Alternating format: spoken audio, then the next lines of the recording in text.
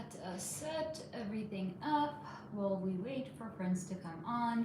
It is hella fucking hot here today in LA, and before I came on, I was like, I'm gonna make myself look pretty. I'm gonna put just a tiny bit of effort into my appearance today, and then I realized pink when it is like 90 degrees up. I don't even know what the temperature. You know what? Replay crew or anyone who's gonna hop on while I'm checking the temperature, I need to check the temperature in here right now. 1 second. It's hella hot.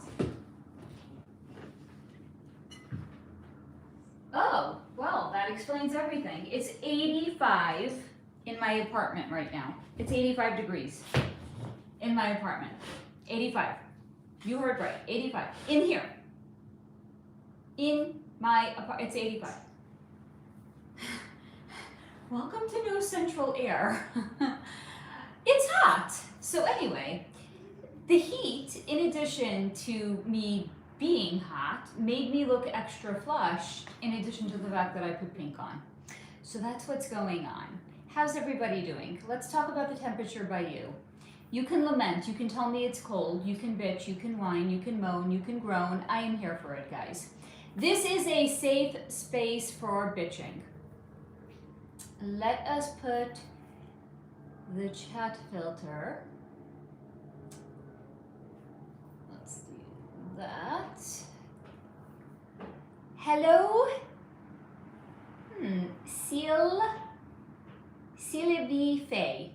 I'm not sure if I'm hello, Jamie. You know what, Jamie? I was like, I'm gonna put a tiny bit of makeup on, and and then I immediately regretted it because it's hot in here. So it's just like a double dose of pink. Let me set up the community moderation while we wait for some more friends to hop on in. How's everyone doing? You can tell me all about how you are, how the temperature is. Hey, Sherry, honey. Hey, Sarah. How's everyone doing? It's, I think, 90 degrees here today. I'm sorry. This is why it just doesn't make sense to me why people would choose to live anywhere else in the, I mean, if you could, I'm just not understanding. I was speaking to somebody today and she's like, oh, I just love the snow. I was like, that's because you work from home and you never leave your house. Like if I worked from home and I never had to leave my house or go out for groceries or walk pets or something like that, no, I still wouldn't live in the snow. You know, it works for some people. You do you, boo. It would certainly not work for me. I'm not saying I like it being 90 fucking degrees in February, but I would take this over like 14 degrees and being snowed in. Maybe that's just, I do have, yes. And we have abundant sunshine and, oh, 60, Sherry. That's actually nice temperature. What's also really nice about where I live is the, what do you call it? The zoning.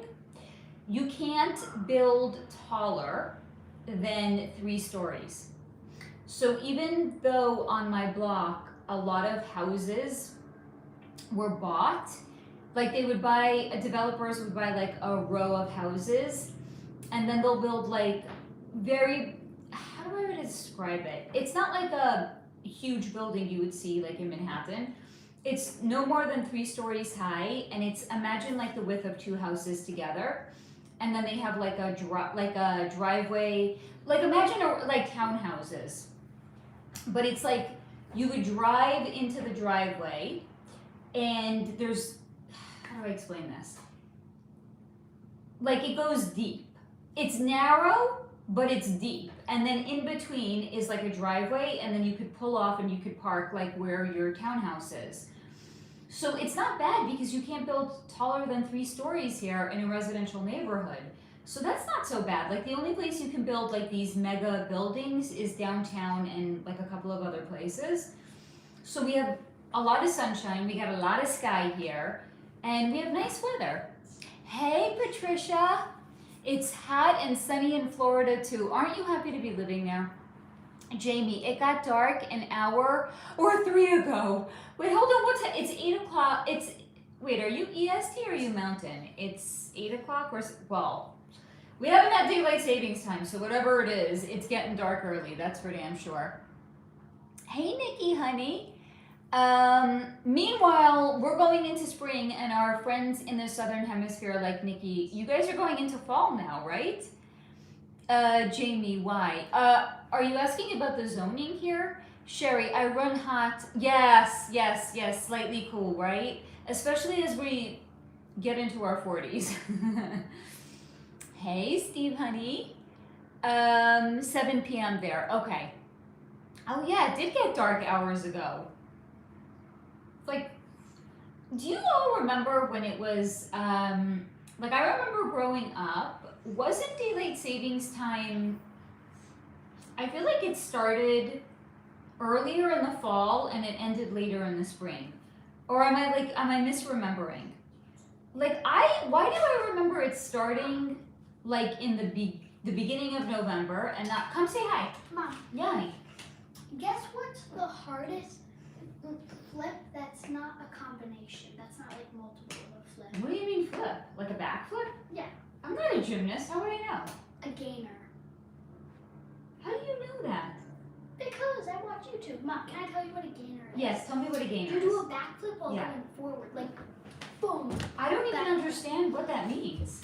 So, Mom, you know how when you do a backflip, Yes. it's normally like that? So and you go back? land like here? Yeah, and then you go forward? Mom, Yeah. for a gainer, Yeah. you do A that. back? Yeah, so Mom, you're going forward, so even when you're doing a backflip, you're still Yeah. gaining momentum, and you still are going forward while flipping backwards. That's why it's so hard. It sounds very hard. Well, hold on, you didn't say hi. Hi.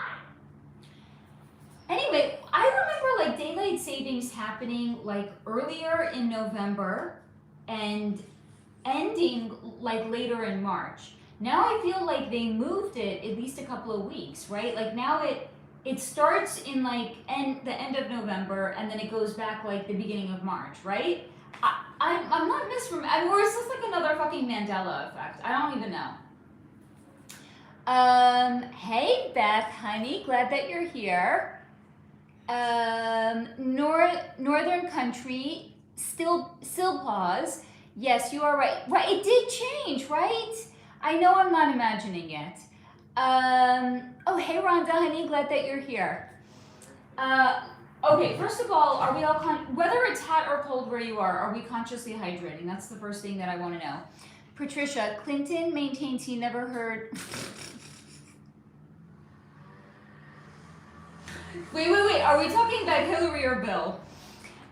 Clinton maintains, okay, so Bill Clinton never heard of Epstein, seen him nor with, oh God, I cannot even. Sherry, too many Mandela effects, right? And by the way, I was actually thinking about it. I actually miss creating content for you guys, not just going live. And I was thinking about it this week. I was like, I really want to come out with a new video. I didn't. I mean, obviously I didn't. You guys would have known if I did. I really miss making content. Hold on. I parted my hair the other way today, and then I went to yoga when it was damp and it didn't quite dry right. So then I tried pinning it. Clearly that didn't work either. I really miss making content for you guys. So maybe next week, I don't know. I have actually a video. I have to watch it and see if it's any good or if it needs heavy editing because I do not want to edit, not one bit. And I actually think I'm gonna go back to not editing my videos. So if you guys just liked it when I was like, just me and it wasn't overly edited, but you like the long form videos, I think I'm just gonna go back to that because editing Delphi it just took too much out of me. I have such great content for you guys and I've been talking about it for months and you guys have been so amazing. Just like no one's been like, yo bitch, where's content? Like you guys have been so amazing.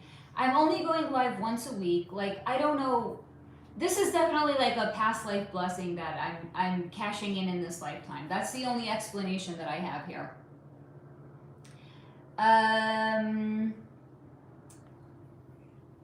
Hope we're doing well. We're doing well. Jamie Faye, are we able to have dreams of other people's trauma? Like, are you saying actually, Beth, unedited is great. Good, because that's what I'm going to do. Oh, hold on. And the video, in case you're wondering, that I have in my phone is on DB Cooper.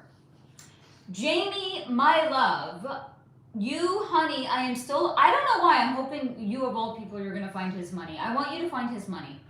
Because then you won't have to work so hard, honey. So I have to watch it through and I have to see if it's any good. And if so, I'm just going to upload it. And then you guys will have new content. So let me see if I can understand your question. Are we able to have dreams of other people's trauma? I'm not sure I understand the question. Can you explain it? Patricia, I'm seeing new vids and readings, excitement on imminent 5D living on the, ooh. Rhonda, unedited is, okay, good. You're ready for it. Okay, I know, I'm ready for you to catch that money too, honey. And actually, the DB Cooper video is, I don't know if you guys ever heard of him. The story is actually really, really wild. And I remember, when was this? I was with, I don't remember. It was last time I was visiting with family. I was talking to my niece about it. And she was talking about DB Cooper. I'm like, who the fuck is DB Cooper? And she told me the story of DB Cooper, and I'm like, okay, that sounds wild. I have to look into it. She's like, yeah, like you're definitely gonna want to like look at Wikipedia. I don't know if she knows what I do. I was just like, yeah, I'm definitely gonna look at Wikipedia. All right, that's not what I was talking about. I was like, I'm gonna sit down and like ask my guides what had happened with him. Hey, Lauren, honey. Patricia, just saw a children's book today on DB Cooper. Oh my God, no way. Lauren, you almost forgot, but you're here. I only got on, by the way, under 12 minutes ago. Literally just turned 12 minutes now, so you're right on time, honey. The DB, if you guys are not familiar with it, it is such a wild story. I could tell you a little bit about it without giving anything away. Basically, I think this was like Seattle. A guy, I think it was I don't remember. I recorded this video like months ago at this point. But a guy boarded a plane, and this is like back when you could like do this shit and get away with it, because now, as you all know, if you've flown anytime in the last, I don't know, 20 years, you cannot just buy a ticket and get on a plane, right? You have to, if you're buying online in advance, you have to give all of your information. There's no unknowns, there's no surprises. When you get to the gate, you're giving them your ID with the boarding pass, right? I remember someone actually flew me out to LA. This is back in, I think, like 1999. He bought a ticket. He's like, I'm not even gonna end up using it. Do you want my ticket to go to LA? I was like, are you kidding? He literally just gave me a ticket. Because it was before the days that you needed to like put all of your information in. You can't do that shit now. So this is like back in the 1970s. A guy boarded a plane. He's sitting there. He passed a note to the flight attendant, and he's like, I have a bomb in my bag. I need you're gonna have to like get me money or something like that. So they landed the plane. All the passengers got off the plane. Money was brought in from a bank, was given to him. The plane took off, and he like what's it called? Like para something or another. He told the pilots, like, let down the back of the plane. I'm gonna jump. Oh, and he also asked for two what do you call those things? I'm so helpful, right? I'm like going like this. Like, the fuck is she talking about? Like the gear that you put on when you're jumping out of an airplane, a parachute. So, and then he jumped out of the plane. And then like a decade later, part of the money was found, like buried somewhere. He was never seen or heard from again. And he was like wearing a suit, and he was wearing dress shoes. And like the FBI was saying, there's no way this guy survived. And then like over the next 2 years, there was a bunch of copycats. They were able to like survive in even worse conditions than he had jumped out of the plane in. So because of that, the FBI actually like updated their prognosis, and they said, oh, well, okay, then maybe he did survive. Like, this is the FBI, guys. You would think they would be more on top of it, but no. So anyway, that's the 3 defects of D.B. Cooper. He was never seen or heard from again. Everyone is presuming that he must not have been alive because they found his money, and ostensibly if he did it for the money, and the money was found, then he wasn't alive to actually spend it. Oh, and it was never spent. So that's the 3 defects of the case. Now I'm going to catch up on comments. Rhonda, I was watching Beyond the Veil yes. Oh, wait, that I was on tonight? Amazing. Hello, Lisbeth, honey. By the way, speaking of D, you guys, I hardly ever go on YouTube any longer. I'm going to actually start to remedy that. But I actually went on this afternoon and I caught her latest video that she had uploaded. She shared that she was let go from her job. So if we can, as a community, all band together and please send Dee lots of positive vibes and well wishes, I know that she would appreciate it, and I think she would feel it too. Hello, a girl citizen, my darling. Lauren, I was in the middle of her video, Rhonda. I was maybe I think about 10 minutes. I was up at the point when she started to pull cards, and then I had to come on here. Rhonda, LOL, I made it to the end barely. I have to go back and I have to finish watching it. I actually want to see the cards that she pulls, because she was like, if it's for me, it's for anyone in the community. I was like, I'm going through some shit. I would love to get some cards too. Never mind the fact that I have cards here I could pull. Maybe I'll pull some.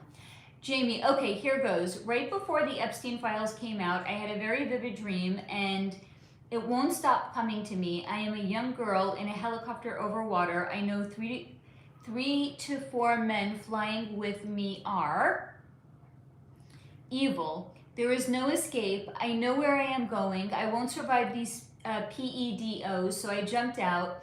Looked similar to over Lake Michigan-ish, and that was it. I knew it was the last option to survive. Wow, that's intense, Jamie. So it's not necessarily that it's, wait, is this like a vision that you had, or is this a dream? So now that you explained that, I want even more context. A girl citizen, I saw that President Trump said he will declassify files about UFOs and ETs. Do you think it will be a major revelation to people? So when I had looked into this probably 2 years ago, it was shown to me that by the time there's a reveal, so many people are going to be awake to it that we're just going to be like, okay, so pass the butter. Like, the fact that there's people who still don't believe it at this point really makes me question. Like, seriously, the size of the solar system is so freaking big, but yeah, we're on the only planet that's habitable, and we're the only race of people that actually exists. Come on. I had this conversation with my brothers. I was like, really? Like, they were like, well, you know, I love them dearly, but sometimes I really look at my family. I'm like, who the fuck are these people? I'm like, why are they, like, well, how is this my family?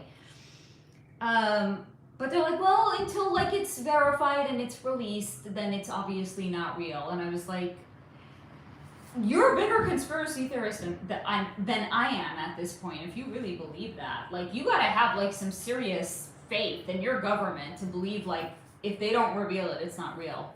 Okay. Thank you, Rhonda. Parachutes. Beth, whoa, Jamie, that's wild. I have had dreams of being other people as well. Rhonda, wow, Jamie, wild. Do you think it could be a parallel life? That's what I'm also thinking, Rhonda. Patricia, ever seen YT Kyneton Paranormal, Australian lady, Dolly, pretty good at communicating with famous crossed over with helper using voice box while she asks questions. Interesting. I have not, but I think I want to actually check her out. Jamie, thing is, I was very done up for a young girl, nails in here, oh my god, only bikini allowed to wear, and a very vivid feeling, so predatory. So again, I'm trying to understand if this is a dream you had while you were sleeping, or this is some sort of a vision that you had. Rhonda, yes, Faye, she tries to remind us oh, she's amazing. Dee is such a, she's just an amazing person. And when she had shared in the video when she was laid off that like her best friend was just sitting there, I was like, that's not a best friend. That's not fucking like, how do you just sit there when your best friend was just laid off and just like, that's not a best friend. That's like, I don't even know what to fucking to say about that. Jamie, Rhonda, Sarah, I don't know, but I felt everything she felt. Lauren, that's right, where I got to as well. Here, let's, you know what? We'll just bring all the babies out. Rhonda, I feel so bad for her. Fear of where to turn now, but yes, definitely. I very much believe that when one door opens, another one, when one door closes, another bigger, better one opens. And here's also the thing, guys, we literally are in between eclipse season at this point, right? We had an eclipse on February 17th. We have another one coming up on March 3rd. Eclipses eclipse things out of your life, right? But it's done with the intention of like, almost think of a course correction. So if we are out of alignment in our life, an eclipse can actually redirect us onto the correct path for our soul. So I fully believe whatever is going to happen is going to be more aligned for her. A dream. So it could be actually a prophetic dream. It doesn't mean that you're literally dreaming about another person's trauma. You could literally be picking up on the vibes of what actually occurred to another person. But that's considered a gift and an ability, and it's like prophecy, Jamie. And I think I had said when you had asked me about shadow people, it's because you're going to have more gifts and abilities coming online, right? So here you go. It sounds like this is your gifts and abilities coming online. Hello, Franca, honey. I'm so glad that you made it today. Jamie, I also knew I was it sounds like it, yeah. Sarah, Jamie, it certainly doesn't sound like a meaningless dream. I would agree with that. Franca, hi, Faye. Did anyone ask you about Yes, I spoke about her in the last couple of weeks. So Nancy Guthrie, which is Savannah Guthrie's mother, who is what is she, a broadcaster? Something like that, right? So her mom disappeared. I don't know what's going on with the case, but I know when I had looked into it a couple of weeks ago, it was shown to me. So as soon as I had looked into her name, Nancy Guthrie, I was immediately shown Michael Jordan.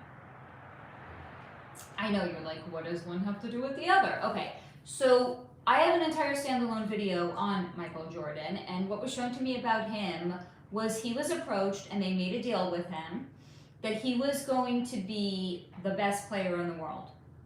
And because he was going to be the best player in the world, or at least at that time, maybe definitely now with the half man, half, like with the cyborg technology, the players are getting actually better and better. But at least at that time in his generation, he was considered to be the best, and for many, many years thereafter, right? And then even after he retired from basketball, what did he do? He went on to play baseball. Like, the man is definitely gifted athletically. Not by coincidence. They take somebody that has raw talent and then they are able to shape them and mold them. You just have to have like that raw talent to begin with, something that they can work with. So they had approached him, they made a deal with him, and the terms of service and agreement was not clear. Because sometimes they do this, right?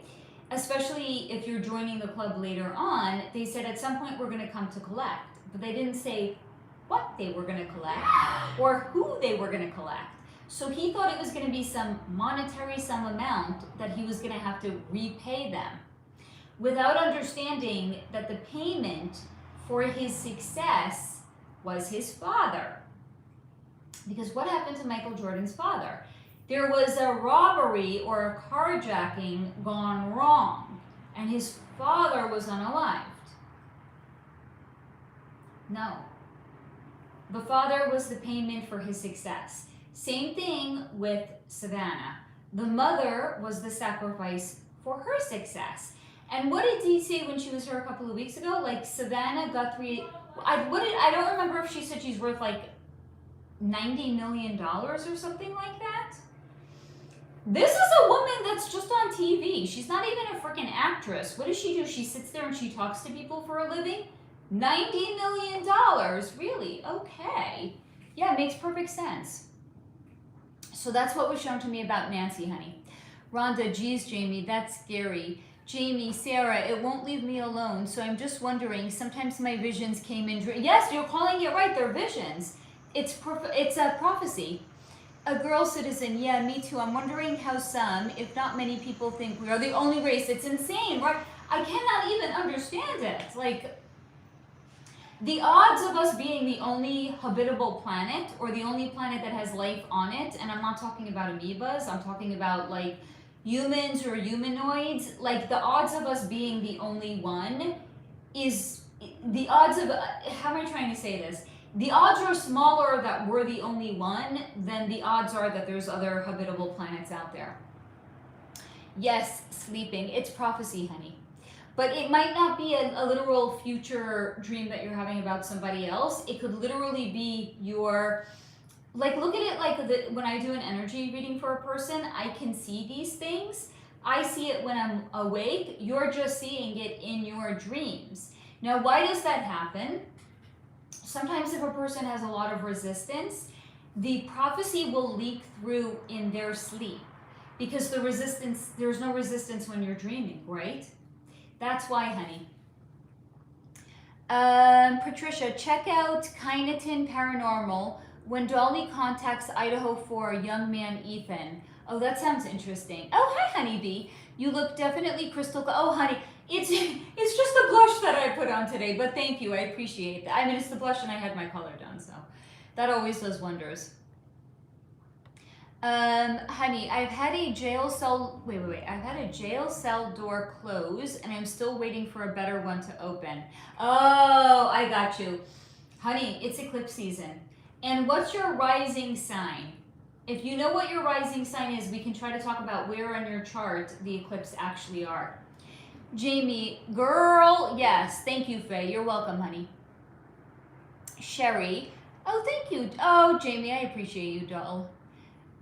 Sherry, I have lucid dreams where I feel things, can literally feel my feet walking, like I'm in my physical body awake, but I'm not. Can't always control where, though. So this was shown to me when I looked into the Secret Space program, that a lot of time, because you know we're having multiple lifetimes happening concurrently, right? There's not actually like a past life and like a future life. Like they're all happening, they're all on the same freaking bracelet, you just can't see them because it's on a different part of the hand, so to say. So what was shown to me, there's people that are actually in the Secret Space program right now, they don't even know it. The only way that you're gonna know it is if you suddenly feel called to start like working out, and then like you wake up in the morning and you're like, why? Like you could literally wake up with bruises on your body. Or you could just wake up and you could be like, why do I feel like I was beat up overnight? Because you actually were in another life. Sarah, Faye, I like to... Hold on, do you also see I put the little pink doggy back there? I was like, you know what? If we're bringing the friends out, we need to be able to see them. Like, it's not enough if they're just sitting on the desk. We need to... The friends are coming out to play, so they're perching, they're watching, they're participating. Thank you, Sarah. Yeah, the little gnomes. Beth, right, Sarah? I got them in Target. You know they have the bullseye section in the front with like the cutest little things ever. They were like, I think $3 each. Pip was with me that day. We were like, we're getting all three of them. I have another one that's by the front door. It's like a pumpkin shape, so it can't perch up there. But there's another one. He's our like front door friend. Honeybee informant. Sierra, new addition to the family. I still remember the two. Right, they're in. I moved the cat statues to the bedroom. Yeah, we have friends everywhere in the apartment. I was showing you whatever was like close by last week. Do I have any? I mean, I have a little elephant. He's kind of cute. Yeah, but the cat statues, I'll see if Pip wants to actually bring them. He's not gonna hear me. Maybe I'll just go get them. You are welcome, Jamie, honey. Patricia, at Jamie, I love it when the rare times I dream about a celebrity. Rhonda, the gnomes, right? My rising sign is Scorpio. Hold on. So,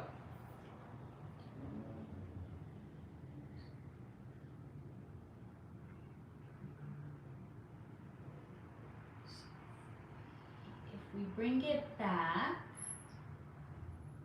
hold on. I'm trying to figure out what house it's in. It's three. I'm actually doing it off of Leo right now because I'm a Leo rising. So you're 3 past Leo, which would mean it's happening in your 2nd and 8th. So it's your 11th and your 3, 4, 5. Your 5th and your 11th house. Okay, so 5 and 11. 5th house is creativity, romance, fun, partnerships, not marriage, more like dating kind of vibes. And your 11th is also a very, very social house. It's the baby. Do you want to bring the 2 cats from the bedroom? What? The cats from the bedroom. The what? The cats. You know the cat statues. Mom, we already showed them off. I know, but we have new friends. Oh, you go. Anyway, 11th house is also a very social house. It's the house of, I know you guys love it when Pip is like, no mom, no. It's your future hopes, wishes, dreams, and also groups and organizations that you belong to. So you're going to have a big change either creatively or you're going to have a big change with your social groups, things like that.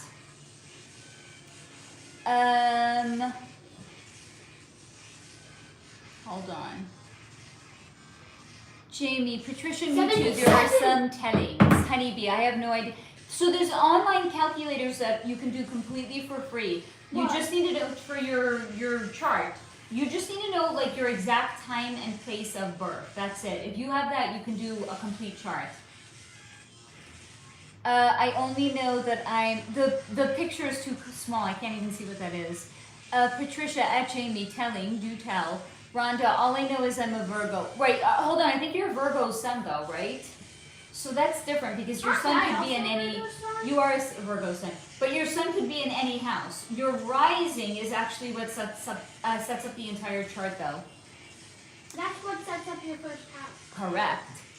Nikki, I have dreams where I feel like to that stupid part. I have Can you tell I hate 9 circles? We can tell. I have dreams where I feel like I've been fighting a war all night, but I can't. Sounds like someone's in the secret space program, Nikki. Honeybee, okay, so I'm not the only one, Rhonda. It sounds like not. Jamie, I don't understand astrology though, so I have no idea what my chart. There's such online calculators that can spit this shit out to you. I'm gonna be very honest though. I really do not love the AI.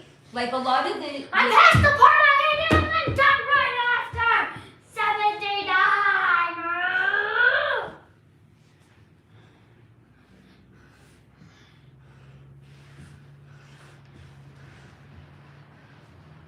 You know, if ever there was a time for a fuck, this is it. I'm actually shocked that he didn't say fuck. Don't you feel like you did, I don't know, clear your throat chakra or some shit? And Mom, it's perm. It's not actually. It's perm at school. I need to be I don't even know what I was saying any longer.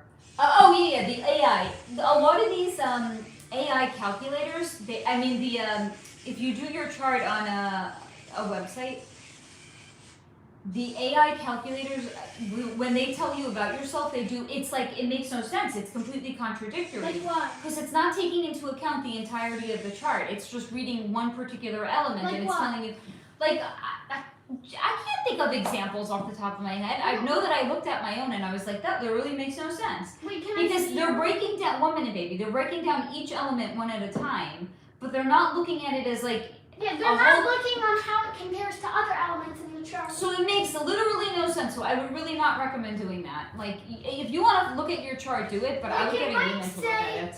Like, it might say, like, you're not emotionally ready for blank.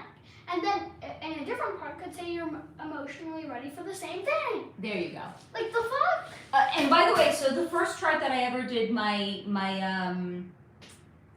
natal analysis on, it didn't even tell me that Jupiter is retrograde in my second house. So I remember I was reading the AI interpretation. I was like, that doesn't sound like me, not even a little bit.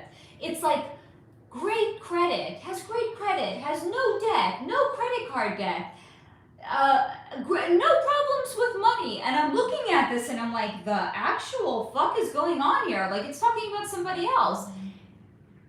You know, Jupiter retrograde in your second house. Your second house is your money and your values house. So really, it's retrograde. That means it's pinching the energy off. And meanwhile, it's telling me you have the best credit in the world. I was like, no, I do not. Mom. Yes, honey. That's preposterous. It is. Preposterous is a perfect word. I know of someone in a TV show who has worse credit than basically anyone. Who? Mandy. Who? Mandy from Young Sheldon and George. She's not a real person. I know, that's why I said from a TV Oh, show. okay. Did you hear the full? Sherry, what about Gemini rising? Okay, so you're one behind me, and if it's happening in my 8th and 2nd, it means it's, oh honey. That's your 1st and your 7th house. Wait, or is it I always get confused. No. If it's one behind, then yeah, that's your 1st and your 7th house. 1st is identity. 7th is relationship with other people. Now, it's not necessarily only your romantic. identity in relationships with other people, maybe? It could be a contrast I'm there. gonna have a piece of gum. Baby, you've got to slow down with the Just one. sweets. It's a piece of fucking Do gum. not swallow it, please. Why the fuck would I swallow gum? People do it all the time. It's not like it gets stuck in my stomach for 7 years. It's gross. Don't do I it. know.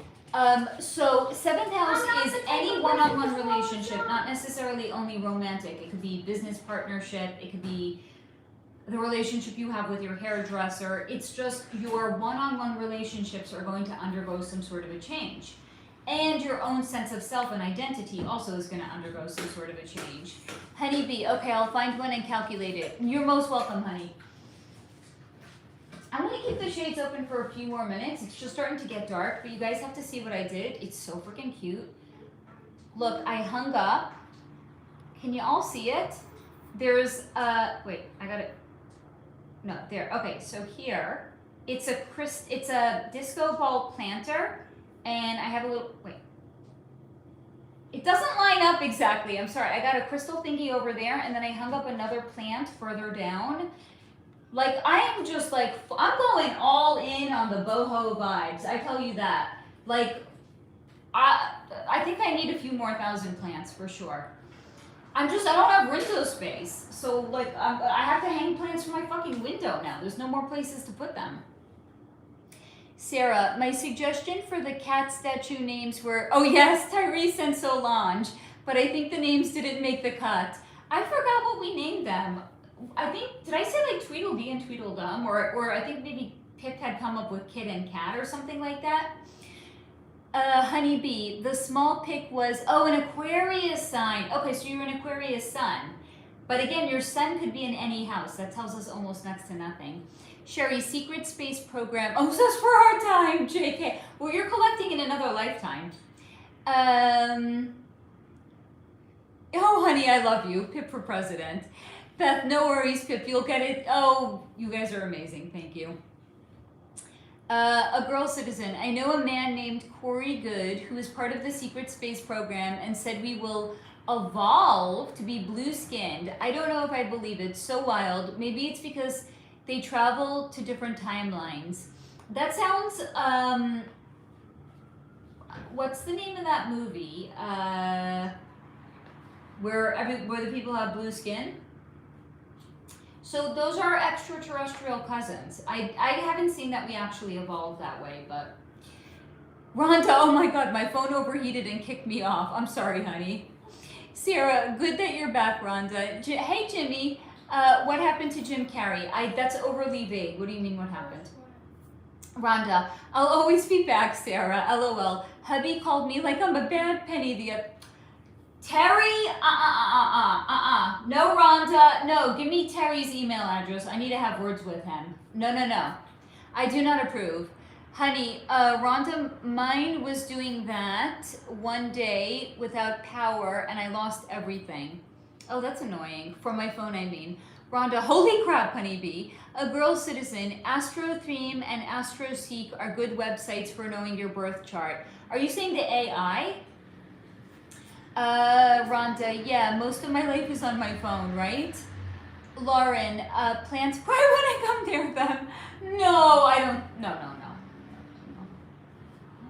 You're cute for saying that, though, honey.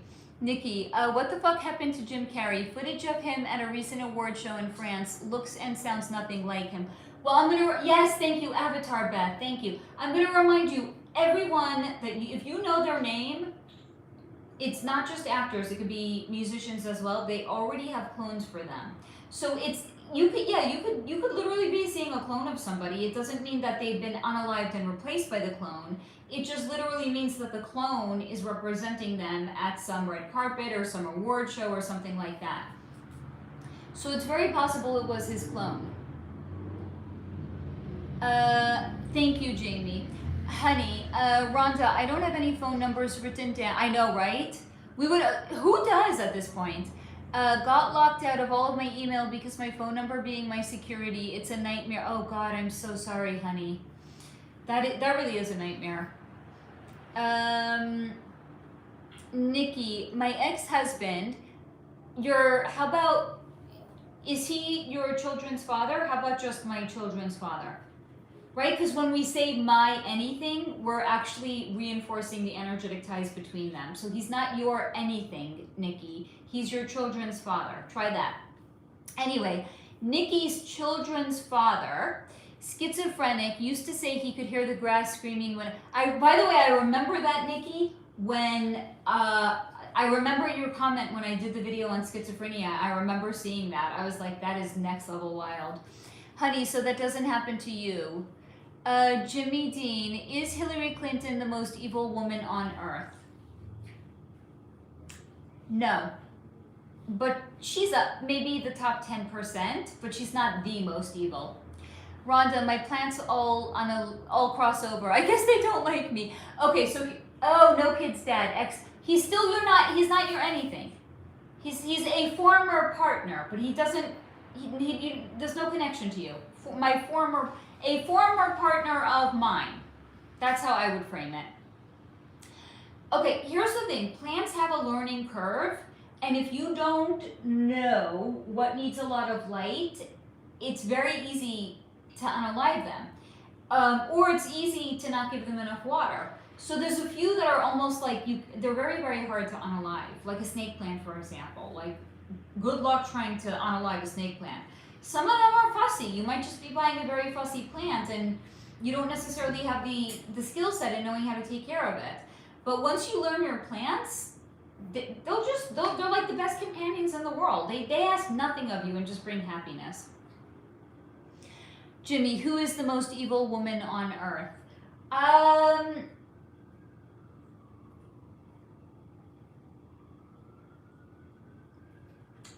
There's a lot of them, actually. What's her name? The Spirit Cooker? She's up there. I would say she's in the top 10% with Hillary. I'm being shown one of the Rothschilds. Yeah, the Rothschilds are... and then I'm being shown some Asian woman. I don't know her name. Maybe she's like one of the bloodline families. Someone in the a DuPont woman. Someone in the DuPont family is up there also. Top 10%. But like the number one most evil woman, they're all once you're in the top 10%, it doesn't even matter. Like, we're splitting hairs at that point. You know what I mean? If you're in the top 10%, you might as well be in the top 1% at that point.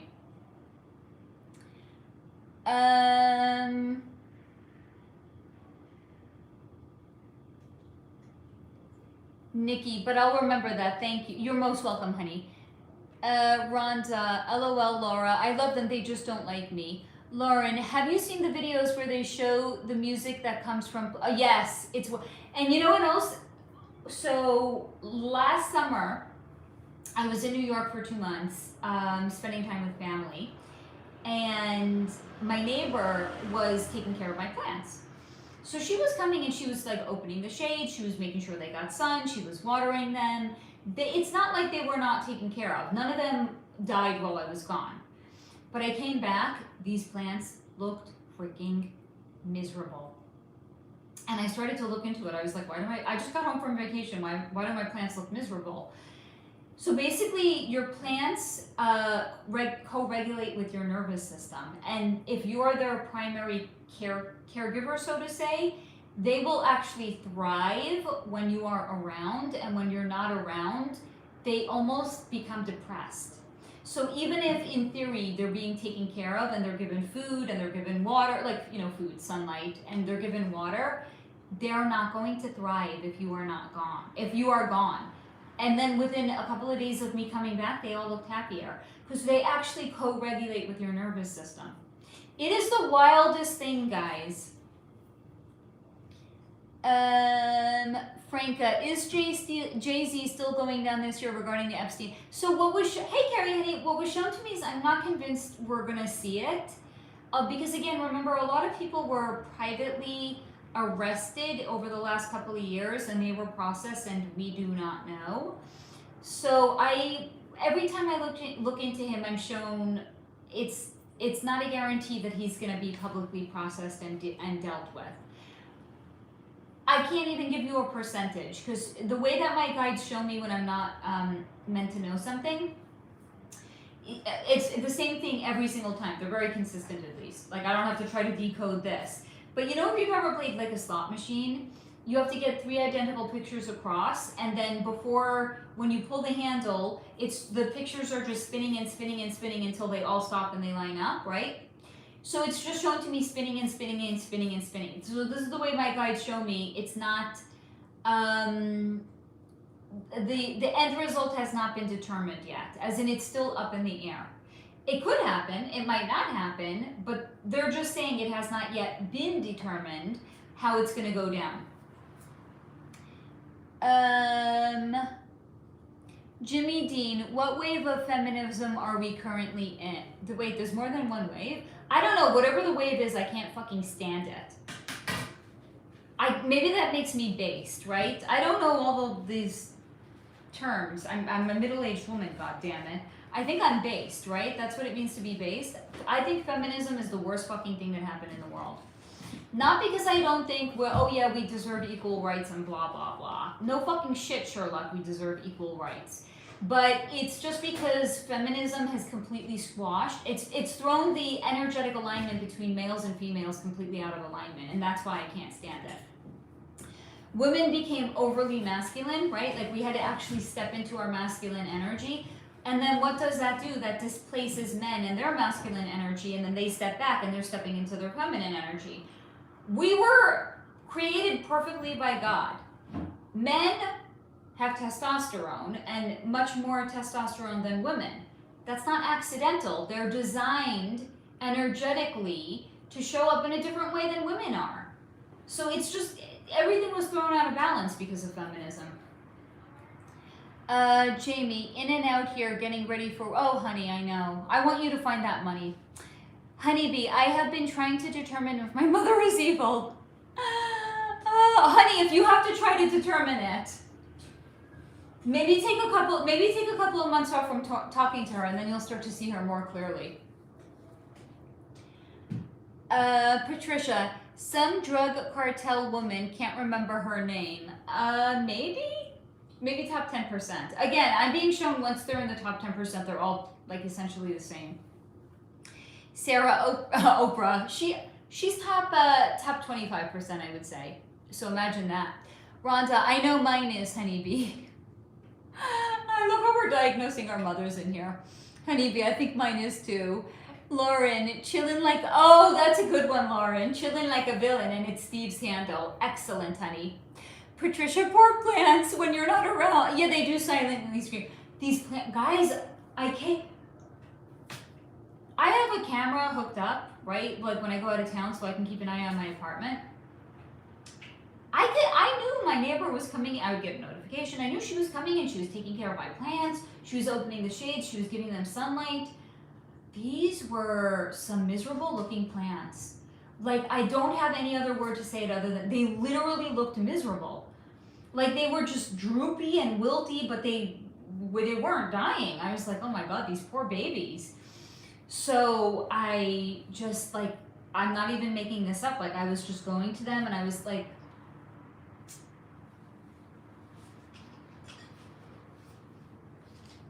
hi, how you doing?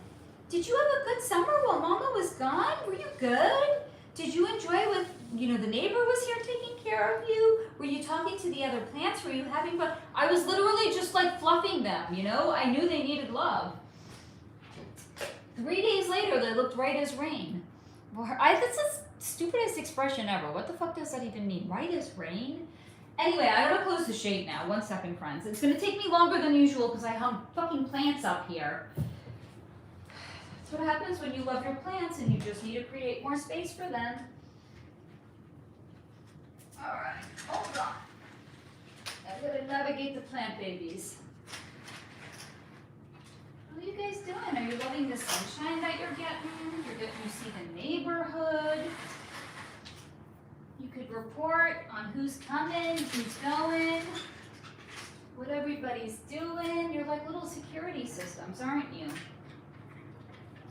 Right, guys? You're the neighborhood security. You're the 411.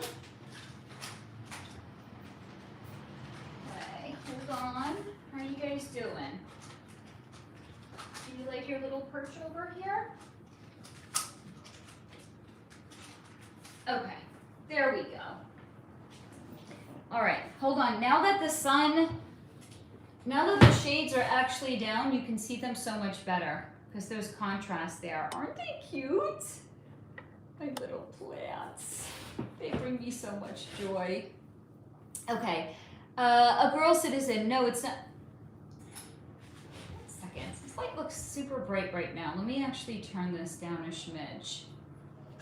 That's better. Okay, a girl citizen. No, it's not just reading your chart. These websites only show you your planet placements. It's useful when you already know how astrology works. Definitely true. Honeybee, Rhonda, right after I said my mom is evil too, I'm overcome with a heat that feels like a super high fever. Weird. You know what? So that's your body resonating with the truth. Your body that's what intuition literally is. Like your spidey senses or your sixth sense. That is your body processing information that your mind hasn't caught up to yet. So if you're having a literal physical reaction when you say something like that, that's an indication there's something there. Sarah, Faye, do you just buy any old fertilizer for your plants or are there specific better? I don't even use fertilizer. I know you're supposed to. I think I have like oppositional defiance disorder because clearly like I won't even like give my fucking plants plant fertilizer. Rhonda, oh my God, honeybee, that is weird. Did it stop? Yeah, base, Jimmy Dean. Lauren, I'm pretty sure my mother-in-law was evil or at least had evil tendencies. I'm noticing a theme here, by the way. There's a lot of heavy matriarchal energy in the group. Like attracts like. That's all I can say. Sherry, I think a third or new fourth wave, but I agree with Faye. Carrie, Barbie doll, fake-faced feminism, arm candy era. I can't stand it. I cannot. There is a couple of girls in the community. They married men like 25 or 30 years older than them. Honey, you do you, boo. If it works for you, great. One of them is not working. The marriage is on the way out, and it's very contentious from what I hear. The other one, they don't even live together. They don't even live in the same state. They basically I'm not even making this up, guys. They do not live together. They don't even live in her sugar daddy, because let's face it, that's what he is, lives across the country, on the opposite side of the country. So when they're getting together, they're basically vacationing together. Like, this is not real. They're playing house together. This is not like how a marriage actually works, right? This is like, let's pretend. Let's play pretend. Okay. This is the girl who also cleaned out her closet, and she's like, I'm getting rid of anything that's not designer. That tells you everything you need to know, right? Again, you do you, boo. I pass no judgment. You gotta do what you gotta do, right? Like, really, I do not pass judgment. But I was like, you know, everyone tells on themselves. I just think that's a very telling attitude. And it says everything we need to know about her husband, her sugar daddy / husband's finances. Like, if you can afford to marry somebody that they're just going to value designer clothing, I get it. You know, I get it, girl, I get it. You do what you gotta do.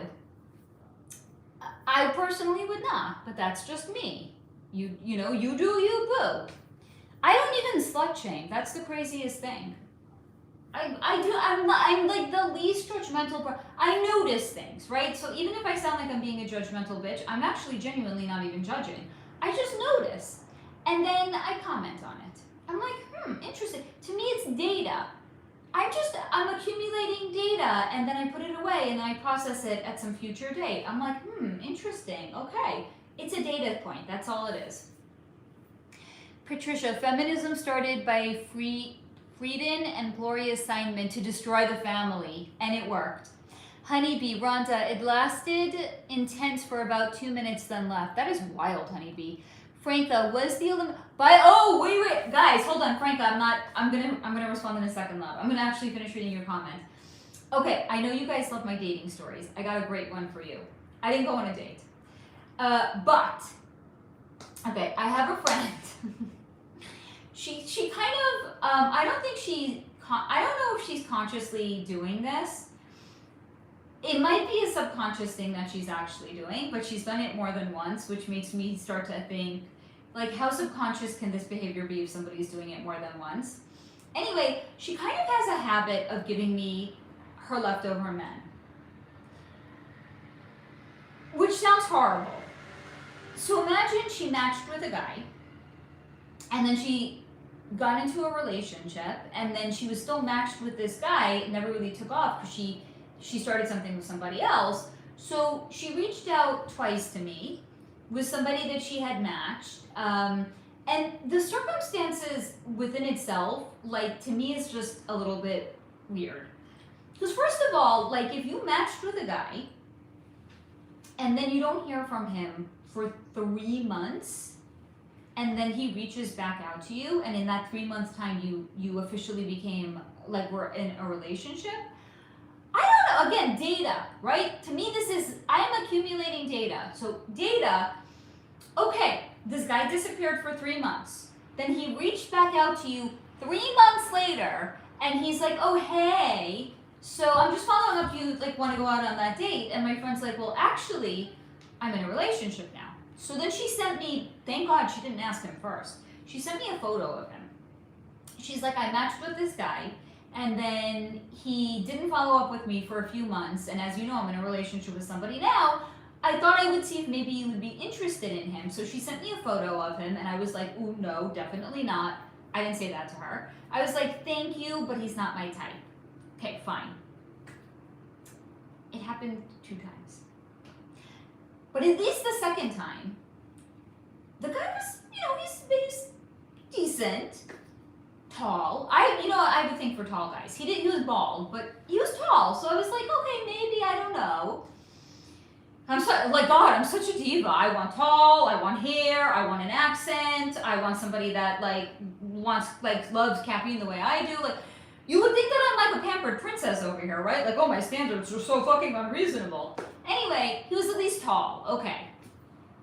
Tall, no hair.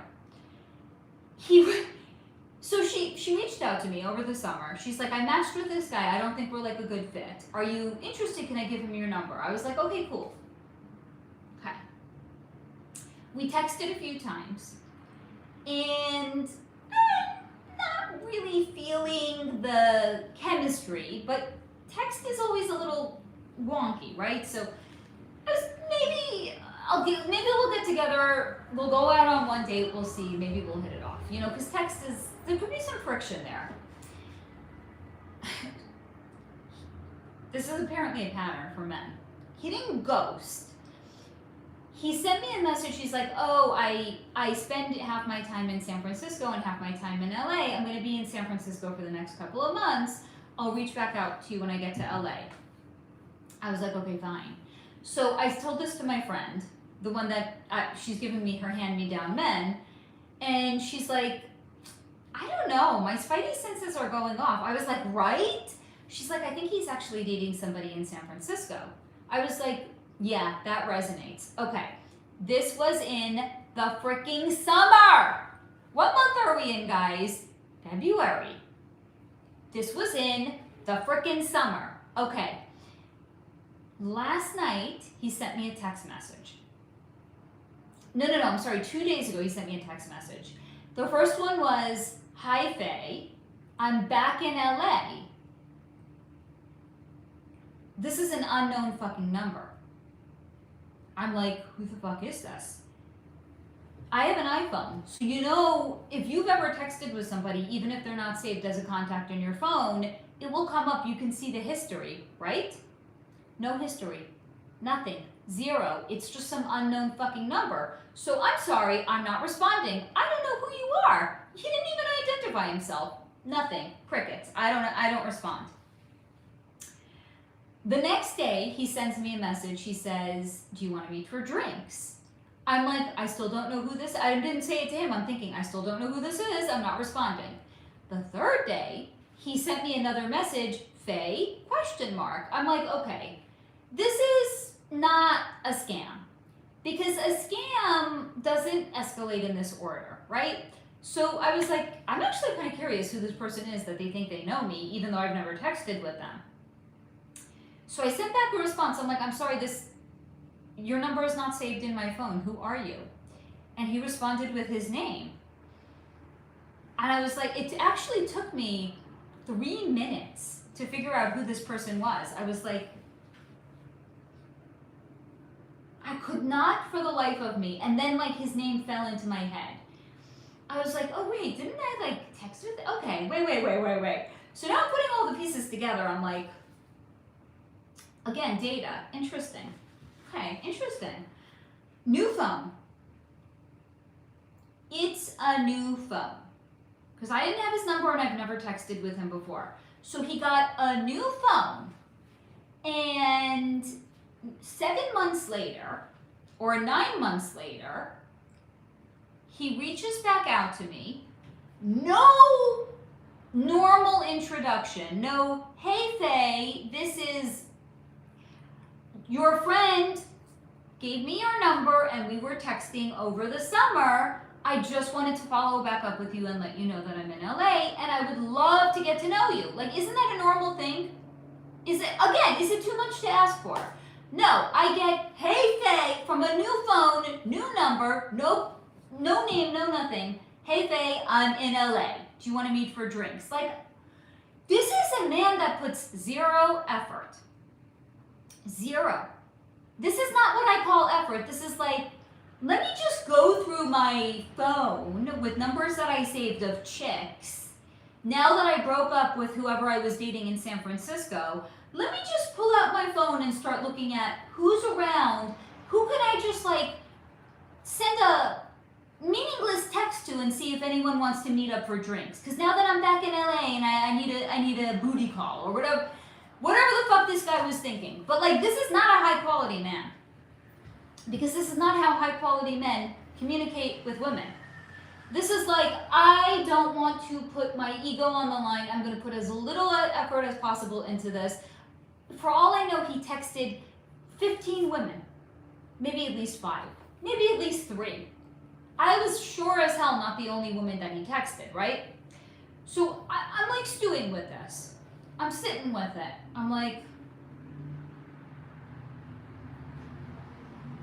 is this a man that I'm going to have to teach how to be a man? Like, am I going to have to train him how to actually show up for a woman? And if so, I'm out. So I sent him a text message. I was like, oh. And I was, by the way, I actually put together a few different text messages. Some of them was like, I sent the most least inflammatory one. Because I'm not here to like wound somebody's underdeveloped ego if this is the way they choose to communicate with a woman. Like, you've already shown me who you are. I don't need to respond in kind. So I just sent back a message. I was like, oh, hi. I'm not actually available. Take care. Did he respond to Faye? No. It tells us everything we need to know, right? Because if a man can't even put the effort into texting you appropriately to express interest in you because he's not genuinely interested in you, you're just a number in a phone that he's hitting up because he's back in LA and he's bored, he's not even going to bother responding because he has a very fragile, delicate ego. And guys, I'm a lot of woman. I don't think a man with a delicate, fragile ego could handle this amount of woman. I got a big personality. I'm very secure within myself. So a man like that, he's either gonna bulldoze over you to make himself feel better, or you're gonna actually in time start to end up modifying your behavior to play smaller so you don't make your partner feel bad. And Faye's outgrown that dynamic tenfold. Yes, honey? Doug does a thing that tells him if messages are harassing, sexual, or Could you turn on the lights? Yes. Self-harmful and violent. Yes. It does a bad job, or nice. Yes. It does a bad job at that. It does a bad job. Like a nice message. Yeah, that's harassatory. I don't think harassatory. One second, I'm going to turn on this. I don't think harassatory is the word. Blah blah blah. Blah, One blah, that. blah. Okay. Can I tell you one that was marked as nice? Yes. You are looking mighty molestable. Oh my How God. How is that not harassment or sexual? That is. Do not ever say that to a man or a woman. Doug asked for a test, not nice message. So someone did harassing message, which literally said harassing message, which was marked as nice, and then that was also marked as nice for some reason. Very The interesting. fuck? Okay. So that was the dating story that I have for you guys, because I'm not on apps, I'm not getting dates, so I have to, any story that I have to update you guys with, I'm gonna update. What, baby? Which story? No, this is somebody new that you never heard about, because I never went on a date with him. Who? It's not important. What was the experience? Can I get one Laffy Taffy? No, baby, you've been eating way too much sweets today. No. You're going to get sick, the amount of sweets that you have had. Why are you even asking if you don't plan on listening? I'm gonna eat it. Okay, Franca, was the Olympic men's hockey game between Canada and the U.S.? This is actually my Honey, last all treat. sports are rigged. This is actually my last treat. We'll have more So the answer is yes. Lauren, my sister-in-law and I Why said... would you ask that? All sports are rigged. He knows at least. My sister-in-law and I said before she crossed over that we were going to get t-shirts that said, "Ding dong, the witch is dead, but figured our husbands might not appreciate it." Okay, that is savage in the best possible way, Lauren. I love that. Jimmy Dean, are we going into... Are you talking about the United States of America? Who are we talking about? Jamie, did Faye say something about DB Cooper video? I have one recorded, it's in my phone. I have to see if it's how much work it needs, if any, because I'm not editing. What? For me? No, I'm not opening it. Mom, do you know how to open it? Can you tell me how? Wait, let me see what's the joke. Rhonda, Laura, the mother-in-law that lives with me is, I've kicked What her type out. of check has no money? Spell check.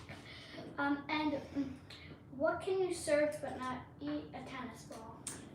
And I wanna open don't this know shit. how many times, but no one else will put up with her crazy bullcrap. Rhonda, honey, your nervous system is probably so dysregulated if you're living with that energy in your house, honey. I hope that you're really taking care of yourself, sweetie. Sarah, so apparently Kim Kardashian and knighted race car driver Lewis Hamilton are dated. How real is this? Not. I love you, honey. Okay, so here's the thing. Kim's not Kim any longer. Does he know? No, he doesn't know. They were put together. No, it's not. They were put together. This is not real. Of course, every couple is put together. I love that you know that. Happy Halloween. A girl citizen, I know it's personal, but do you know what your starseed origin is? I know through my guides and synchronicities that my soul originated from another galaxy. I don't know, but I know what my home planet looks like. That was shown to me. And Pip knows what his looks like. Yours look like? Oh, it's beautiful. Do you know what the surface looks like, or just like? It's sandy, it's rocky, there's 2 moons in the sky, there's cliffs, there's beach. Mine's it's just magnificent. a purple Mars. I know you said. Yeah, mine's a purple Mars that looks like Saturn from far away. That's pretty cool. Can you finish opening this? Please. Why are you putting your foot on me? I don't know. Open, finish, please. No, this is grody. Cut it off the rest with the scissor. You're forced to. No, I'm not. Rhonda, so I've been stuck with her for the last 10 years, honey. Oh, honey, Rhonda, sage all the fucking time. Wear crystals, honey. I'm not. It's grody. Then how do you expect me to open it? This is not my problem right now. Answer the question. I am not, because it's not my problem. Hey! Bring it back here. No. No. Do not hold my water hostage. I need to consciously hydrate. I need to consciously hydrate also. So stop. Go get water. 1 second, guys. Somebody has to get my water bottle taken away from them.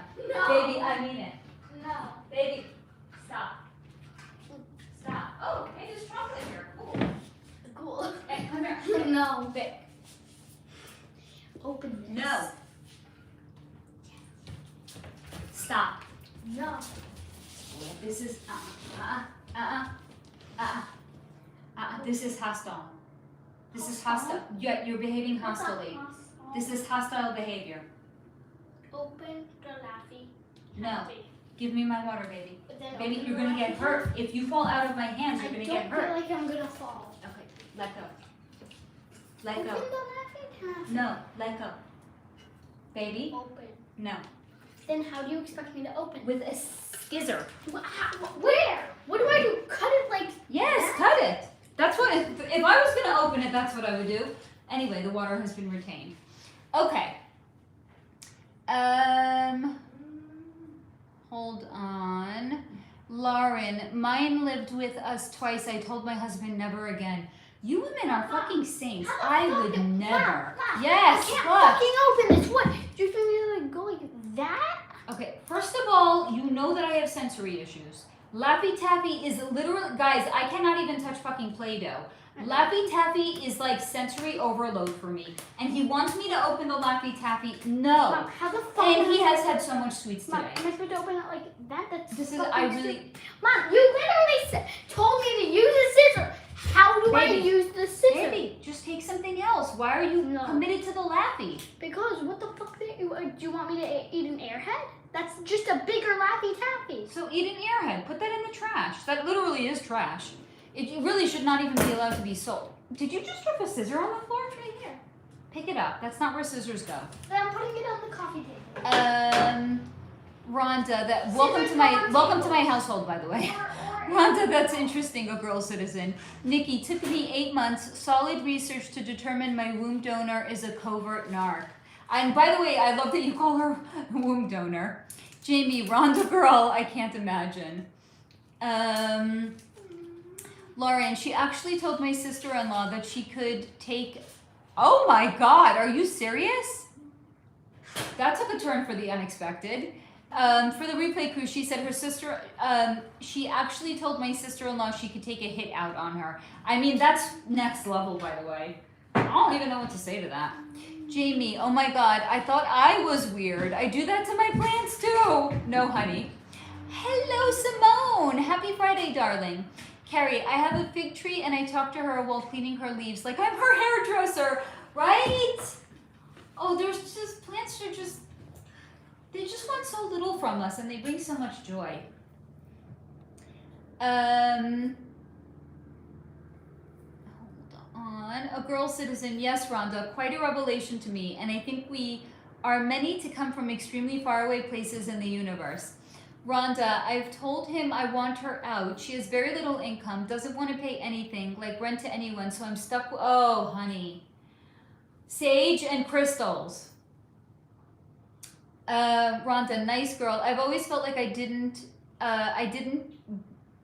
being, and I wasn't from my parents. So weird. Hello, Aya, honey. Beautiful souls listening. I'm actually gardening. LOL. Hope something beautiful made you all smile this week. Yes, this creep reaching back out to me and acting like he had a right to blow up my fucking phone. Anyway, a girl citizen, me too, little. I have a hard time understanding that my mother was actually my mother, right? Guys, I was 8 years old and I remember like looking at my family and I was like, who are these fucking people? Honeybee, my intuition. Wow, thanks. Carrie, how many wives does that dude have? Okay, here's the thing, guys. He moved to a new city and he got a new phone number. Does that say everything that we actually need to know about this person? Like, oh, I'm starting a new phase in my life. New city, new number. Like, did the relationship with the lady in San Francisco end that badly that you needed to get a new phone number? Not a high value man. Anyway. Rhonda, LOL, but shirts. Laura, I started calling my mother-in-law Grouch. Oh my God, I love that. Grouch Ma the other day instead of Grandma. Honeybee, I'm sorry the heat lasted that long, but glad that it went away. Carrie, no judgment, but for me personally, I couldn't even sleep with a guy I didn't honestly like for a great dinner, much less marry them. Whoa. I was ignoring him. Who are we talking about? I wasn't sleeping with nobody. Guys, I've been celibate for how many fucking, I don't even know how long. Over 5 years. 6.5 years now. Like, by the way, if you ever want to know how to actually heal the, if you have any like sexual energy connection to another person, just go celibate. That shit, any energetic ties you have dries up. Best thing I ever did was actually become celibate. Your standards will change literally overnight. It's like, wait, I'm on a roll. Like, do I want to let that guy in? Like, I don't know about that. Jamie, in a loving way, of course. Carrie, took him 3 months to go around the way. Like, I know, right? Like, who does that? I'm sorry, to my friend, was this not a red flag? Like, the guy literally ghosted you for 3 months. You got into an entirely new relationship with a guy, and then in your mind you were thinking, this is a high value guy. Let me see if Faye wants him. What now? Like, can we just slow the fuck down? Like, this is not a high value guy. He ghosted you for 3 months and you thought, what, I would want that energy in my life? Okay, so this is not only not a high value man, this is not a high value friend. Friends don't treat their friends like that, clearly, right? I would never,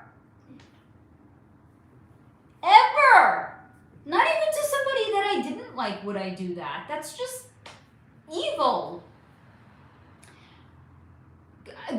I get spicy in the heat. I'm sorry, it's 90 fucking degrees today. I can't not be spicy, guys. It's my fucking dosha.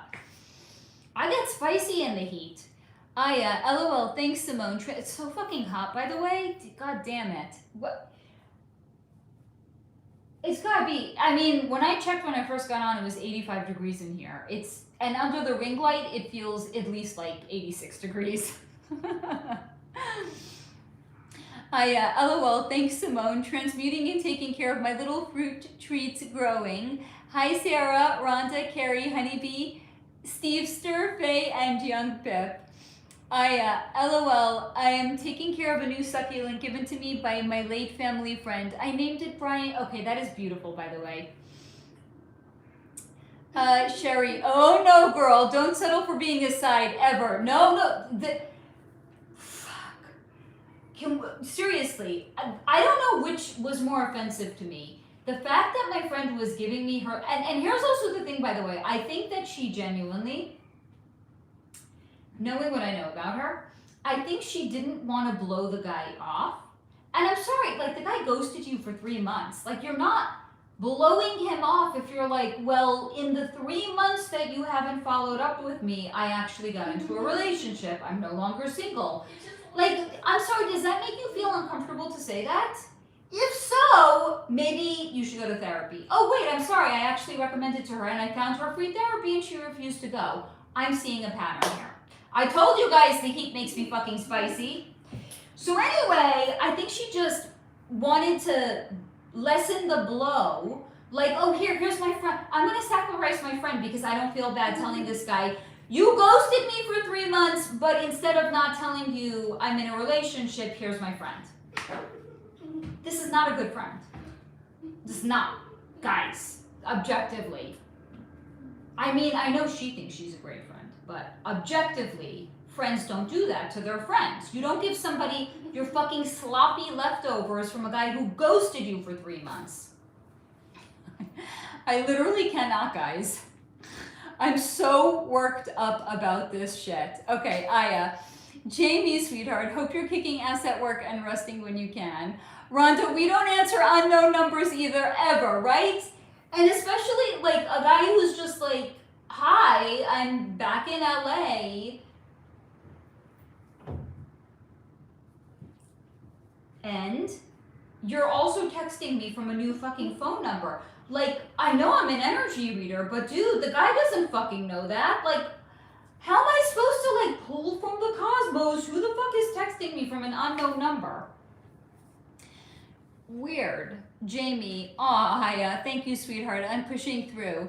Aya, same Rhonda, same. I hardly answer phone calls in general. Anxiety due to past career and over-availability. Half away. Hello, can you check Kristen Bathhold Bassett? Crossed over in 94, and if Eric Errolson involvement with it. Wait, is that her actual name? Kristen Fathhold Bassett? That's a mouthful. Carrie, if someone texts after a certain period of time without stating who they are, it's a huge red flag, right? Huge. This is why I didn't even bother responding. I was like, okay, so is this like, I was actually like I was like, could this just be like, I was thinking is like someone, I don't know, like some crypto dude, like I'm gonna respond and he's gonna like try to sell me crypto or some shit. I couldn't even understand. There was no context whatsoever. Simone, how anyone that guy was being with, right? He was definitely in a relationship with some lady in San Fran. And it must have not gone well or ended well, and that's why he had to change his number and he had to flee the fucking city. Jamie, I'd send a selfie with my dildo and a peace sign. Meet the one that meets my every need.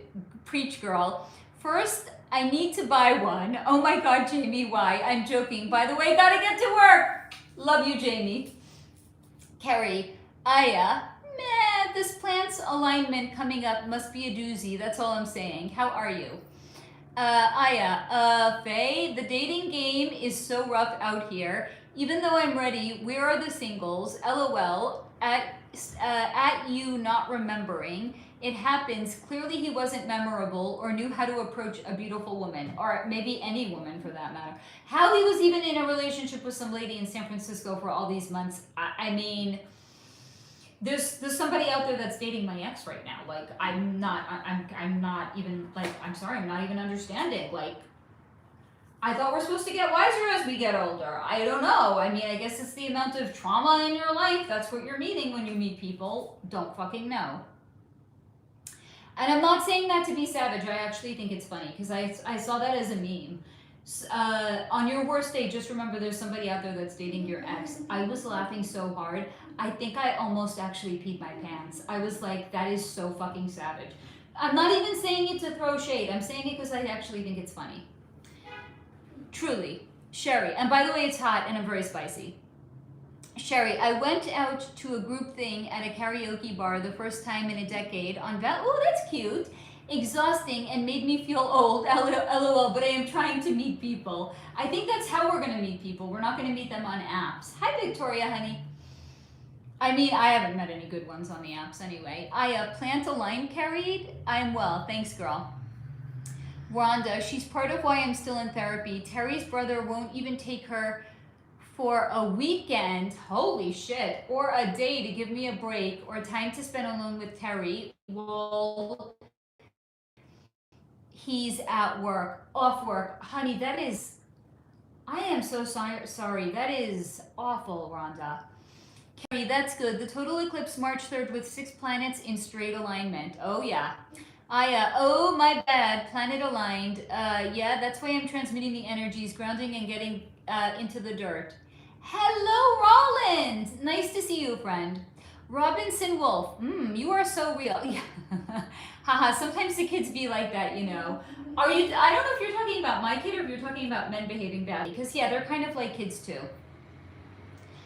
Rhonda, and some of hers and Terry's actions are the reason Shadow had to save me a couple of... Honey, your nervous system is completely out of whack, Rhonda. If you don't already have, get jade, green jade, and I would wear it all the fucking time, honey. Carrie, Aya, LOL. Yep, God has a sense of humor for sure. Sherry, I'm in a situation where I'm living with family because of health affecting my career. So I feel all of you living with family as an adult, it can be what I would. Half away, sorry, I'll leave. Honey, this is not an airport. There's no departure gates. You can just go. You don't have to announce that you're leaving. But I appreciate it. You guys are, I mean, the fact that you can do, I would like move in with a friend before I would move back in with family. So you guys are amazing that you guys are doing it. And it says a lot about you that you are able to do it. Sherry, that's the way. I love me some karaoke. Carrie, Rhonda, put a small container of salt under her bed. Ooh, great idea. By the way, Rhonda, you know what else you can do? Write her name and write it on a piece of paper, fold it up, and put it in your freezer with water. So you can either put it in like an ice cube tray, or you can put it in a Ziploc bag, just like a block of water, and you're actually going to be freezing her energy. So try that and see if it helps. Carrie, karaoke? Bless you, honey. Got my machine ready for the weekend. Not even joking. Hey, Dee, honey, I'm so glad that you're here. Rhonda, my fellow seashore lover, I hope you had a good week. Carrie, LOL, Faye, I meant the trophy. Oh, I got you. Lauren, I love the seashore. Wish I could live there. Dee, by the way, you have not only your community that are rallying behind you, you have the SoularFlow community as well. We are all sending you lots of love and high vibe energy, honey. And I took out the cards. I know that you didn't like the cards you pulled for yourself yesterday, but I took out the cards if you want me to pull for you. Carrie, Heidi, your video had me, right? Jesus. I'm sorry, what, your coworker, I cannot even. Same face, same. Happily celibate since my last relationship 6 years ago, right? That's how we actually heal. Yes, Carrie, celibate by choice as well. Dee, darling, how are you doing? Beth, celibate city here tonight. Like attracts like friends. That's all I'm going to say. I remind. By the way, that's how you want to know no one here is a narcissist. Narcissists can't do that. Carrie, shut the fuck up. I want to join. What's your karaoke song? Victoria Faye, it's negative 10 degrees up here in Canada. Come on over. The state is big enough. You could move here, by the way. Come on over. D. Carrie, I'm sitting here bawling my eyes out, reading everyone's comments. I'm a mess tonight. Purposely waiting an hour to join the live so not to take... Honey, no, D. D. This is a community first and foremost. We love you. We want you here. You come exactly as you are. I don't want you or anyone to think that you have to put on some sort of a performance. Like, you come as you are. You come with your energy. You bring what's going on in your life. And this is a community that will love you and give you support. Unconditional support no matter what. No one ever, please do not ever feel that you have to come here and perform. I have come on here when I have not been in a good place, because it was more important for me, for you guys to see me real and to know, look, just because I'm a content creator doesn't mean I have like my life figured out, right? Like, We all have shit that's going on in our lives. You come as you are, you be as you are. We love you, we support everybody that comes here. You never have to perform when you are here, ever. And that's for anyone who is ever here. Aya, we got you, D. Lauren, we love you, D. I'm telling you, there's a lot of love here. Steve, LOL, not a right? Who gives your friend fucking sloppy seconds like that? Fucking hell. D, also celibate, not by choice, LMAO, since I'm diving into the convo. Honey, it's okay. You know what? Reframe it. You are doing it by choice because you haven't met a high quality man. Carrie, Aya, Broadway theater type songs. Pat Benatar. Teddy Swims type if my voice is scratchy, or Eminem or Nicki Minaj. Carrie, Aya, what's your go-to? Franca, Faye, your text to that guy was perfect. Well, and I went through a couple of variations where I wanted to actually call him out. And then I was like, this is not a situation that calls for, it's just not a situation that called for that. You know what I mean? Like, I hold myself to a high standard, and I didn't feel good sending a message like that. At the end of the day, I would have looked back at it and been like, why'd you do that? Like that, I know myself. I would have been like, that was petty. Why'd you do that? Like, we were just texting. Like, you know what I mean? I can't in good consciousness be that way, you know? I mean, some people could be savage. God bless. I'm not one of them. LOLD, it's healthier anyways, choice or not, but you're not going to pretend to be incel here. LOL, just raise your hand and your admirers will come running. I love that. Carrie D, I'm so glad you're getting good responses and feel the love wrapped around you. Carrie, that is funny, dating an ex. Carrie, Broadway. I do enjoy a My Fair Lady number, but I gotta go with Grease for one of my love ballads. D, Carrie, speaking of the planet alignment, the boss that just fired me, his birthday is holy fucking hell, and there's an eclipse on that day. Oh my. Oh my. Carrie, D, wow, that's interesting for sure. Yes, the cards are here. Well, we will pull. Sherry, also been celibate for 5+ years. If not serious, I'm not interested, right? And there's a lot of, I'm hearing this, I've been on apps, I'm not dating, but I'm hearing this from some people that are. The men, usually, I can't speak for everybody, usually, if you're in your 40s like I am, you're going to end up dating a divorced guy. So this is a divorced guy. He's got kids. He's got alimony. Okay. So he's spending money elsewhere. He's not going to want to spend money on you. At least this is what I'm hearing.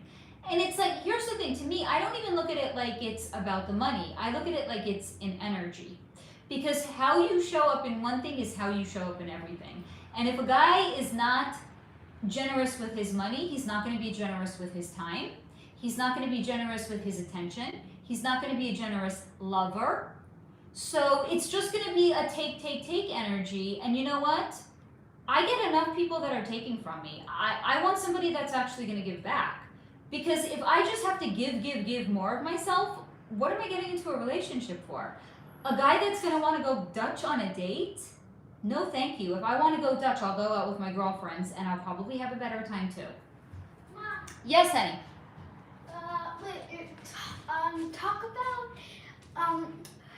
Talk more in detail about how do you not like it? It's the most expensive thing on the menu. I know you love that story. So here's the thing. I have shared with Pip my bad dating stories because I wanted to know what not to do.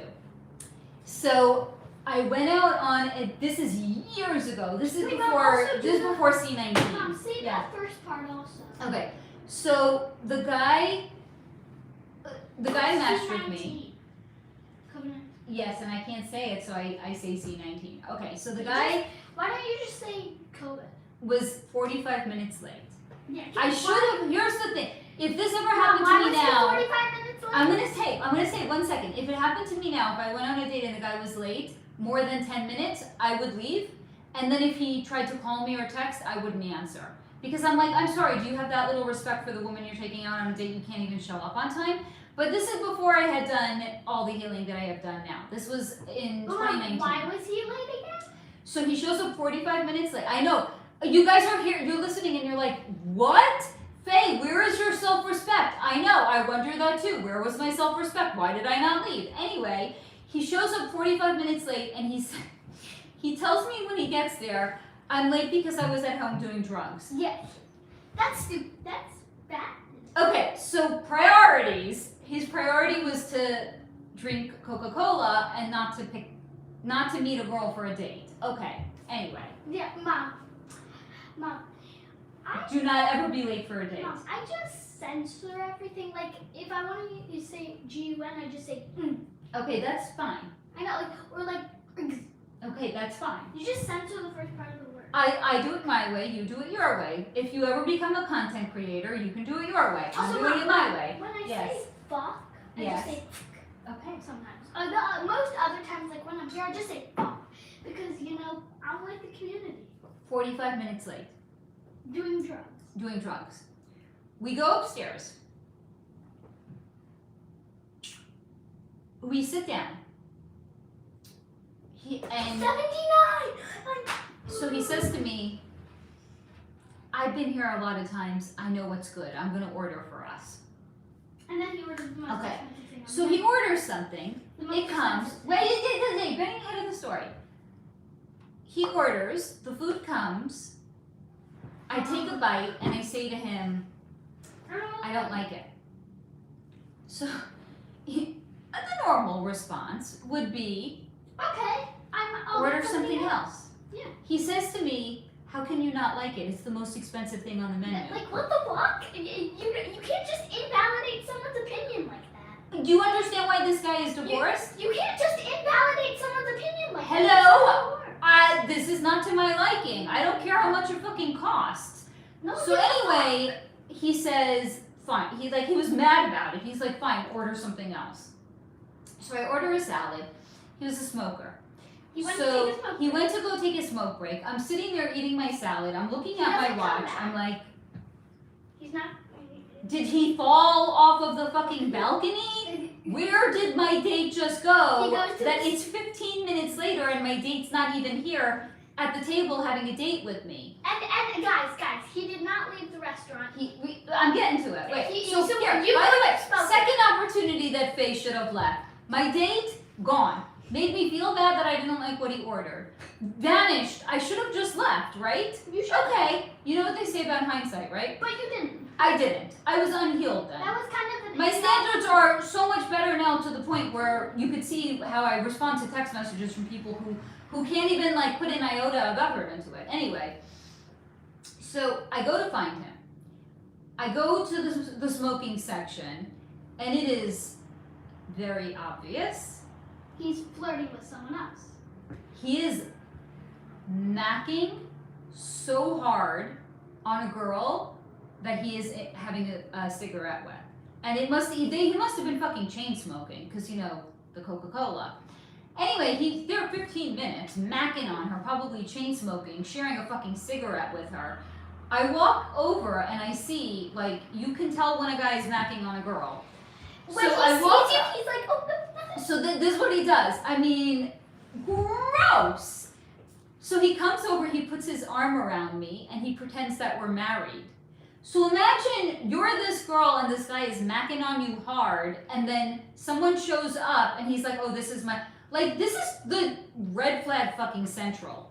Red flag central. This is your third So, opportunity to leave. After the date, I left and I blocked his phone number. That's fair. Because I was so skeeved out. I didn't even want this guy. I mean, he could text me. I just won't know. That's how skeeved out I was. Then there's Okay, cheating. maybe I was a little bit slow. I didn't really see the red flags as clearly as one could say that I could have. Slow as I may have been, I was seeing them in time and I blocked. I act accordingly. Then there's cheating. You love TV. I actually remember when this happened. I remember when you went out. I told you I don't want you to leave. You shouldn't have left. You shouldn't have went there. The funniest thing is, so I come home from the date and Mom, he I was like, literally- could you come cuddle with me? I'm like, I would, but I'm starving. I need to eat dinner. Mom, He's like, you were just on a date. I was Yeah. like, he didn't get us we food. went to a cafe. Fucking tea at 7 p.m. Mom. This is what I mean, Mom, cheapskates. Yeah. I think I might have some like powers because Yeah. because I said why aren't you eating, and you said I'm gonna go on a date. So I preserved my appetite because I thought the man was at least gonna fucking feed me. Mom, how did I know? How did I know? Hello, because you're gifts and abilities. Yeah. You're acting surprised. Okay, Mom, do you have any other bad name stories? Does me tie count? We don't say names.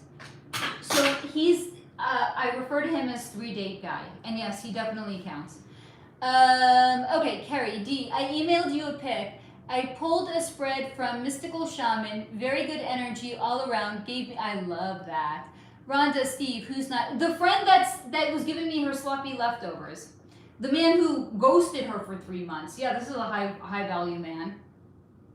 Tell it, Faye. I will only keep it real here. You guys know that by now. I mean, Mom, I don't put on ears. Mom, can you talk about Mr. 3-date man. No, I only if you guys already heard about him. If you guys want to hear again, okay. Yeah, wait. Carrie, oh my God, my favorite movie ever. We can grease duet anytime. D, yes, Faye, I would absolutely love for you to pull cards for me when you're ready. I'm gonna catch up on comments, honey, and then I will. Mom, talk about 3 days. No, only if the guys want to. Don't chill for a second. D, Carrie, I'll check my emails in a bit. Excited to see what you got. Rhonda, Carrie, how sweet of you to pull for D. Carrie, I'm so down. Oh my God, got me wanting to belt my chest out now. There's not even a discussion to me, Faye. Even as a woman who loves women, if I ask you out, right? I'm paying and I'm showing you a good time. Men, they don't, no. I mean, okay, to be fair, the guy that we were just talking about, who's like, how could you not like it? It's the most expensive thing on the menu. That was in 2019. But yeah, the guy took me out for tea at 7 p.m. Like, he didn't even pay for my dinner. Mom. Like, he didn't even pay for dinner. Mom. Yes. You have at least a good dating story with the guy who was really nice, but was like, Yes, I do have one really super nice guy. We were very not like a good fit, but he was a gentleman. He took me to a nice restaurant. He pulled out my chair for me. And then the next day he sent me a beautiful text message saying, I think you're great. I really enjoyed getting to know you. I don't think that we're I don't think we're compatible. This is the way men are supposed to behave. Not like, I'm going to take you out for tea at 7 p.m. and not even pay for your dinner and then hit you up 2 weeks later and say, hey, how you doing? Like, I'm sorry, have we regressed past the point? Nice date? When was that? In the summer. This summer? This summer. Summer of 2025. Like, I literally asked this summer. Yes. Yeah, but saying this summer makes it sound like the upcoming summer, not the past summer. Okay, Mom, you can't have a date in the future that already happened. That makes no fucking sense. And I agree. So men apparently they don't do it anymore. Frank, I do have the best dating stories. Part of me almost wants to go on the apps again just so I could share good stories with you guys, because you guys do love the stories. But also, like, I can't do that to myself anymore. It's like, here's also the thing, guys. It's actually really demoralizing. Being on the apps is, I have a healthy sense of self-esteem. Being on them for 2 weeks literally was like a crushing experience. Mom. It's not healthy for people with healthy self-esteem. You had like. And I also don't, here's the thing, I don't treat it like I need a dopamine hit, right? I'm not treating it like, oh, I want to match with you. Like, I'm actually in it because I want to meet somebody. And even if on someone's, one second, baby, even if in someone's profile they say they're looking for a long-term relationship, no, they're fucking not. That's what they put because they know that's probably what girls want. They do not want to get into relationships. Yes, honey. They want a, Mom, I was going to do a hand gesture, I'm not going to. Mom, Use your imagination. Even Yes, when honey. You were on They the want a long-term situationship. Yes, honey. Even when you were on the apps, you were only on 2 of them, not 3. Mom, Facebook dating is is a dating part in another app. Okay. You're only on like Hinge and Bumble. He even knows what apps I'm on. Yeah, Isn't of that course. adorable? Mom, because Mom, Yes. I know because you met 3-Day Guy on Bumble, and I literally just No. saw. Facebook dating. Yes. No. Yes. No. Yes. No. I think I would know what No, app I met a guy I on. don't think so, Mom. Yes, I do think so. Actually, I know so. Mom. Yes. Then why the fuck was the theme of the thing yellow? The theme of this what thing? Of the profile. That's you can choose whatever fucking profile picture you want. That was his profile picture. Mom, What? so you know how like Tinder profiles, around them is just like white and boring? No, I've never been on Tinder. Well, I'm pretty sure it is. Okay, I don't want to know how my 10-year-old knows that, but okay, proceed. Fucking no. You're 10. I would assume. Okay, Mom. You know how on Facebook dating? Why are we talking about this? You're 10. I don't know. Okay, I know you had Bumble, and I know you had Hinge because I literally saw it on your phone. okay, we're not talking about this. Rhonda, what crystals to wear besides for you specifically? Black tourmaline and jade. Here's the thing, any dark crystal is going to absorb negative energy. So I would say either black tourmaline or I made it to the duel! black obsidian, but I think for you black tourmaline, here's the thing, you have to rinse them because they act as basically like an energetic vacuum cleaner. If you keep sucking up dirt, your vacuum cleaner is going to get clogged. So you have to empty your vacuum cleaner, right? You have to do the same thing with a dark crystal. You And have to wash clean it. Another thing that I would do is I died at 83. Fuck! get yourself some selenite. Selenite. Selenite. I think people know how to spell something. No, they do not. Selenite is a self-cleaning crystal, Why? It's not that hard to spell. and it's a cleansing crystal, and you don't, because it is self-cleaning, and it's light. This is selenite, by the way. You don't, I mean, I would clean it anyway. Sometimes when the energy starts to feel mucked up, I clean them, even if they don't like have to be cleaned. I would get selenite honey, and I would Okay, put let me it take a break and at the very least on the two sides of your bedroom door, especially if your mother-in-law doesn't go into your bedroom, so that way when you walk into your bedroom, your own personal energy is getting cleansed. Another one that I love for sleeping is amethyst, and you can put amethyst under your pillow. Excellent crystal for sleeping. And I would get, I think it's called it's a weird name. I think it's called bloodstone. It's green. I think if memory serves me correct, this is bloodstone. It's like a greenish brown combination, and this is said to cleanse your blood. Bloodstone. Why is it called bloodstone? Because it cleanses your That blood. makes sense because it's not red like No, that. but I didn't name the crystals. So get yourself What did I do? black tourmaline or black obsidian. I'm also seeing copper. Get yourself copper. And jade is not a question. Jade is the first one that came through for you. Copper, I would actually put copper in your kitchen. This is what's being shown to me. So you can try those and let me know how they're working for you, honey. Beth, yes, Franca, the best worst dating stories.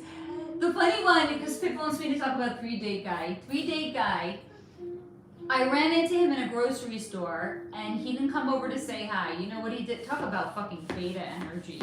He sent me a text message 2 hours later. He said, I saw you in the grocery store. Why didn't you come over and say hi? Because you fucking ghosted her. Because first of all, he ghosted me after 3 dates. Okay, and second of all, if you saw me in the grocery store, why didn't you come say hi to me? Why didn't you say hi? Carrie, wait, You're plot the man. twist. He pretended you were married. Like, did that make him hotter to the outside chick? I know, isn't that nasty? The red, I mean, I would have had to have been blind not to see the red flags. You might What is wrong with people like that? Poverty mindset. you might have been emotionally blind. Not my 10-year-old calling me out or anything. I am fucking What is wrong with people like that? Poverty mindset. I won't just say, guys, CS women also behave that way. They can't just pick one because they actually don't know what and they're using people for dopamine hits. That's why. Carrie, exactly, Aya, hoarding and shit. Aya, it's ridiculous, so juvenile. Rhonda, Faye, okay. I got lost in the multiple condos. Aya, that's not a good friend. Be more I know, giving somebody a fucking sloppy is nasty shit. I know. There's a reason I have not been in touch with her in many months, because I started to think about it and I was like, what did you start to think about?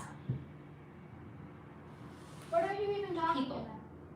I started to think about relationships in my life and who I wanted to, like, not just friendship. By the way, this is what happens when Pluto moves into your 7th house. I got Pluto in my 7th house for like the next 20 fucking years. So apparently, Pluto kind of doesn't like to move.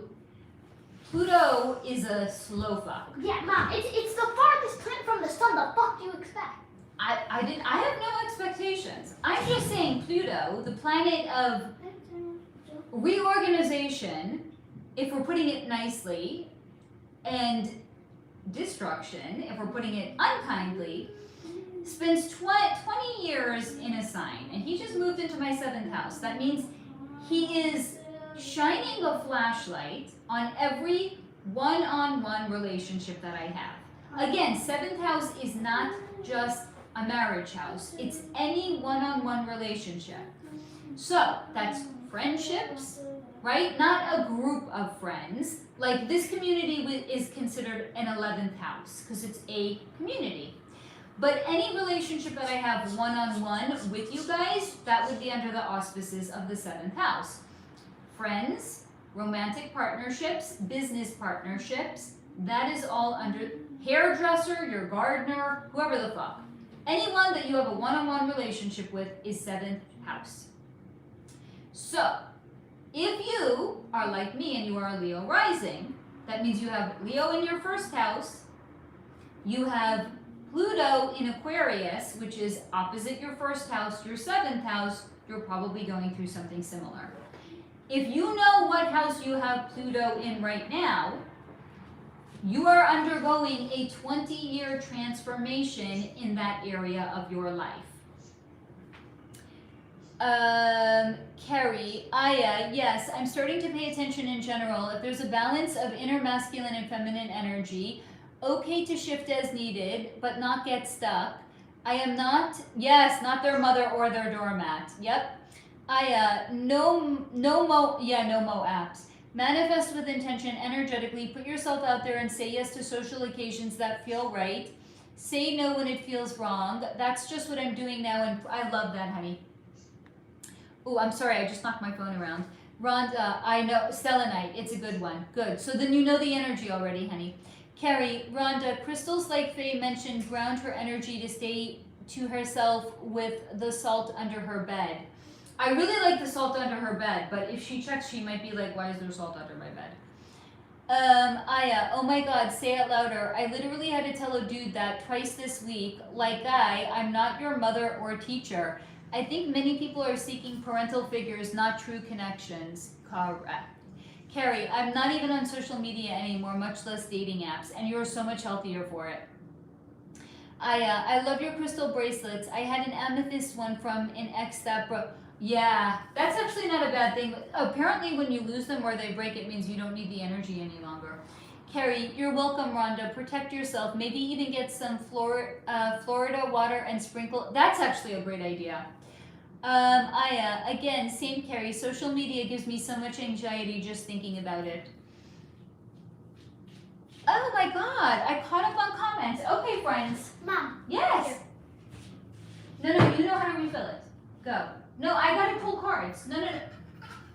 No. Can I have one thing to myself in my own house? I know, it looked mean. Why are you taking your water bottle away? You know what? There is nothing in my house that belongs to me. I can have a water bottle at least. Carrie, Florida water is like liquid sage. It's liquid spiritual cleanse. Smells great. I clean the front door, mirror, I mop and clean with it. All right, we're pulling cards. So, first, D, honey, are you still here? First and foremost, because if not, what am I mean, I'll pull cards for you guys too, but it's primarily for D. So D, honey, if you're still here, let me know, okay? And if you're not, that's okay. Not that I would know. Not that you would know that I'm saying it's okay because you wouldn't be here, but still.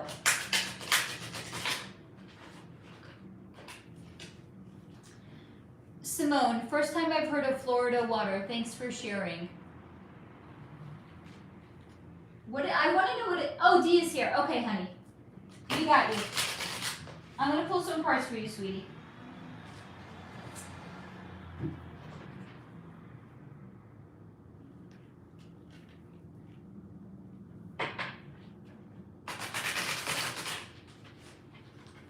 A lot of cards are falling out, but here's the thing. They haven't been shuffled yet, so I am not going to do anything with them until everything is shuffled. Wait, Mary is here? Where's Mary? I don't see Mary. Dee said hi, Mary, but I don't see her.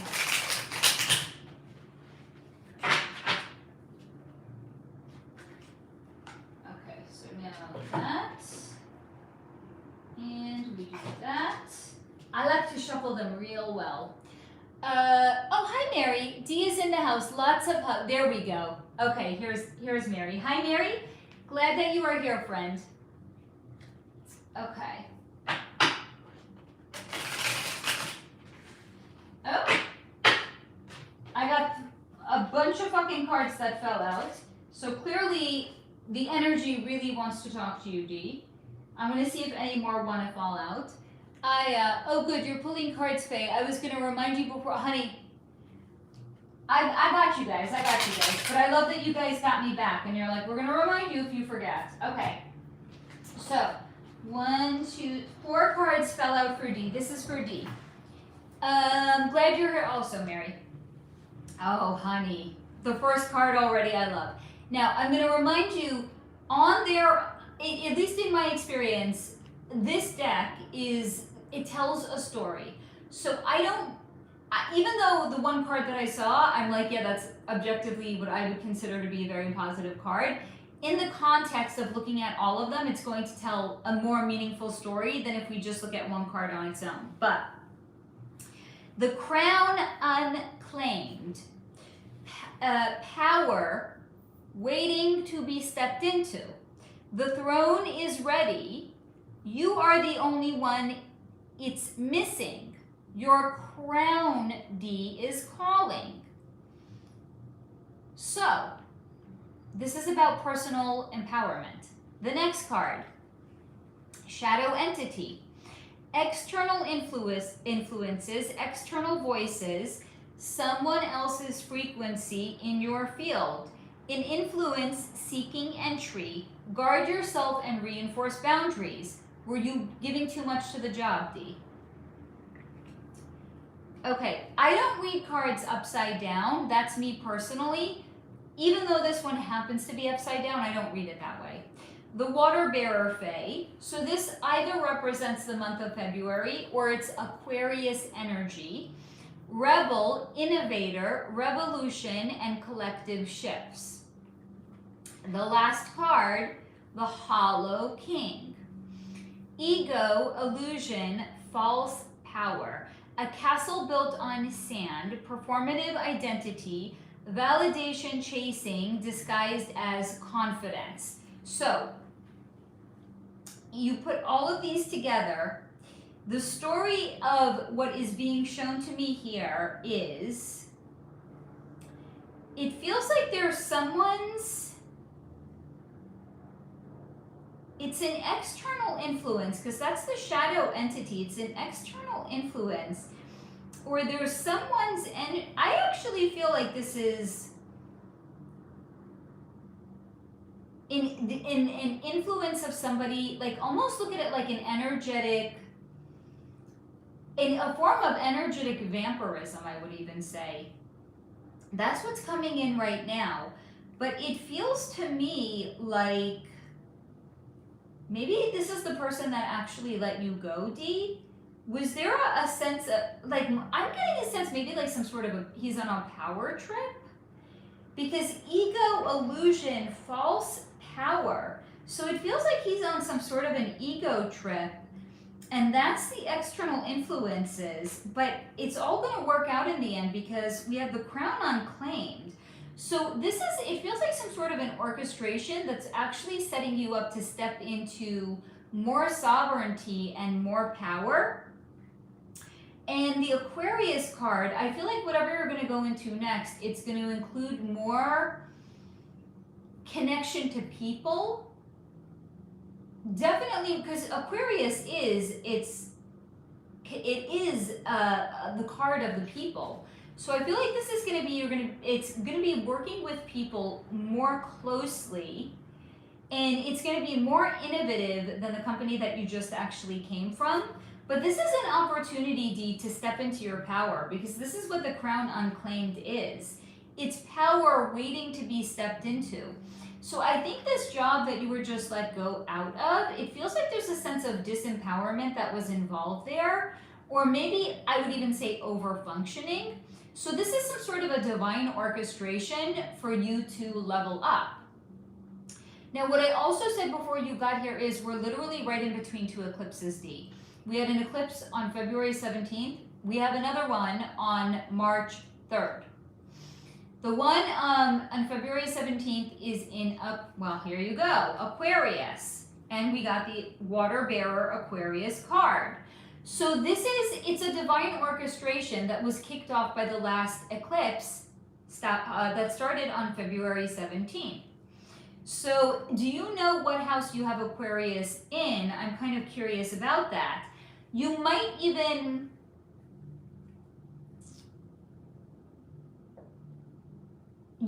actually even have a new job by March 3rd or the 2 weeks following. I know that sounds wild, Dee, but it's just kind of the sense that I'm getting. Like, I feel like because this is happening literally like right in between the eclipse corridor, you might actually have, or a new opportunity is going to come in by then. Maybe it's not going to be the right fit, but I feel like you might get a job offer within 2 weeks of March 3rd, actually. So you can let me know how these cards resonated with you, honey. And if anybody else wants me to pull cards, let me know and I'll shuffle them up. Oh my God, your interview is March 4th. Well, there you have it. So within 2 weeks, yeah, you might get offered a job, by the way. Hold on, let me catch up on comments.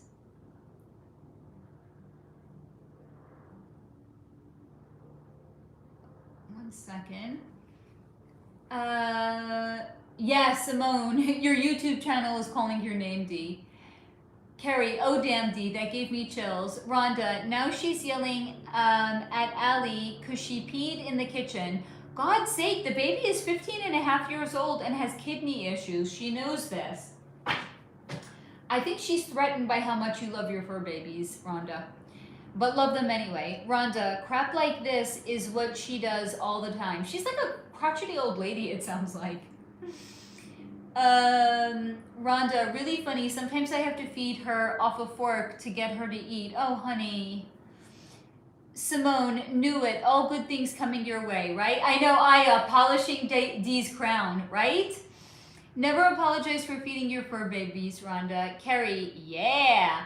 God moved the obstacles for you to step into your own lane. Oh, hey, Jenny, honey. Glad that you're here, sweetie. Beth, better days ahead for Dee. So happy for you. Simone, spot on, Faye. Aya, Aquarius, humanitarian. Yes, it's the card of the people. Sherry, yes, please. Aya, yes, I claim the power for Dee. I love it. Yes, Jenny, honey, tell me what questions you have, sweetie. Lauren, me? Okay, I got you guys. I'll pull for everybody. Curious about if I find a new job soon or if I should pursue the copy editing business. I will look into that for you, Lauren. Dee, thank you, Faye. Tons of energy vampires where I was excited for something new. So this is amazing. Then you're actually, this is like a reclamation of your own personal energy. Rhonda, yay for D. I have nothing but positive good feelings for her. D, Laura, I'm so sorry that happened to you too. Yeah, Grouch Ma. LOL, not me, you. You claim your power, D. Claim it. I just know D is going to be fully in her purpose. Yep. Okay, so hold on. Jenny, you gotta tell me what you have questions about. I know Lauren wants me to pull on if you're going to get a new job. Here's the question. Let me go back 1 second, honey. Let me go back up and read your question again. Curious if I find a new job soon or should I pursue the copy editing business? Okay, honey. This is for Lauren. Is Lauren going to get a new job soon or should she pursue the copy editing? Okay.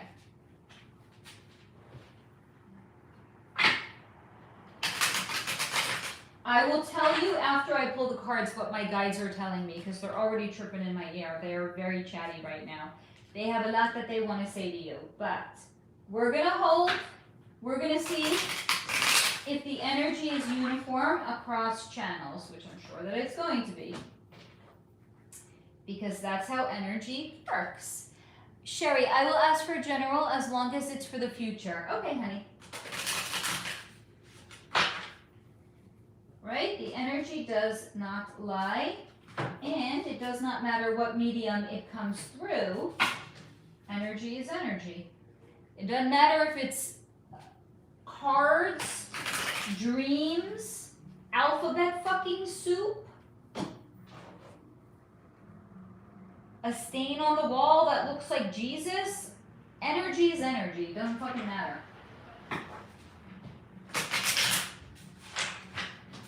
All right, this is for Lauren. Can we get cards for Lauren, please? Fuck my elbow. Oh, fuck your elbow. Okay. Ow. What happened to your elbow? Fuck. I What hit it happened? against this. What? I hit it against this. Oh, I'm so sorry. That hurts. That is a bitch. Fuck.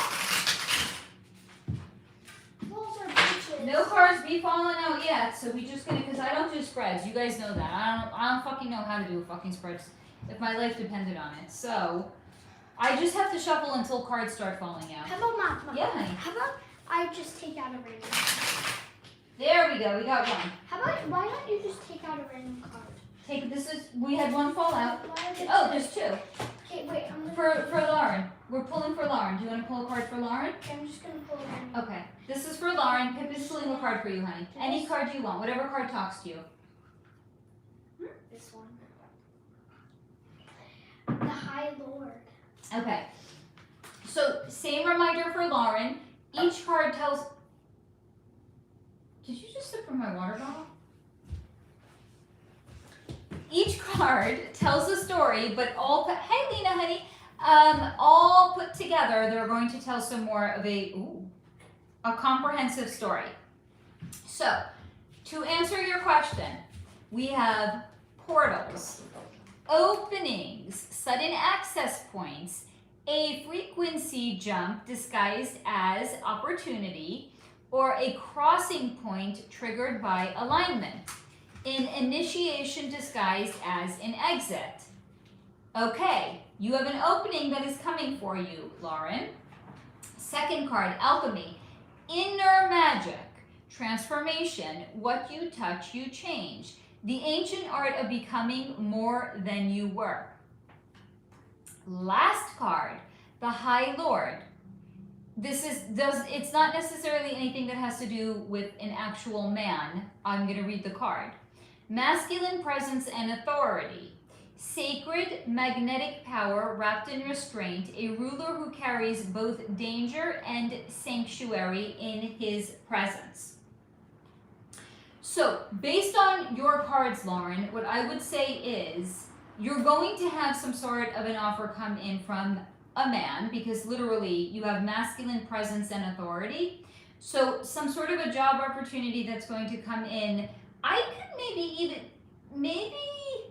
I think it's going to be temporary, but I could actually even see you getting a job working as like an executive personal assistant for some sort of like an executive, like a high level executive man. But here's the thing, there's actually no wrong thing for you to go into, because if you think about it, alchemy, it's the card of inner magic and transformation. So you actually have you're the captain of your own ship. You have the power to steer the ship wherever you want it to go. If you want to have a job, a man is probably going to come in and offer you some sort of a job. But otherwise, whatever you put yourself into, you're going to transform your life through it. So there's no wrong answer for you here. If you want to hold out for some sort of a job, you do have a sudden access point, which also makes it seem like a job is going to come in by some sort of a male figure. But again, what the cards are essentially saying for you is there's no wrong answer. You can wait if you want to. You can go into the copy editing if you want to. There's no, it's not like one path is more aligned than the other one, is essentially what the cards are saying. Okay, let me catch up on comments, because I saw a bunch of them.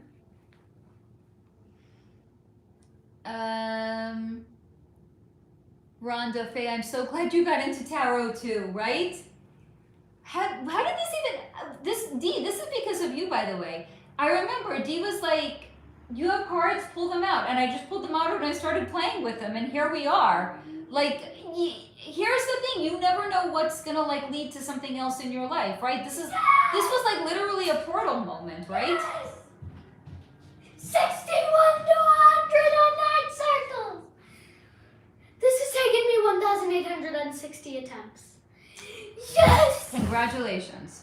Lena, hello. I have a question. How do I clear my energy field, and what do you see for my health?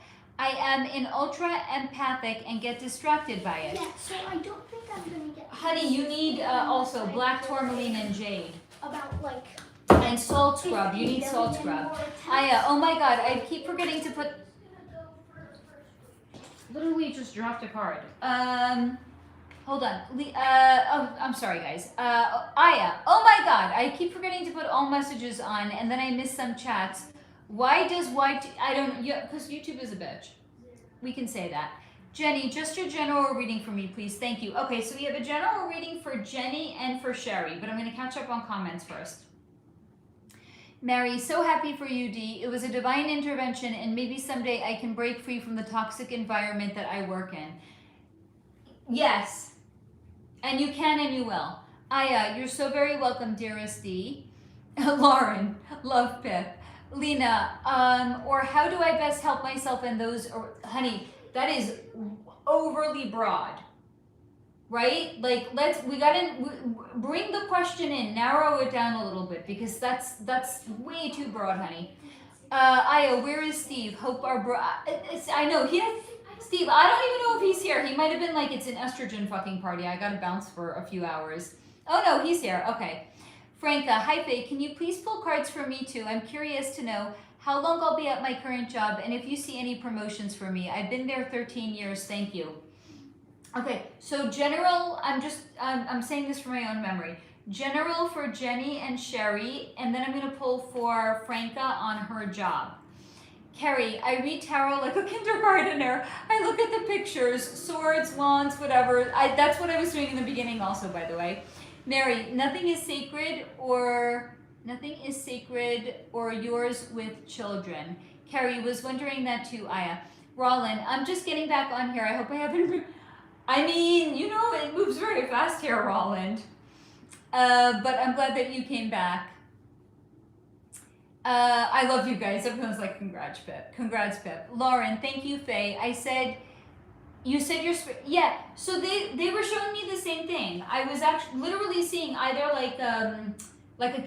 the way they were showing it to me was a keyboard, like an old-fashioned keyboard, but they were also showing me you sitting in an office. So they were telling me the exact same thing. Thank you guys for being so kind about Pip. You're welcome, Lena. Yes, I meant my partner has been going through chemotherapy. I meant that. This is his journey, honey. He's going through what he needs to go through, and don't overly identify his journey with your journey, because that's going to siphon a lot of energy off of you. Okay, so we're going to pull first for Jenny, then Sherry, then Franca. So this is, okay, we already have one card fell out for Sherry. That card was very eager, très eager. Okay. 3 cards fell out in a heartbeat. This is for Jenny, I'm sorry. Okay. Ooh, 4 cards actually. So we have the Matrix.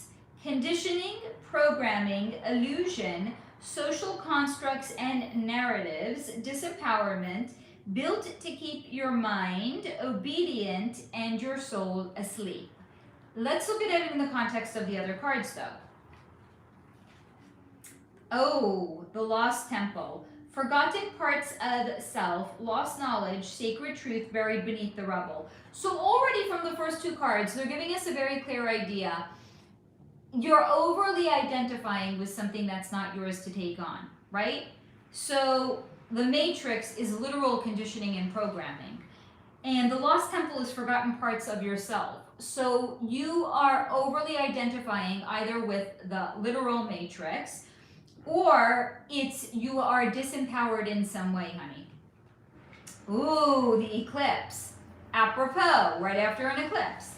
Something, so essentially you have something big incoming for you, Jenny. Something hidden, clarity incoming, revelation through shadow, what was hidden coming to the surface, and cosmic repositioning. And also, here we go, the High Lord again. Masculine presence and authority, sacred magnetic power. You know what's coming in for me, for you in this case, because here's the thing with reading. It's not just the cards, it's also the intuitive hit that you actually get on them. In this case, what I'm actually feeling is the High Lord is not a man, literally for you, Jenny. It feels like this is an opportunity for you to actually step more into some level of masculine energy. Because it feels like maybe this is what was something that was lost to you. You have forgotten. Here's the thing. It doesn't literally have to be masculine energy. Look at it this way. It's the left side of the body is your feminine, passive, intuitive part of the body. And the right side is the action-oriented, authority position of the body. So what is basically coming in here is, for you, you have underdeveloped parts of yourself that you have forgotten because you've been overly identifying with something that is not yours to identify with, is reminding you to almost like embrace more Aries energy, to step more into some level of, and I think that maybe this has to do with work, but to step into some level of authority in work or social positioning. So essentially, I'm hearing don't be a wallflower, be assertive. Break free of the conditioning that you have that says asserting yourself is going to be negative in some way. Step forward, break free of the illusion and the social conditioning, because there are forgotten parts of yourself, which is the Aries energy and the action-oriented parts of yourself. That is kind of like my read on these cards together. But you have clarity incoming because, again, we literally got the eclipse card and we're in between 2 eclipses right now. So this is a very auspicious time for you, Jenny. That is what I have for you, honey. And you can let me know how that resonates. I'm going to catch up with comments and then we will keep pulling. Next, we're going to pull for Sherry.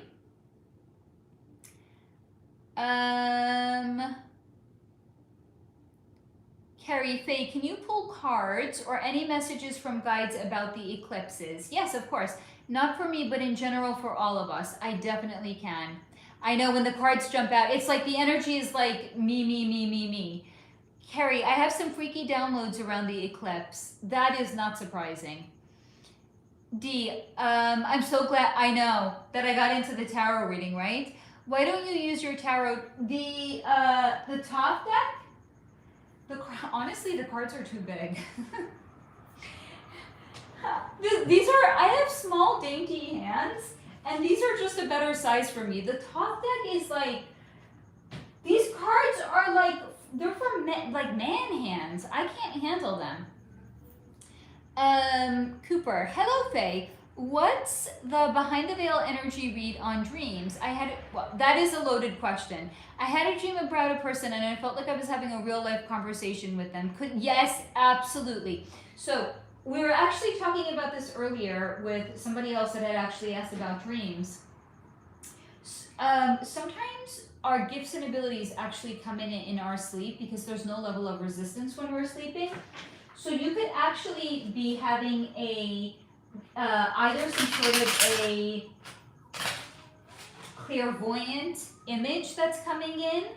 You could be having some telepathic communication with another person. So I very much am of the opinion that dreams are usually either connected to some sort of gift and ability, or it's some form of prophecy.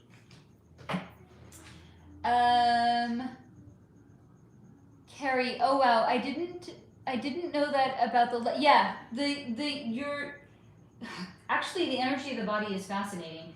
You not only have chakras and meridian points, but you actually have different energy that runs in the body.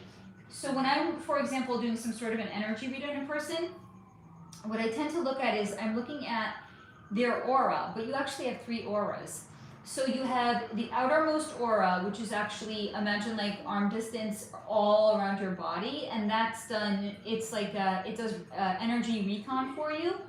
Then you have an aura that's like right outside your body, like literally imagine if you took a picture of yourself and you outlined your body, that's an aura, and then you have one right on the inside of your body as well. Say a website name that contains a bad word. Do you want to whisper it in my ear first? Yeah, okay. Okay.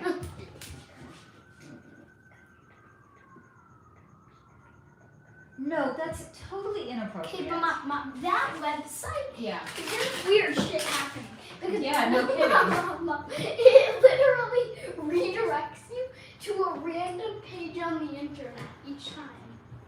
What are you watching? I gotta take away that I'm tablet. watching a Doug video where he asks InterestBot the most exciting thing on the planet. That's the most exciting thing on the planet? Mom, it has nothing to do with its name. It's literally just directing you to a random page on the internet. This is for Sherry. Hold on. Yes, Mahi, honey, I will do a general reading for you too, sweetie, okay? So anyway, yes, the energy in the body is actually fascinating. And when I'm doing a reading for a person, I can see actually if the energy is running in what way it runs. Is it running right to left? Is it running left to right? Are there any points where the inner energy is actually interrupted? That's what it means to do a physical energy read in a person. Carrie, I love mini decks. They aren't small for me. Others are like moving around patty boards. What? I made a mistake. It wasn't that. It was Penn Island. Okay, that makes more sense. Not. I know, I heard you. Simone, I don't know why they make some decks awkward big. Like how am I that's how I feel. Look, I have it on my desk. I love the energy. I love having it here, but it's too freaking big. Carrie, exactly, Simone. I just roll the big cards on the floor and shuffle that way. Simone, that's always a fun way to shuffle. We do that with the super big Uno cards. Okay, I love that. All right, so this is for Sherry, general read for Sherry.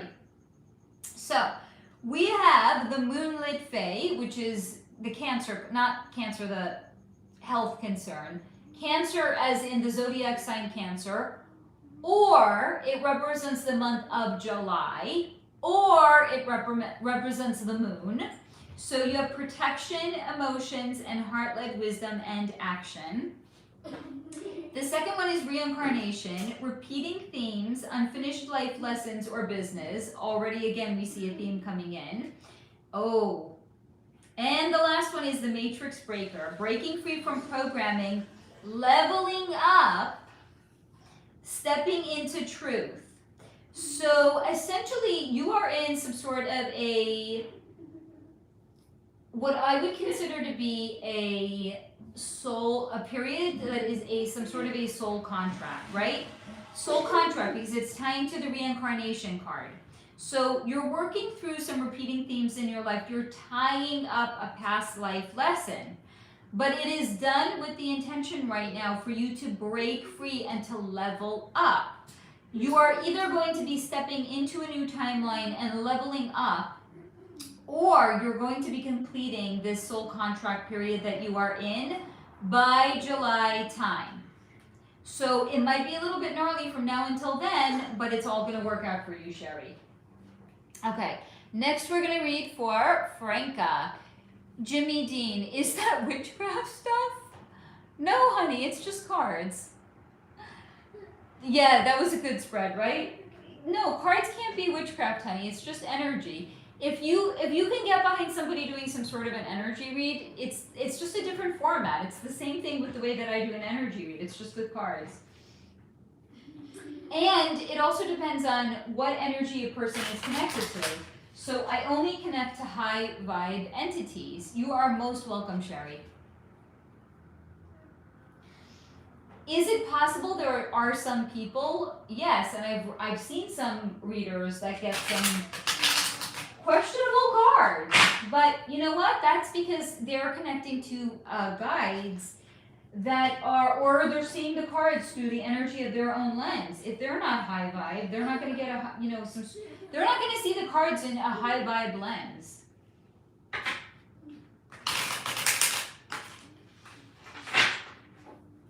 Okay, this is for Franca. Franca wants to know about her work. And is she going to get, there we go. We got one card for you, honey. Maybe I should learn how to do spreads. What do you guys think? It would be a lot easier than just like waiting for cards to fall out, that's for sure.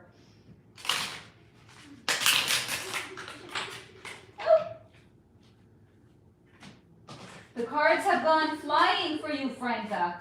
We have 1, 2, 3, 4, 5 cards. Okay, Franca. Woo! Wow. The Enchanted Mirror, Reflection, Revelation, Truth Seen Without Ego. Which, first card tells us nothing. That's why we need to read them all together. The Nightmare Beast. Fear, Anxiety, Projection. A shadow born from stories you didn't know you were telling. Okay, so already you're staying, the sense that I'm getting anyways, you're staying at this job because there is some level of fear and it is reflecting it back to you. Okay, next card. As in, look at it this way, it's an amplification of your own personal energy, Franca. The Awakening, expansion, awareness, seeing the truth beneath illusion, discernment sharpens and becomes your compass. So could this be some sort of...